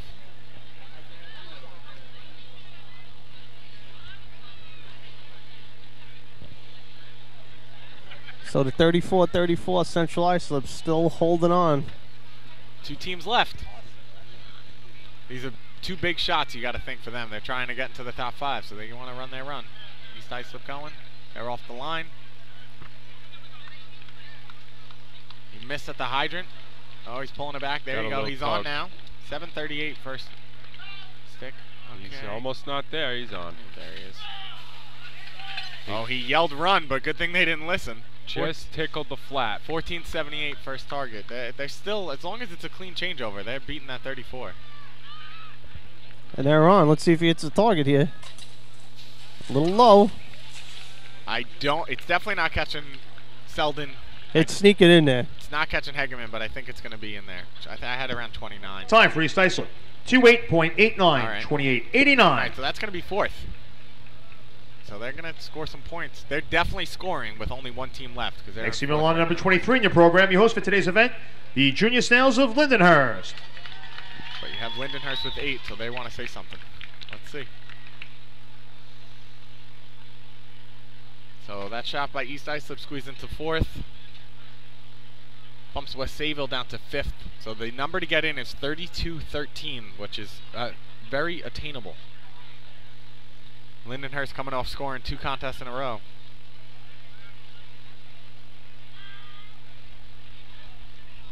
Two second place.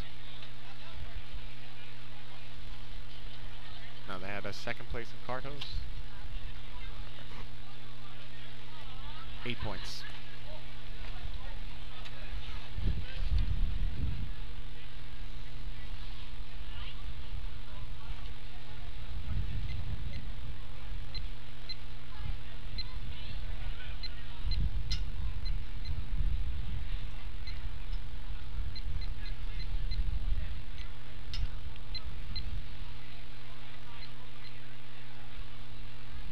All right, Lindenhurst going through that call-off. Big shot for them, you got to think. Trying to get into the top 5, tied with East Islip with 8 points, and East Islip just put up a shot that's going to take 4th as of now. All right, Lindenhurst is off. A lot of cheering from the hometown. All right, they're putting the water on.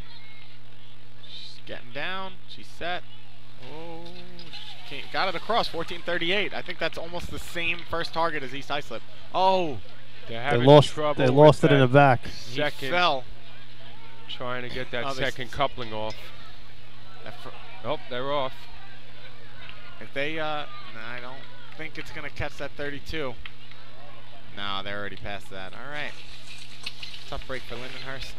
The replacement guy fell off the line. Time for Lindenhurst. 36.91, 36.91.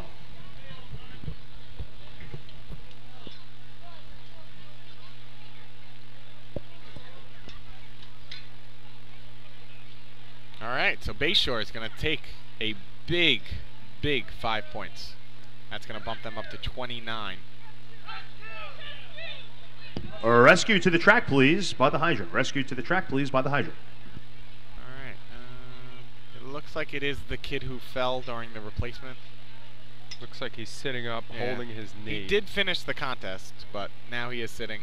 So we're going to have Bayshore take first with that 25.55. Selden's going to take second with that 27.89. Just waiting for the scoreboard to come around again.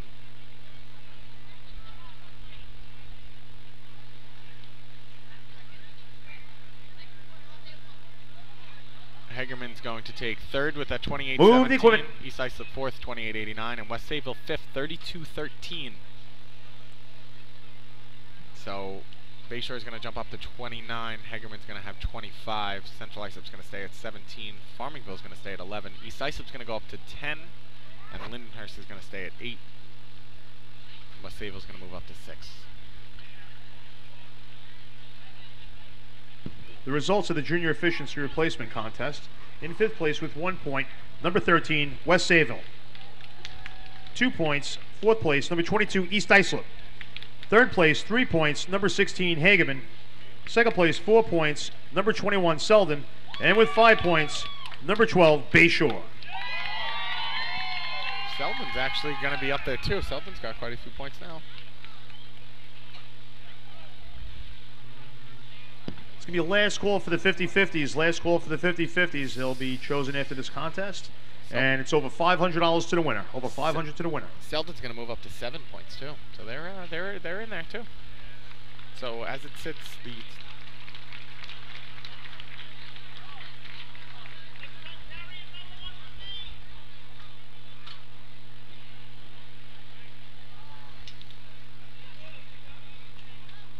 all right, they're setting up for Y.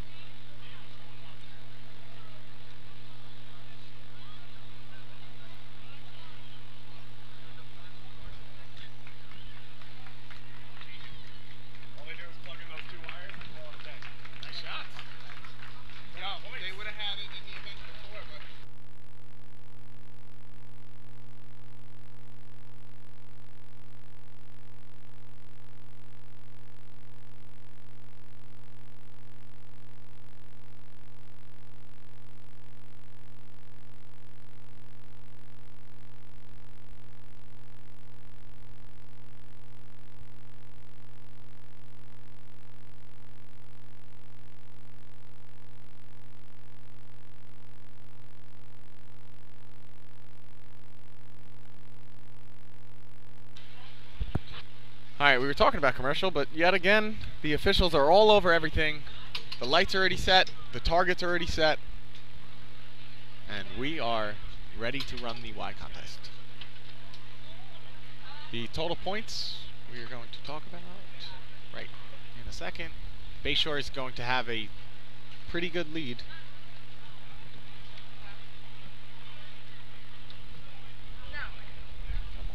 All right, Bayshore is going to have 29. Fred's got it. Bayshore's got 29. Hegerman's going to have 25. CI still has 17. Farmingville has 11. East Islip has 10. Lindenhurst with 8. Selden with 7. And then West Sayville and Huntington Manor with 6. And Islip with 1. And that is going to round out all your teams that have scored. So the 5th place right now is 10 by East Islip, with Lindenhurst right behind them with 8 and Selden with 7. So it's going to make for an interesting ending of the drill. Bayshore is up 4 points going into 2 contests left. Bayshore has 29 and Hegerman has 25. So just can't afford to make a mistake here if you're Bayshore. No, not at all. They just got to keep running their day, and they're not even going to have a hiccup of a problem. Your brother in this? It's always nice when you see the points close. It makes it nice and competitive. Makes for a good drill.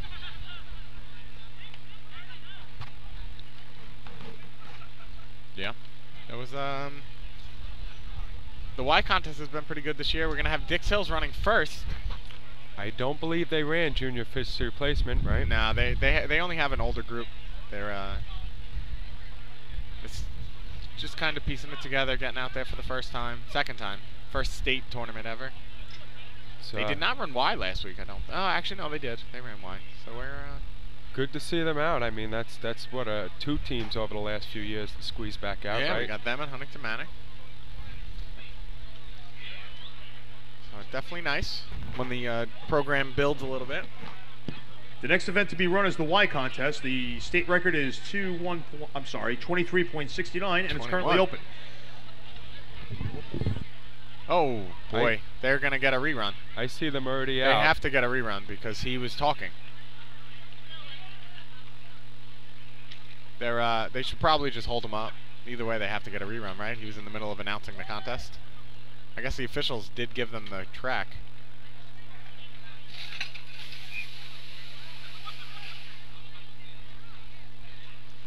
Very unorthodox way of running. They put the nozzle and the coupling on the Y prior to leaving the line. Now they're at the Y.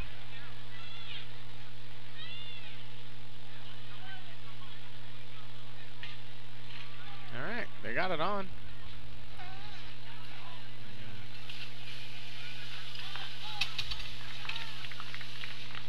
I think that's going to be their practice shot.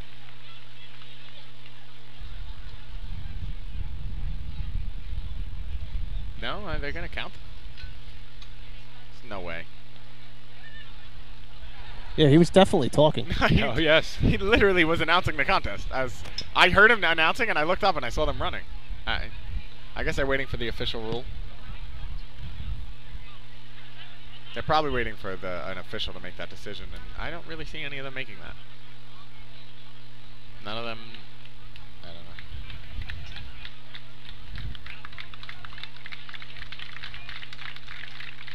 Okay.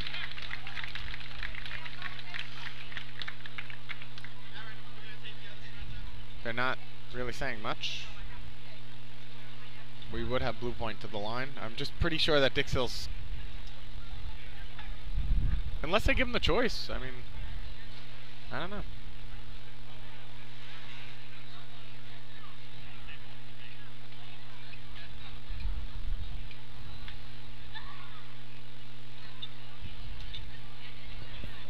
I haven't even heard any mumblings of what they're doing down here. Now they, I don't know if that many people realized. Time for Dix Hills, 49.69, 49.69. Next team on the line, number 11, your program, the Junior Mighty Midgets of Blue Point. We don't know. They might have walked over and gave them the option, and they said, we'll take it. You know, like CI before, taking it and not taking it at the same time.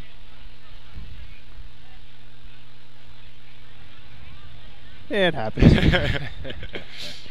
All right, well, he did not announce the next team, so maybe he'll announce it before they take off. Nope, they're already through their call-off. It's going to be Blue Point on the line, going through the call-off. And they're off. The hydrant is on. Stick down.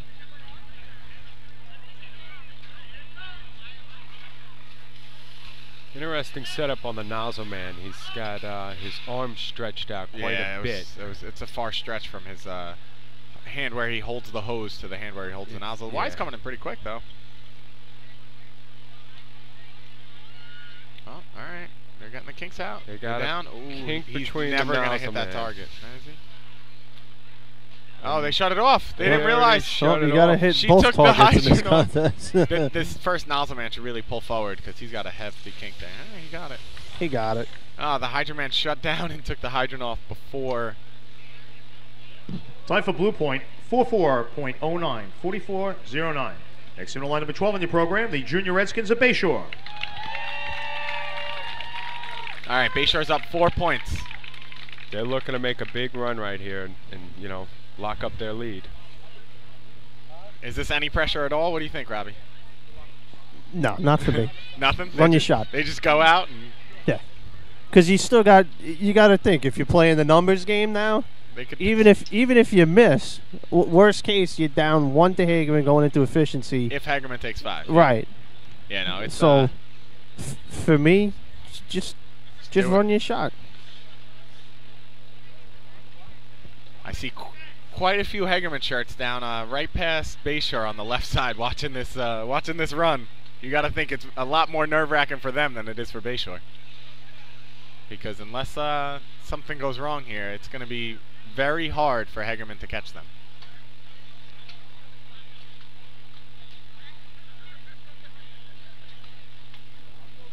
Especially for, going into efficiency.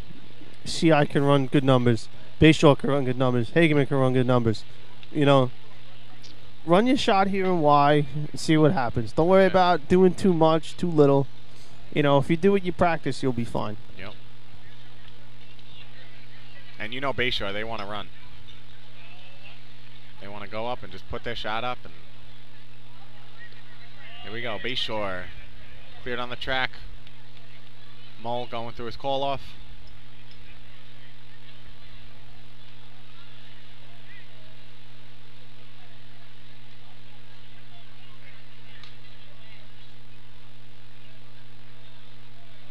All right, they're off. Coming into the hydrant. Stick down. I had 370. That was very deliberate. Oh. 50 Coupland blue. Exactly what we didn't want to happen. Yeah, just finish it. Wow. That's. I see a lot of other color maroon shirts walking away. Yeah.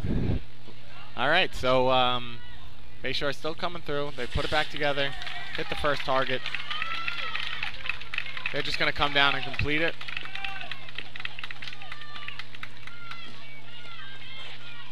Having some trouble. Little difficulty on the changeover too. Yep. And they complete. So that certainly Time for shakes things Bayshore, up a little bit. 42.99, 42.99. Next team on line number 13 in your program, the Junior Flying Dutchman from West Sayville. I don't think the door could have got more open than it just did right there. That's big. French door. Yes, yes. That's really, really big. Hey, listen, Hageman still has to run their shot. They do. They still have to run their shot. No matter how you look at it, Hegeman's still down 4 points. Right, so Bayshore right now is nothing to be ashamed of after that run. Happens. Hagerman fluked both the cart hose events, so you don't know what's going to happen.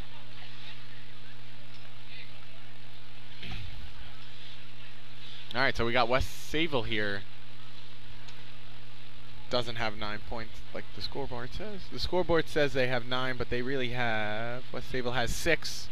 East Islip's actually in 5th with 10.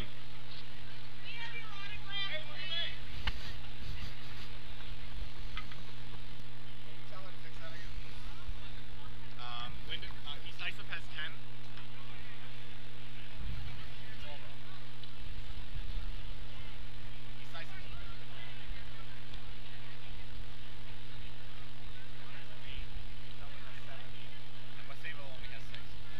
West Sayville coming to line, they have 6 points. Right now, 10 points by East Islip is 5th overall. So that scoreboard's off a little bit. Still a pretty big shot, though, for West Sayville. 6 points. They want to get their day going again.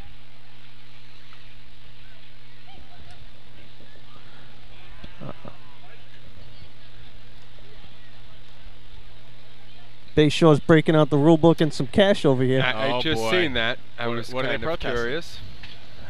Any rumors? Not yet. I'm gonna go try to find out. They're not gonna let you anywhere near that, but you could try. That's okay. We'll stick to the event. West Sayville has the track. They're going through that call off.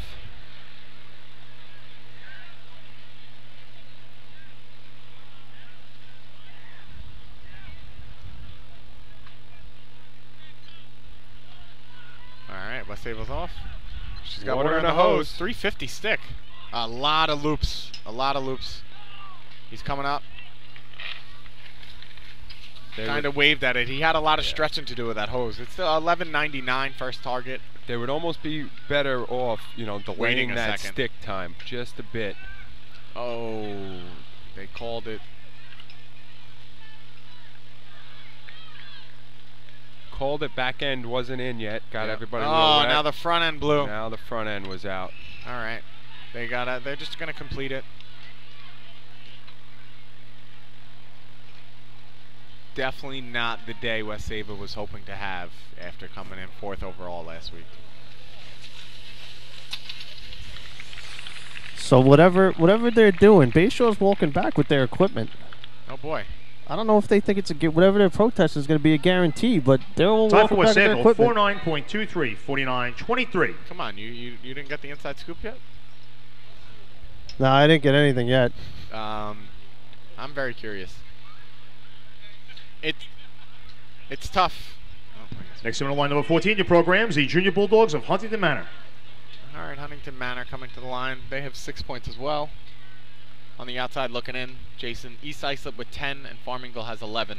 Farmingville sitting in 4th overall, East Islip in 5th. You have a few teams right behind them chasing them.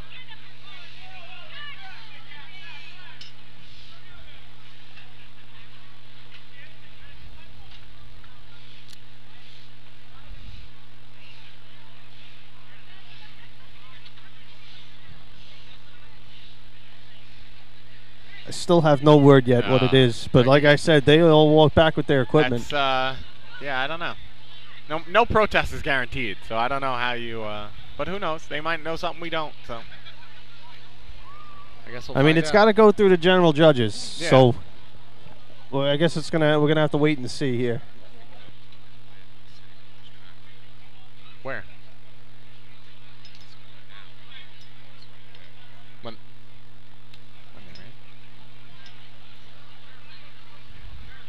no matter what it was, I don't know how much it affected the first coupling man not getting it on, but that's the rules.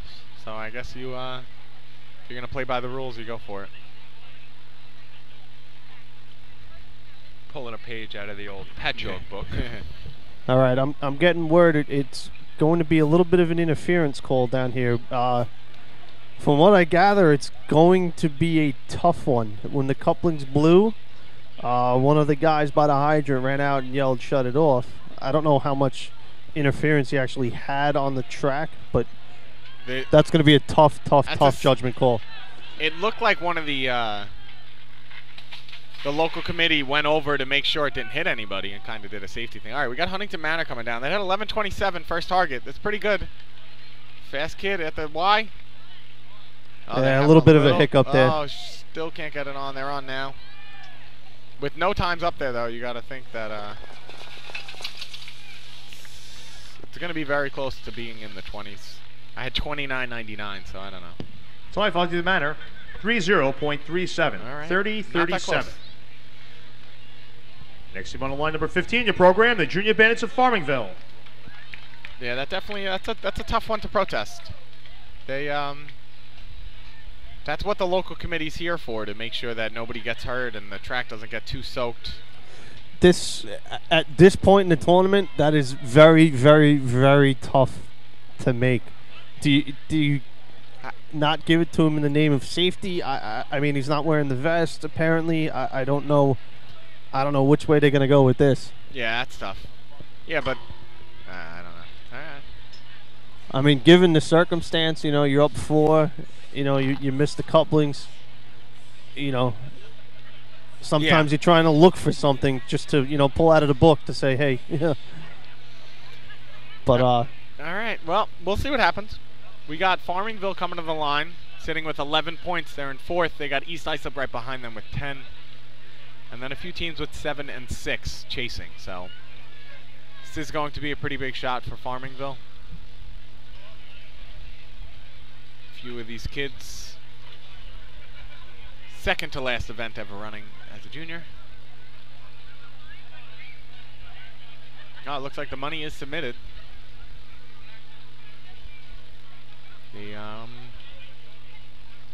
I guess we'll see.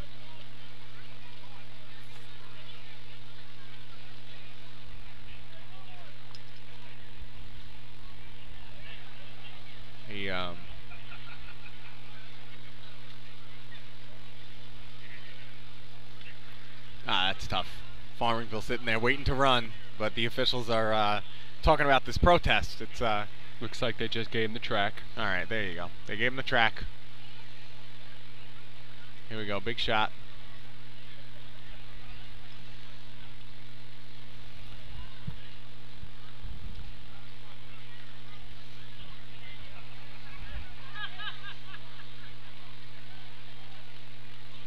They're off. Hydrant sticking himself. He had it. I had 347. Pretty good stick. Hose lays out. It's going to come up a little short. He waved at it. 11.97 first target. He was coming across. It looked like there was a lot of kinks in the hose right behind him. He had a big kink behind the backup man, which I'm sure didn't help. All right, good changeover. Come on. Hit these targets. Considering that there's no times yet. Time for Farmingville, 28.43, 28:43. General judges, we have a protest from Bayshore, interference on the track. All general judges to the timing truck, please. Thank you.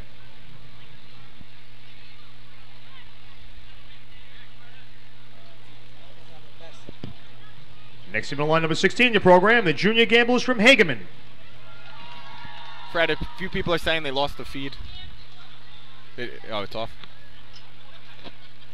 All right, we got Hageman coming to the line. Right now, that is the first place shot, is the shot that Farmingville put up. It's not that heavy of a number, and you got a lot of teams that could beat it, but they did run the first 20s. 28:43. Then Huntington Manor 30 is sitting in second. So you have Hagerman coming to the line. They are down 4. Bayshore did blow the first coupling when they ran, but they put in a protest, so we'll see if they get that or not. So, even still, if I'm Hageman here, I'm acting like they didn't get the time. Yeah. I'm still acting, listen, I'm going to go out and put up, now you got to put up the shot and make them beat it. Yeah. That's it. Okay? Make them beat it Yeah, now. now they get to play the running in the beginning of the scorecard. All right, Hagerman's got the track. They've taken first and wide quite a few times this season, so Louis going through his legendary call-off. All right, they're off. Stick, I had 390. Yeah, I had 392. But it's out. No king, straight leg. Good first target hit. 1079 I had. The Y's coming in. They got a good changeover. This is going to be nice. He's got some speed on him. Little bit of a hiccup, but they're on. Here comes the water. In the holes. Lindenhurst water. That's they he can't. both had a little trouble Wow. with the target He hit. couldn't hit that target. He had a lot of problems getting that I had a target. 27.94. Time for Hageman, 27.96, Wow. 27.96. But that is Next team on the line number 17, your programs, the Junior Hobos of Central Islip. that is taking over as the first place time. All right, so now you have CI going. They're in third, sitting with 17 points. I do see a lot of officials walking around discussing. Yeah, they're going back towards the hydrant.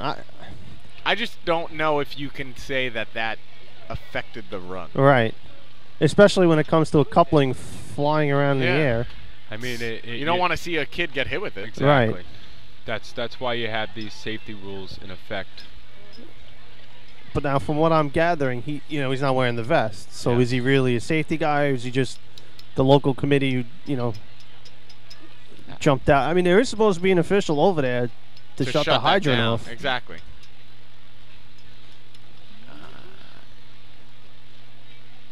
And I get this is all open to interpretation for me. This rule is. I don't even know what the rule says. Yeah, it's a little bit silly. I couldn't even imagine how it's written. It's all judgment.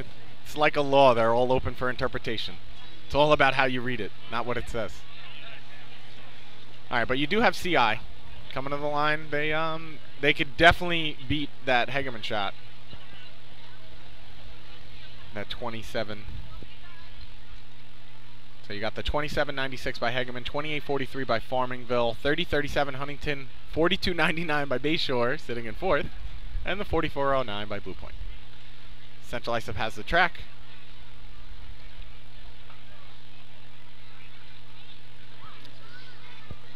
Oh, the officials did call Bayshore's coach over to speak with him. Yeah, I'm gonna try to get the light and take a look around.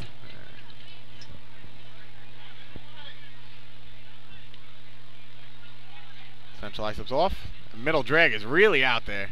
Yeah, he's cruising. Richie lit up the hydrant, 3:55. Eric breaking in. Getting set. Lights Good up the hit. first target. 1080 first target hit. Brian taught him that. He didn't learn it from you? Nope, I'm the backup man. All right, the Y's coming in.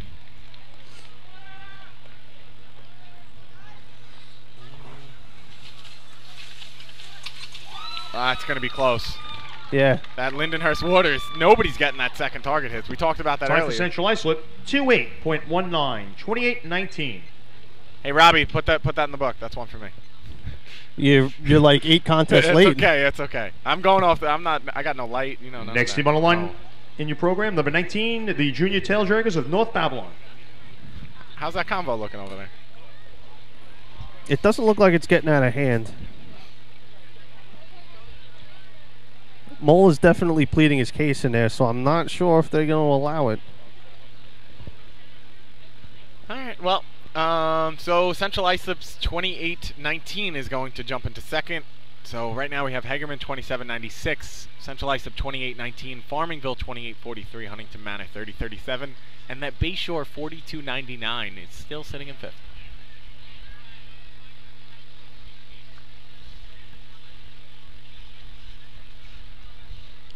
With North Babylon coming to the track.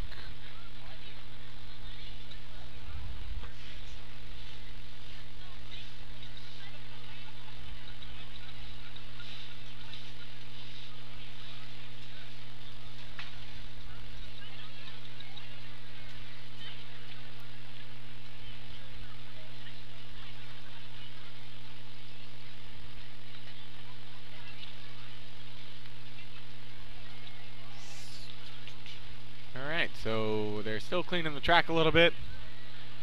You still have quite a few teams left to run. North Babylon got the track. Going through the call-off. Alright, they're off. No middle drag. So definitely going to hurt them once they throw the stick. 5-12. Oh, they're down the track. I don't know. I think he crossed that nozzle line. Robbie? They're saying he went over. Yeah, it was definitely close. Yeah, I see them talking about it. I'm not at a good angle, but if three of them here are saying that it's over,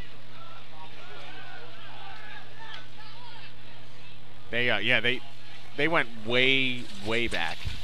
and the new rule now, you can't go over at all.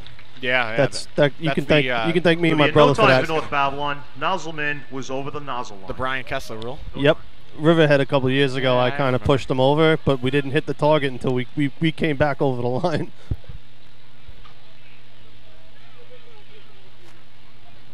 All right. Bayshore's still pleading their case in there. I don't like the looks of this. I don't think they're going to get it. You think they're going to take the next step? I'm sure they're going to call the grievance committee, but judging by the looks on their faces, I don't think they're going to get it. Oh, they're looking at the scoreboard. They're getting an update. Next team on the line, number 20 in your program, the Junior Wolves of Islip. That's what they want to see. And once they see that Hagerman is still sitting in that top spot, that's not what they wanted to see. They didn't even update the scoreboard, though. You guys ran the 28-19, so that should be the second place time.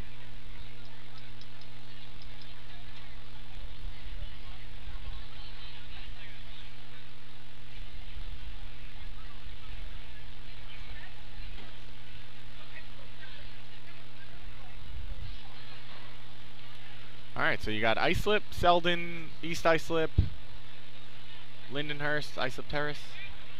Got a few teams left to go.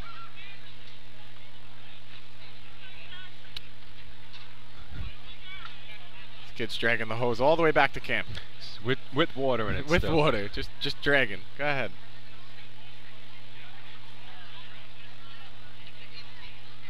With a camera on him. Yeah, he's got a GoPro strapped to his chest. I thought about doing that. I was talking to Stan from Manhasset yesterday about the benefits of. He's got 2 different ones. Yeah, he puts them everywhere. I ran right after we ran B-Hose. I look up. There's one sitting on the guardrail. Yeah, he's got a clip look for at it. that. He's got one he puts on the truck, and then the other one he clips to the Where? guardrail, either at the nozzle or the hydrant. Yeah, it was pretty cool. All right, we got Islip taking the track, going through that call-off. Mole's back in there talking to the officials.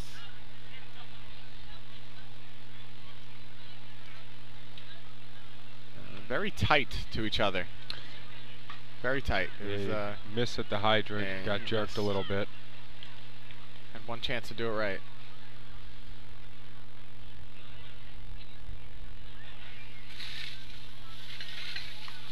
1746, first target hit. And the Y is coming down the street. Down. Connected.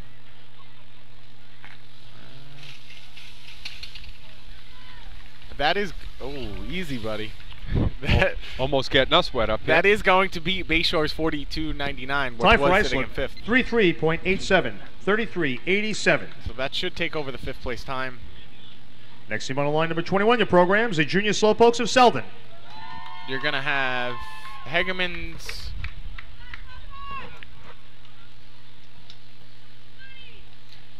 You're going to have Hegerman's 27.96, CI's 28.19, Farmingville's 28.43,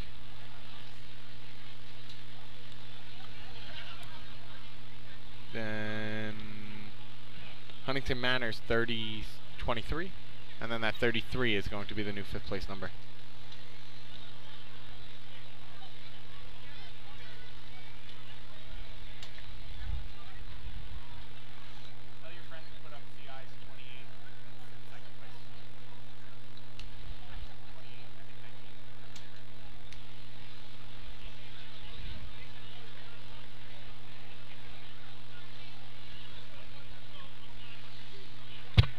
Yeah, so we're going to have the 27.96 Hegerman, CI's 28.19, Farmville 28.43, Huntington Manor 30.37, and Islip's 33 is going to be in fifth. With Selden on the line, and they are actually sitting with 7 points, I believe. 6 or 7. They've had a few good contests.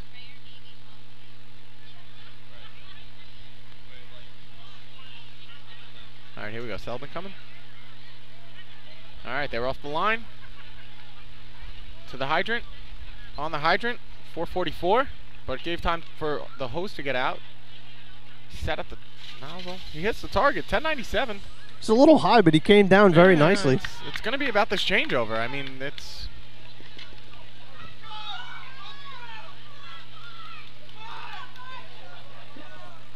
They're on now. A little bit of a hiccup there. It looked like he was onshore to call for water. Tough time on the second target. Yeah, that's you're not really getting the pressure here. Still at time a for Selden, 30. 30.50. That's 30.50. Might squeak out. Next team on line number 22 in your program, the Junior Guzzles of East Islip. The 30.50 is going to be fifth place now because they didn't put CI's time up there yet. They haven't updated in a little while, it looks like. They're missing CI's 28.19.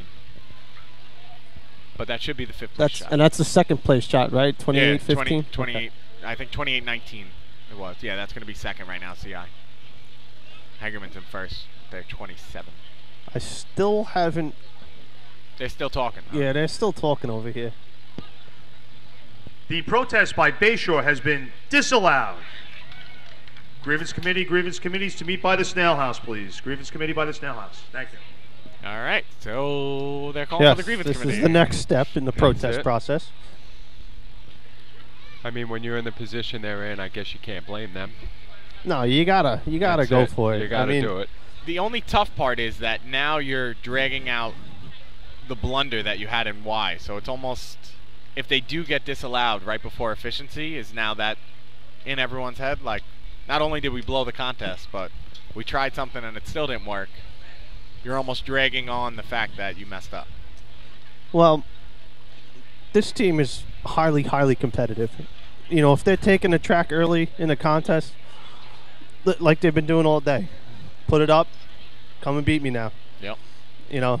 You just don't want to dwell on the on this right. one. They're not. If you know, they're not going to have much time. What do we have? 2-3 teams left here.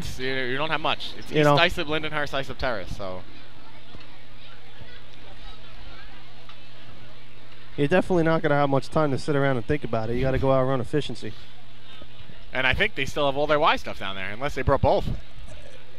Well, if their first three lengths are the same they use for efficiency, just take the Y and the replacement out. All right, here we go. East Islip, big shot. They're in fifth place with 10 points, chasing Farmingville with 11. Farmingville put up a 28.43, sitting in third. East Islip, stick down, 4:30. She cranked that hydrant. Yeah. A little low. He waved at it a little bit on that first target. 12-14 first target. The Y guy spinning the Y. They're down. They're on. Good change Gotta over. hit 2 targets.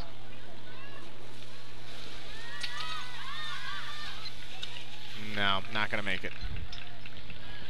Going to be outside looking in. Time for East Islip. 32.32. 32-32. All right, so right now, Hegeman 27.96, CI 28.19. Next team on line number 23 in your program. Your host for today's event, the Junior Snails of Lindenhurst. Farmingville 28.43, Huntington Manor 30.37, and Selden's 30.50 is sitting in 5th. So Lindenhurst wants to run that 30.50 to get back on the board. This is a big shot for them too. Yeah, to try they have to, 8 to points. try to put some pressure on East Islip. East Islip and even Farmingville too. Yeah, East Islip sitting with 10. Lindenhurst has 8. So Farmingville has 11. Is there a 7 in there too? Is that West Sayville 7? Selden actually has Selden 7? Yeah, Selden has 7.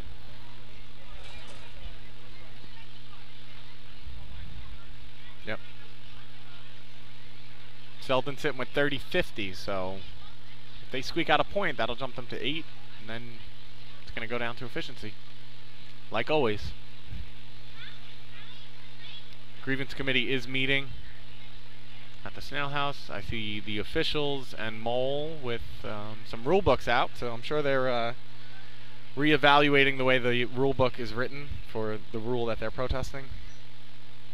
And we have Lindenhurst taking the track. 8 points. They beat a 30-37. They're going to be getting in 4th place. 30-50 is 5th. And the 28-43 by Farmingville is 3rd. Here we go. Lindenhurst is off. Off hydrant left a little late, it looked like. Yeah, he was not the first one out. Oh, 5:28 stick. He really deliberate putting it on. He hit it, 11:78. This is a team that goes opposite side of the Nice. hose, and I can't for the life of me understand this concept Yes. at all. Them and Bayshore. We have Them this and Bayshore, conversation all the yes. time. We've All had right, they're that on the changeover. conversation. They're on. If they can hit, it's going to be close. I don't know if it's going to catch it. It's in there. Yeah, I I had think 29.50. Yeah, I don't know how good I was. I had 29.56. Time for Lindenhurst. 29.44. 29.44. That's going to jump them to 4th. All right. There you They're go. putting the pressure on East Islip. Squeezes Next team Selden on line out. number 24 in your program, the Junior Schlagers of Islip Terrace. If it stays just the way it is, you're going to have Lindenhurst and East Islip tied with 10 for 5th place going into efficiency, and Farmingville would have 14. Pending the Bayshore protest that is still being reviewed. Track committee trying to clean all this water off the track. We know it gets a little messy here. There's limited drainage.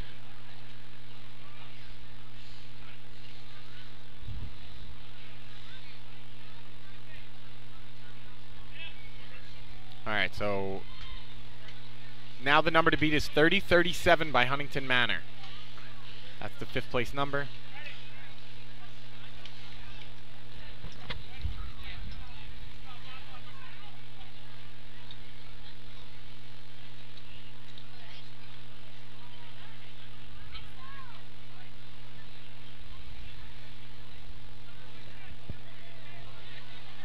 And Islip Terrace is given the track.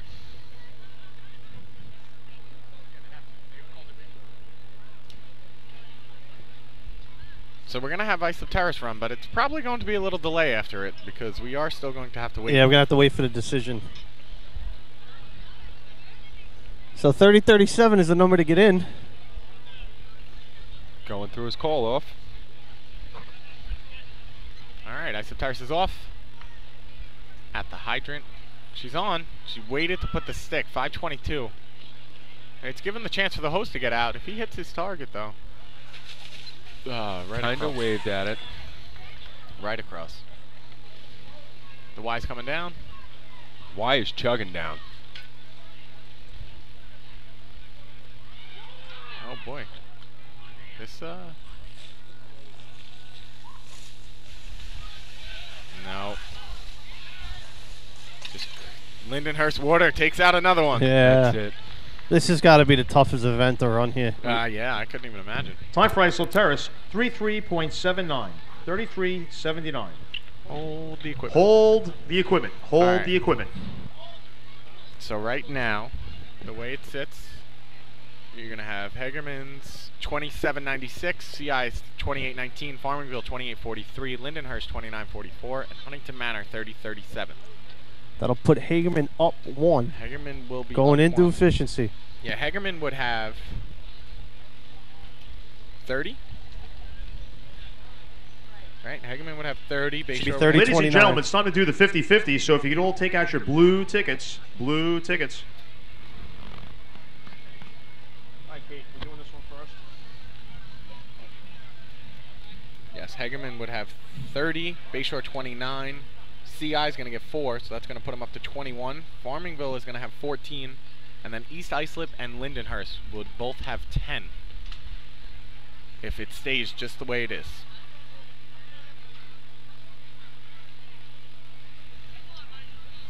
It's a lot of... All right, here we go for the 50-50. It's the blue ticket. Have your tickets out, please.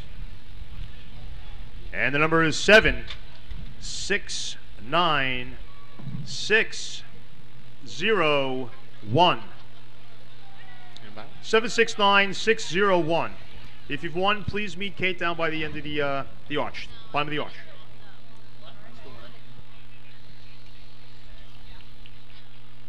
And that was for $617. $617 to the winner. All right, now we got the yellow tickets. These are the raffles. The first one's for $100 cash. Adam Sacajwi. Ticket number 1102. 1102.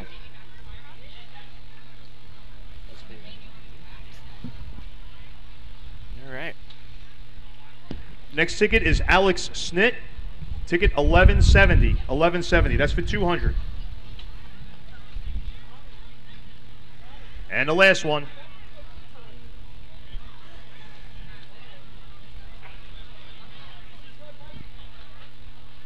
I'm going to try to see if I can get an ear on what's going on over here. And for $300, ticket 761, Thomas Wolf for 300.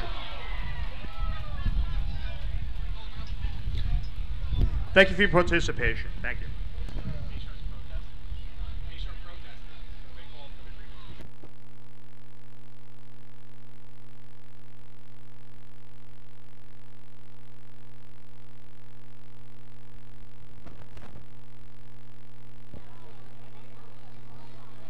Yeah, it doesn't look like Bayshore's getting it. They walked away a little disgusted. Yeah, is it over or what? It looks like it. Okay. The Bayshore coaches walked away, but the grievance committee's still discussing over there. But it doesn't look like they're going to get it. It's tough because That is a very tough call. I'm interested to hear the reasoning. I don't know if they're going to claim the safety of the kids, because if that happened to us, nobody's run out on the track. no, it's safety of the kids But- or the fact that you're going to soak the track. If they would have just left it on. Yeah, but I don't know the story. Did he run to shut the hydrant off? Did he just run out on the I track? saw him. He took one step out right near that grate. Okay. And he almost like ran to grab the coupling and then kind of stopped. That's what I Okay. saw. He probably realized what he was doing. Yeah. But I couldn't hear from here, so I don't know what he yelled or any of that. But it's almost natural instinct. You see it flying around. Right. You want to go make sure that.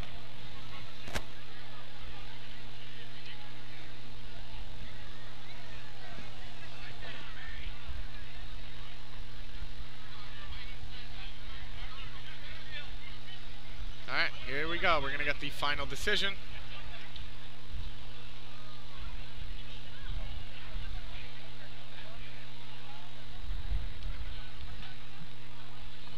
Yeah, it sounds like it's going to be disallowed. Okay. Thanks for the donation. The protest by Bayshore has been disallowed. Move the equipment. That's a shame. It really is. It would have been. It's tough either way. It's such a tough call. It's Such a either tough way. call to make.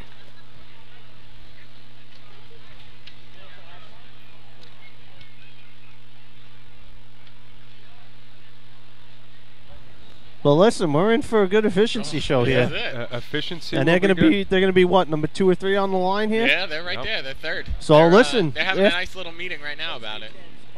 After that happens, listen, put up your shot. Oh, that's That's it. it. Come, Run come your beat run. me.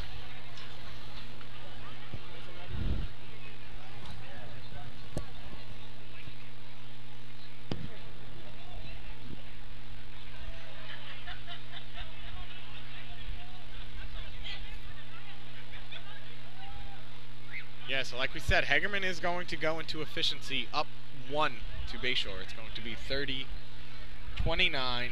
Central Islip 21, Farmingville 14. The results of the Y contest: 5th place, 1 point, number 14, Huntington Manor.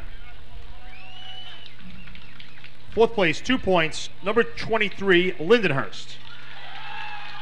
3rd place, 3 points, number 15, Farmingville. 2nd place, 4 points, number 17, Central Islip. And in 1st place, with 5 points, number 16, Hageman. So Hegerman taking a big 5 points.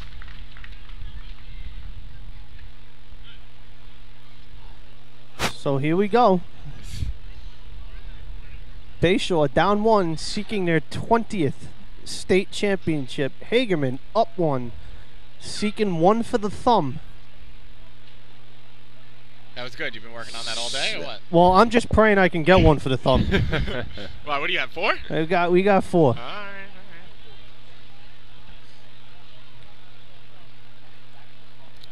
And now here's the interesting thing, because the junior hobos are out of it. They've been a very good efficiency I've seen team. them run some good 9s in there, so. They've been a solid efficiency team all year. Are they going to be spoilers, or? They're going to be that big monkey wrench team, I think. Yep. All right, there it is. 30 Hegerman, 29 Bayshore, 21 Central Islip, 14 Farmingville, and East Islip. and Total Lindenhurst points with 10. 1 event, 1 contest left to go. Bayshore 29, West Sayville 6, Farmingville 14, Hageman 30, Central Islip 21, Islip 1, Selden 7, Lindenhurst 10, East Islip 10. The next contest to be run is the efficiency contest. The state record is 9.54, and it's held by Bayshore.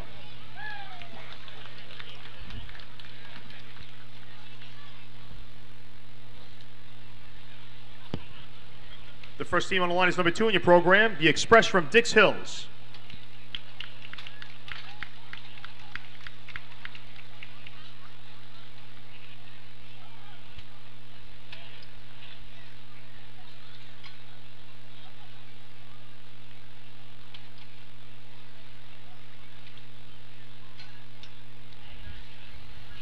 All right, so efficiency is going to be fun. It's always nice when it all comes down to the last event. So you have CI definitely locked up 3rd. Hegerman and Bayshore fighting for 1 and 2. Farmingville is in 4th with 14, and East Islip and Lindy both have 10. So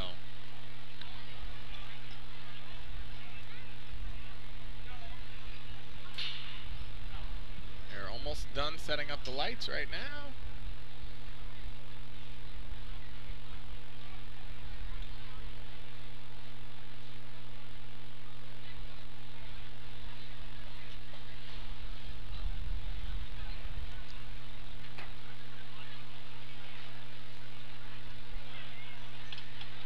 And we're good. From what I gather, guys, the ruling on Bayshore was for safety. Safety, yeah. I mean, a flying coupling around is, you never know what could have happened. And also, it's been done in the past where somebody from the local committee, whatever, has run out just to, stop a coupling from going rogue, or, Yep. turning the handle off at the hydrant, or, just trying to protect one of these kids. Here we go. Dix Hills coming off. Hydrant, no grip tape. He's spinning the spinny coupling. He throws it. Oh, that's a. No Oh, he gets backup, down. man, That's a on the smart hook. idea. Oh, they That was just get good. on there. There we go. He, That was a smart idea on He his. was I he don't was know a if they fast do that kid. normally, All Time but for Dix Hills, 13.94, 13.94. Next team on the line is number 11 in your program, the Junior Mighty Midgets of Blue Point. All right, blue point. No points on the day. You sure? I know they want it. They're going to want to put up a shot. Come out of here with a point or two.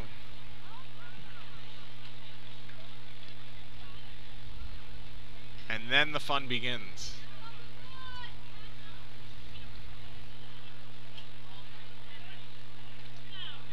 That's just a shame because that's such a tough call to make. Yeah, it's tough. Definitely a tough one. Yeah, I wouldn't want to be in that position. Especially after the day they had. Yeah, no, they were. were. Hageman battled back. It's, you know what? But now they still control their own fate. They just go up and put up their shot and put the pressure on everybody else. Let Hageman come try to take it. 1 point is definitely makes it tight. It's a make or break event. I mean, it's the cat and mouse game.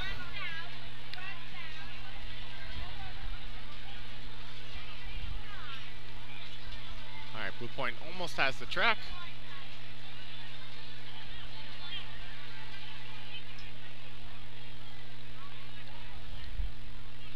And the track is theirs. Going through the call-off.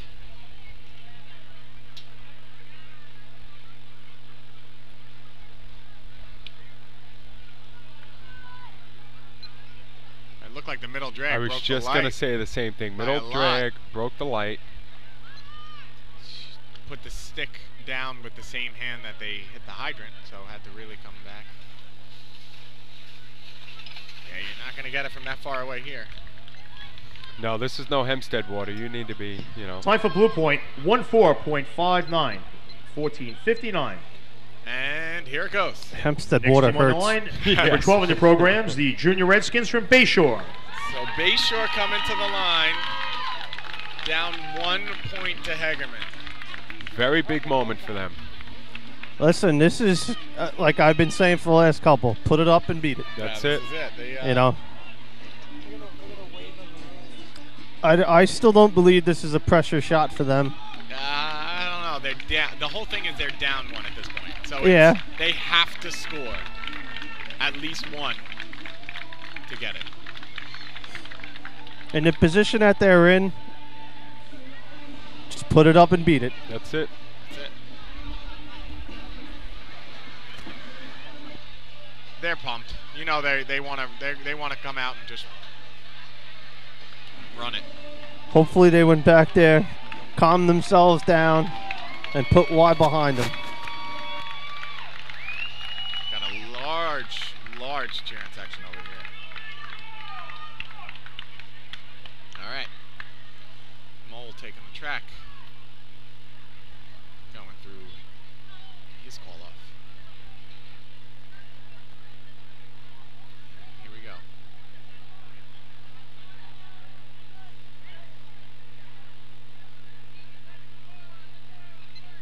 Looks like the hydrant man broke the light, just the way he should. They hit the hydrant. Very deliberate. Yeah, a little late on the stick, but Great hose layer. Here they come into the box. he tickled it. He was just below. Still going to be a good Brought it number up. here. Still going to be a good number here, but not what it could have been. Time for Bayshore, 10.29, right, 10:29. That's pretty good here. Yes. That's And it wasn't a Next team on the line, smack number 13 in either. your program, the Junior Flying Dutchman from West Sayville. There was The West Sayville definitely room to Juniors go. would like to congratulate Zach and Anthony on their last drill. And also, happy birthday, Kyle. Best of luck in all your future endeavors from the West Sayville Junior Flying Dutchman.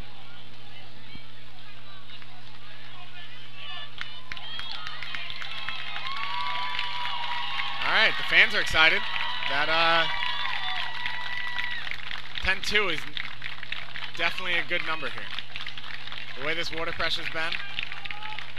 I mean, they did what they had to do. They put up their They put shot. it up. Now it's- you come get it. There you go. Hagerman, come play. If you want it, they're going to make them earn it today. 10:29. All right, so now you have West Sayville up. They have 6, so it's, I mean, mathematically they still could jump in the top 5, but, you know, at this point they just want to end on a high note, go up and run a good shot and finish with some points.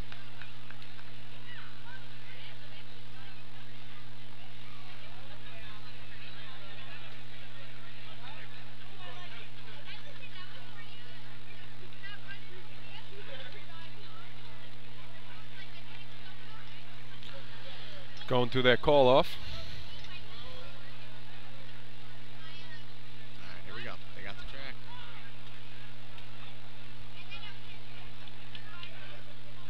She lit the hydrant up, and why? Let's see what she does here.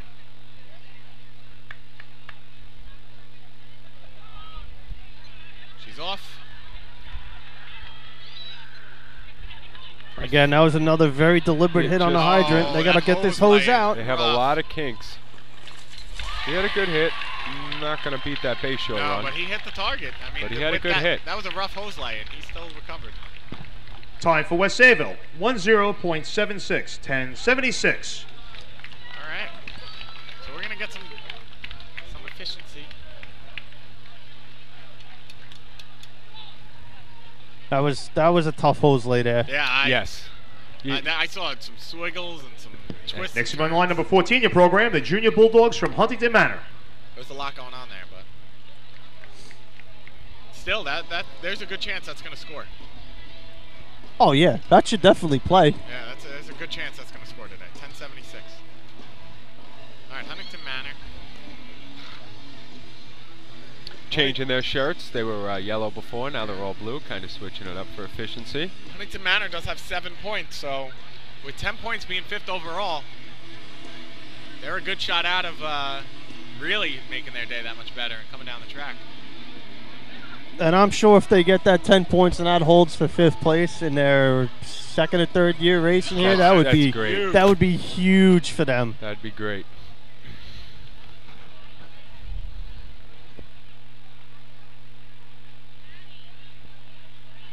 All right, they got the track.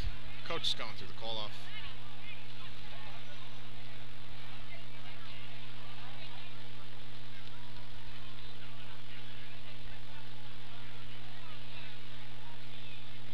All right, they're off. Running hydrant, northern style. No stick. She missed. Missed. She ran it behind her, came across. Quick recovery. There over the nozzle line. Yeah, nozzle is over. Right? Yeah, it looked like it from up here. I thought he was. He flagging him? I don't think so. Oh, they're playing nice. They're okay. Maybe it wasn't. Maybe I have a weird vantage point. It's yeah, I don't have the greatest angle either. Time for Huntington Manor, 11.94, 11.94. Farmingville coming to the line. I don't know. Jocko said he was good, so I'll take his word for it. Next team on the line, number 15, your program, the Junior Bandits from Farmingville. The Farmingville Junior Bandits would like to wish the best of luck to Sal, Danny, Ryan, and Sean on their last season. Thank you so much, and good luck in your future endeavors. All right, so Farmingville sitting in 4th with 14 points. 5th place being 10. You know they just want to come down and put up a shot to lock up that top 5 spot. Sal, our brother, running nozzle. Danny, his backup. The nozzle drag and the first coupling all moving up this season. And this obviously is going to be a big deal to your program too. Oh yeah, this year is the first time they've come in top 5 in over 20 years as the juniors. So in any drill, so coming in top 5 in the state will definitely definitely a big deal. Definitely be a good thing. And they can run some efficiency. They're let's see what they do. All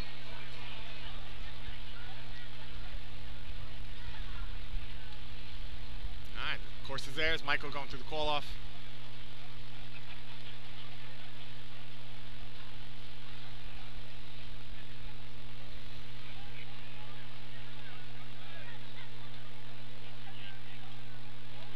They're off. Hydroman's taking himself. He hits it. 339. The hose lay is out. He's breaking in.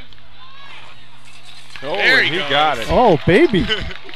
I don't know about you guys. I had a 1028. Oh, man. I was a little bit surprised myself. I'm sorry. It's that 1029. It's going to be big. Time for Farmingville. 10.26. Oh, 10.26. Wow. Shaking it up. Wow. Shaking it up. And look who we have next. The Hageman Junior Gamblers. Wow. So that's that'll shake things up. Next team on the line, number 16, your program, the Junior Gamblers from Hageman. that's a big shot right there. That 1026. So now 1026 in first by Farmingville. 1029. by Bayshore is second, 1076 West Sayville is third.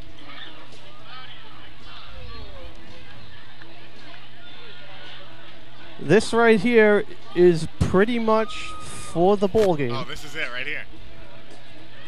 Anything under 1026. Anything under 1029. Well, 1029, you're right. Yeah, this is... unless a tie. Yeah. All right, here we go.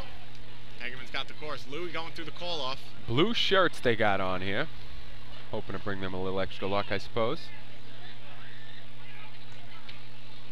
They're going through. They're off the line. Here we go. Like he broke first. He comes in. He sticks like it. a gentleman. 375 stick, a little slower. Here we go at the target. Nice straight lay. Oh. 1022. I had 1028. Oh, man. Right in baby. the mix. Time for Hageman.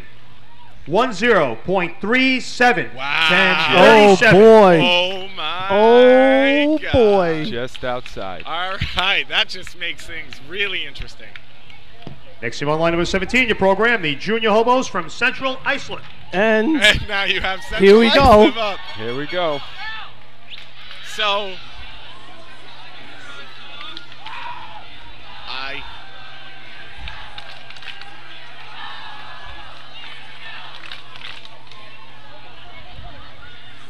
we're gonna have two. So- We're gonna have two state champs today, aren't we? well, Unless somebody squeezes between. there's got to be a tween. Somebody has to come between 1029. So right now, all the Bayshore fans are now Hobo fans. They Yeah. need somebody That to come never between. that never happens. Somebody to come Exactly. between that 1029 and 1037. If not, we're gonna have a tie for New York State champion. Because Bayshore is gonna gain that one if it stays the way it is. So if CI runs a 1030. Wow. All right, here we go. Like I said, Brian taught Eric everything he knows. I just taught the backup man. Here we go. Richie's sticking it himself.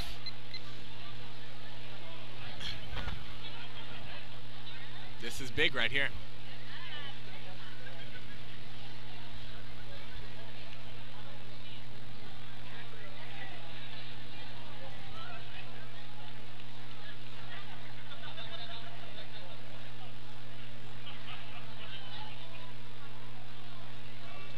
All right, they're off. Richie coming into the hydrant. He sweeps in. He sticks Oh, it. baby. 351. Eric's out. Pull it out. Here we go.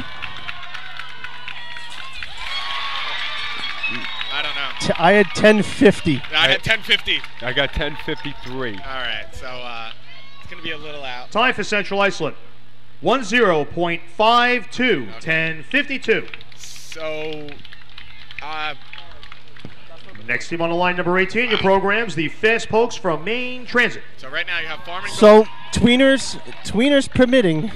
It's going to be Hageman with their 5th and Bayshore with their 20th. Yeah, that's what it's looking like. It's going to happen. I'd say that's the first time for the juniors, right? No, this will be the 3rd time. It was Yeah, like we talked 1984 or something Oh, like that. yes. It was St. James and Bayshore, and then 2010 was Bayshore and East Islip. Yeah, 84 was St. Yep, you're right. 84 St. James and Bayshore.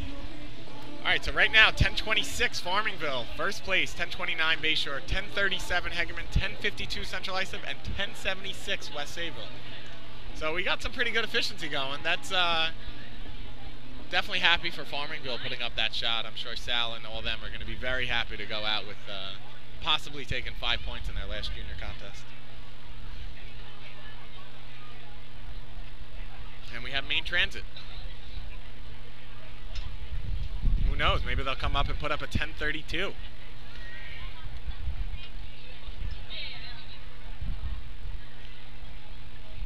I missed the start. Yeah, me too. She's coming in. Oh, she missed the hydrant. Got pulled right out Coming of in her with the hand. hydrant wrapped around her back. Yeah, he was doing it upstate style, where they come around with it behind them. And now they're both helping put it on together. Water's in the hose. They're all holding it in the air. And target. All right. So we have Time for main transit, 21.04, 21.04. So we have North Babylon. Next team on line number 19 in your programs, the Junior Tail Draggers from North Babylon. North Babylon, Islip, Selden, East Islip, and Islip Terrace, and Lindenhurst. And you still have Lindenhurst and East Islip fighting for that 5th spot. 1076, the number to get in. That's there is a good chance. I don't know how many teams left could run that 10-3 number to separate them. Maybe East Islip, maybe Lindenhurst, who knows? Those are some pretty good numbers here, though.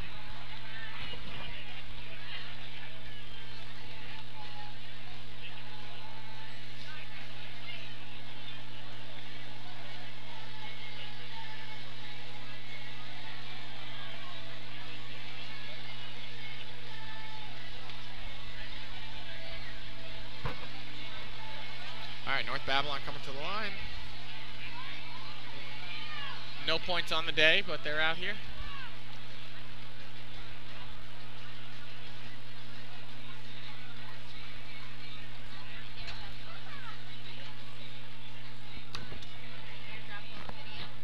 To you.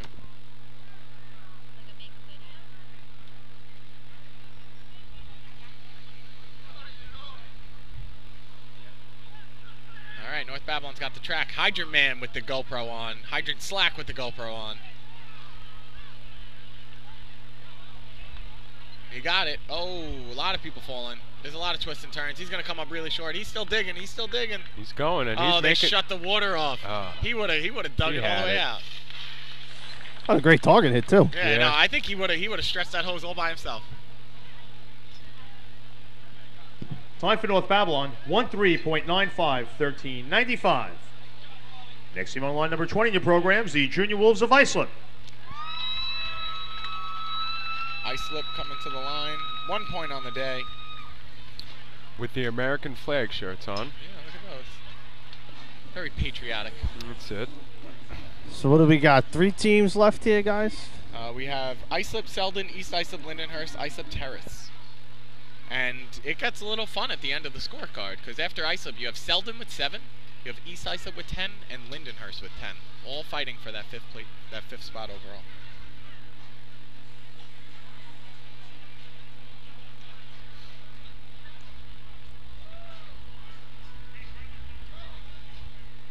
So,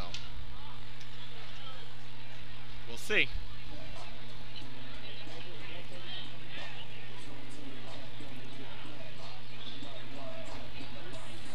All right, 1026 Farmerville, 1029 Bayshore, 1037 Hageman, 1052 Central Islip, 1076 West Sayville, still sitting in 5th place.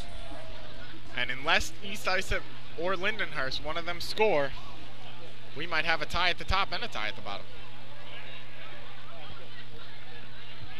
Both sitting with 10 points, so if one of them wants 5th place all by themselves, they got to put up a shot and beat that 1076.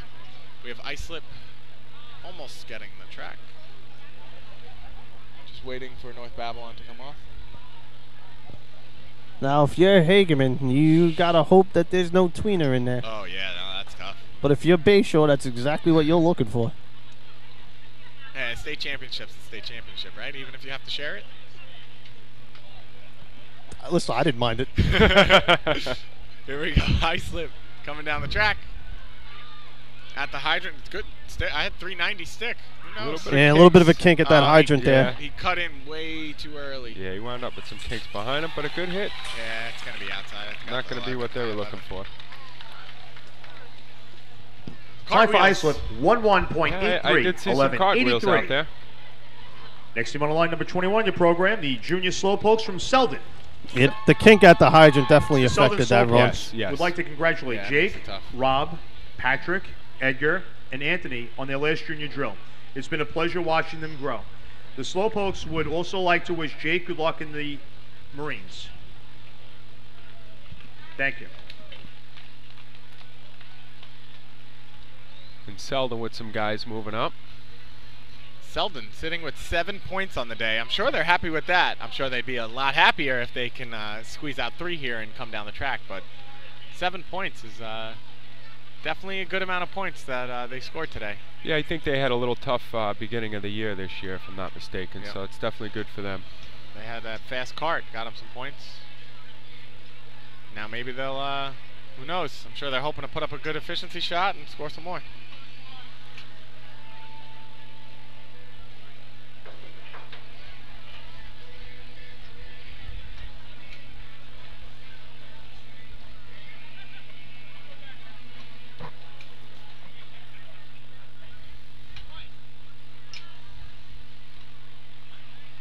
All right, Selden's got the course. Big Richie Cotty going through the call-off.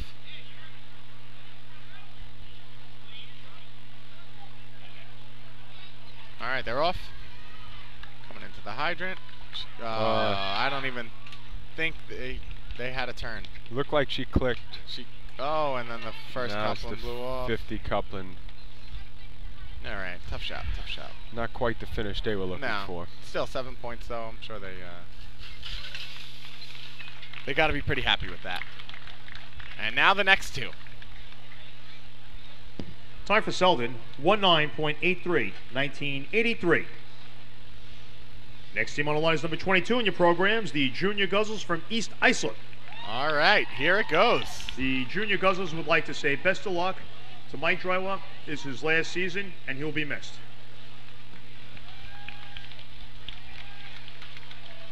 So East Islip coming down, sitting in 5th overall with 10 points, tied with Lindenhurst, who is right behind them. So back-to-back shots are going to be fun here. If one of them squeeze into points and not the other, you're only going to have one of them coming down the track. Leaving efficiency exciting from beginning to the end. Yes.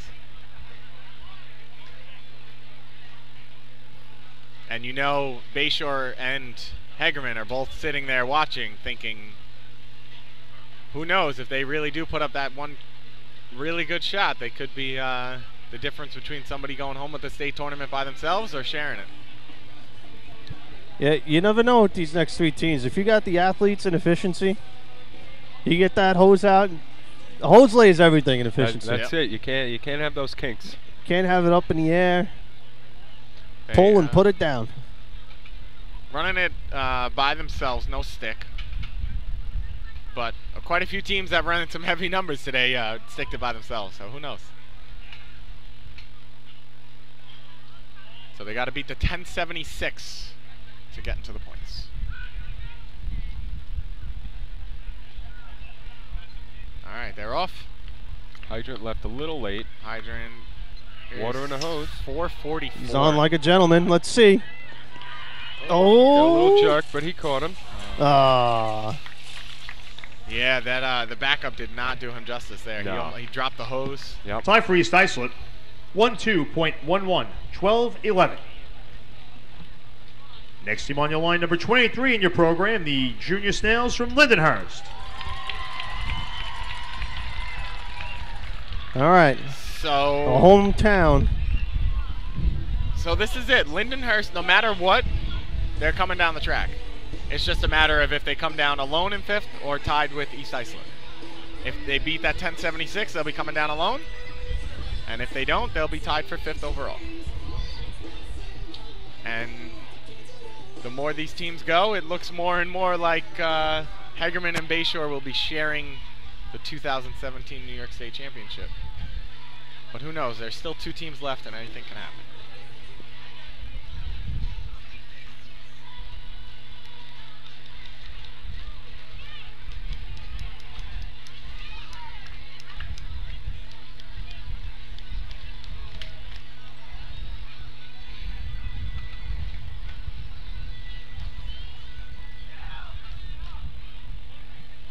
So what do you think? Is this a pressure shot for Lindenhurst or not really? Because no matter what, they're coming down the track. Yeah, you just got to run your Yeah, run. no matter what, you're coming down.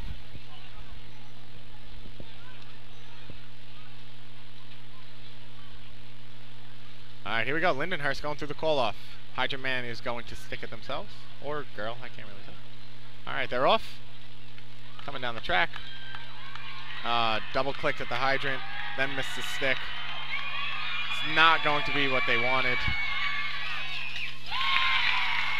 It's not going to get up there, but they're still going to come down the track. Time for Lindenhurst, 11.68, 11.68. And The Lindenhurst Junior Snails would like to thank Adam Sikowski for giving your all and best of luck in college and in the department. That's from the coaches. And also the Lindenhurst Junior Snails would like to thank Captain Taylor Wolf for her dedication to the juniors for the past 9 years. She'll be dearly missed by you all. Love your coaches. And Islip Terrace coming to the line. This is it. One more announcement. The Bayshore Junior Redskins would like to congratulate Kevin Such. On August 28th, he's going to be going into the Marine Corps Recruit Depot, Parris Island, South Carolina. He's going to be a machine gunner. So stand up and give him a round of applause. Please, thank you for his service.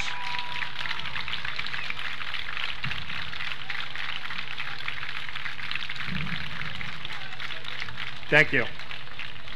The next team on the line is number 24 in your program, the Junior Schlagers from Islip Terrace.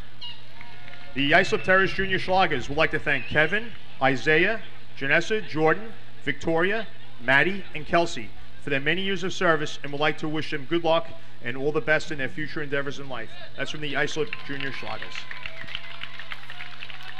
So yeah, you got the last team out there. Yeah, this is it. 1076, the number to get in.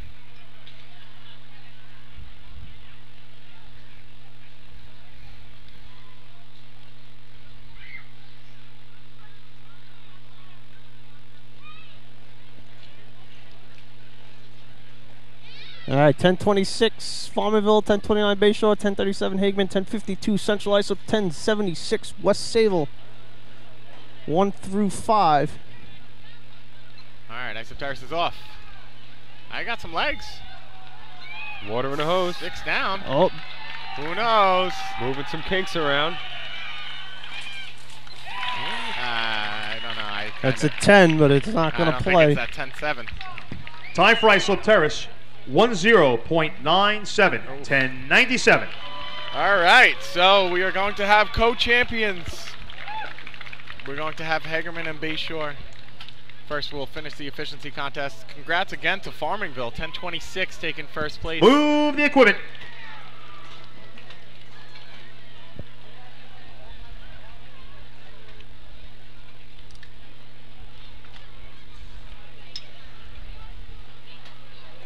Just going to give him a second to go through it.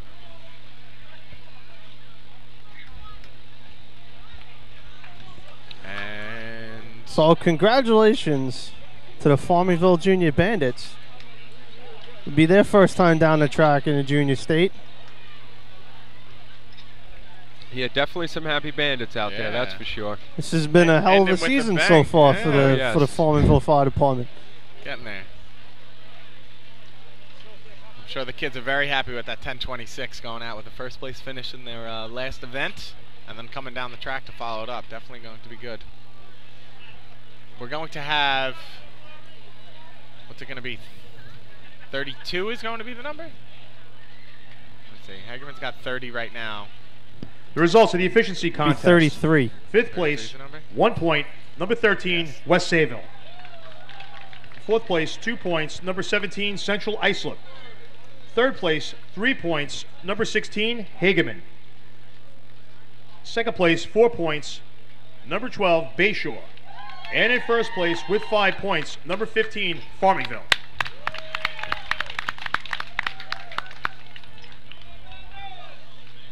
All right, so All right, co-champs. co-champs. They're going to be sharing some trophies over here, huh? They're going to be, I think there's quite a few leg trophies that get given out, so You gotta get the guy who's the best coin flipper. that's it.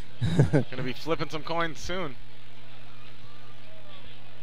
So we're going to have Hagerman and Bayshore both with 33 points tied for the 2017 New York State Junior Champions. Central Islip is going to finish, 1 second. They're getting 2 out of that. Waiting for the scoreboard. So with 23. 23, Farmingville's going to have 19. And East Islip and Lindenhurst are going to tie for 5th place with 10. A lot of teams on this track today. Yeah. Total points for the day. Crowded. With 10 points. Number 22, East Islip. And also with 10 points, number 23, Lindenhurst. 2 seconds.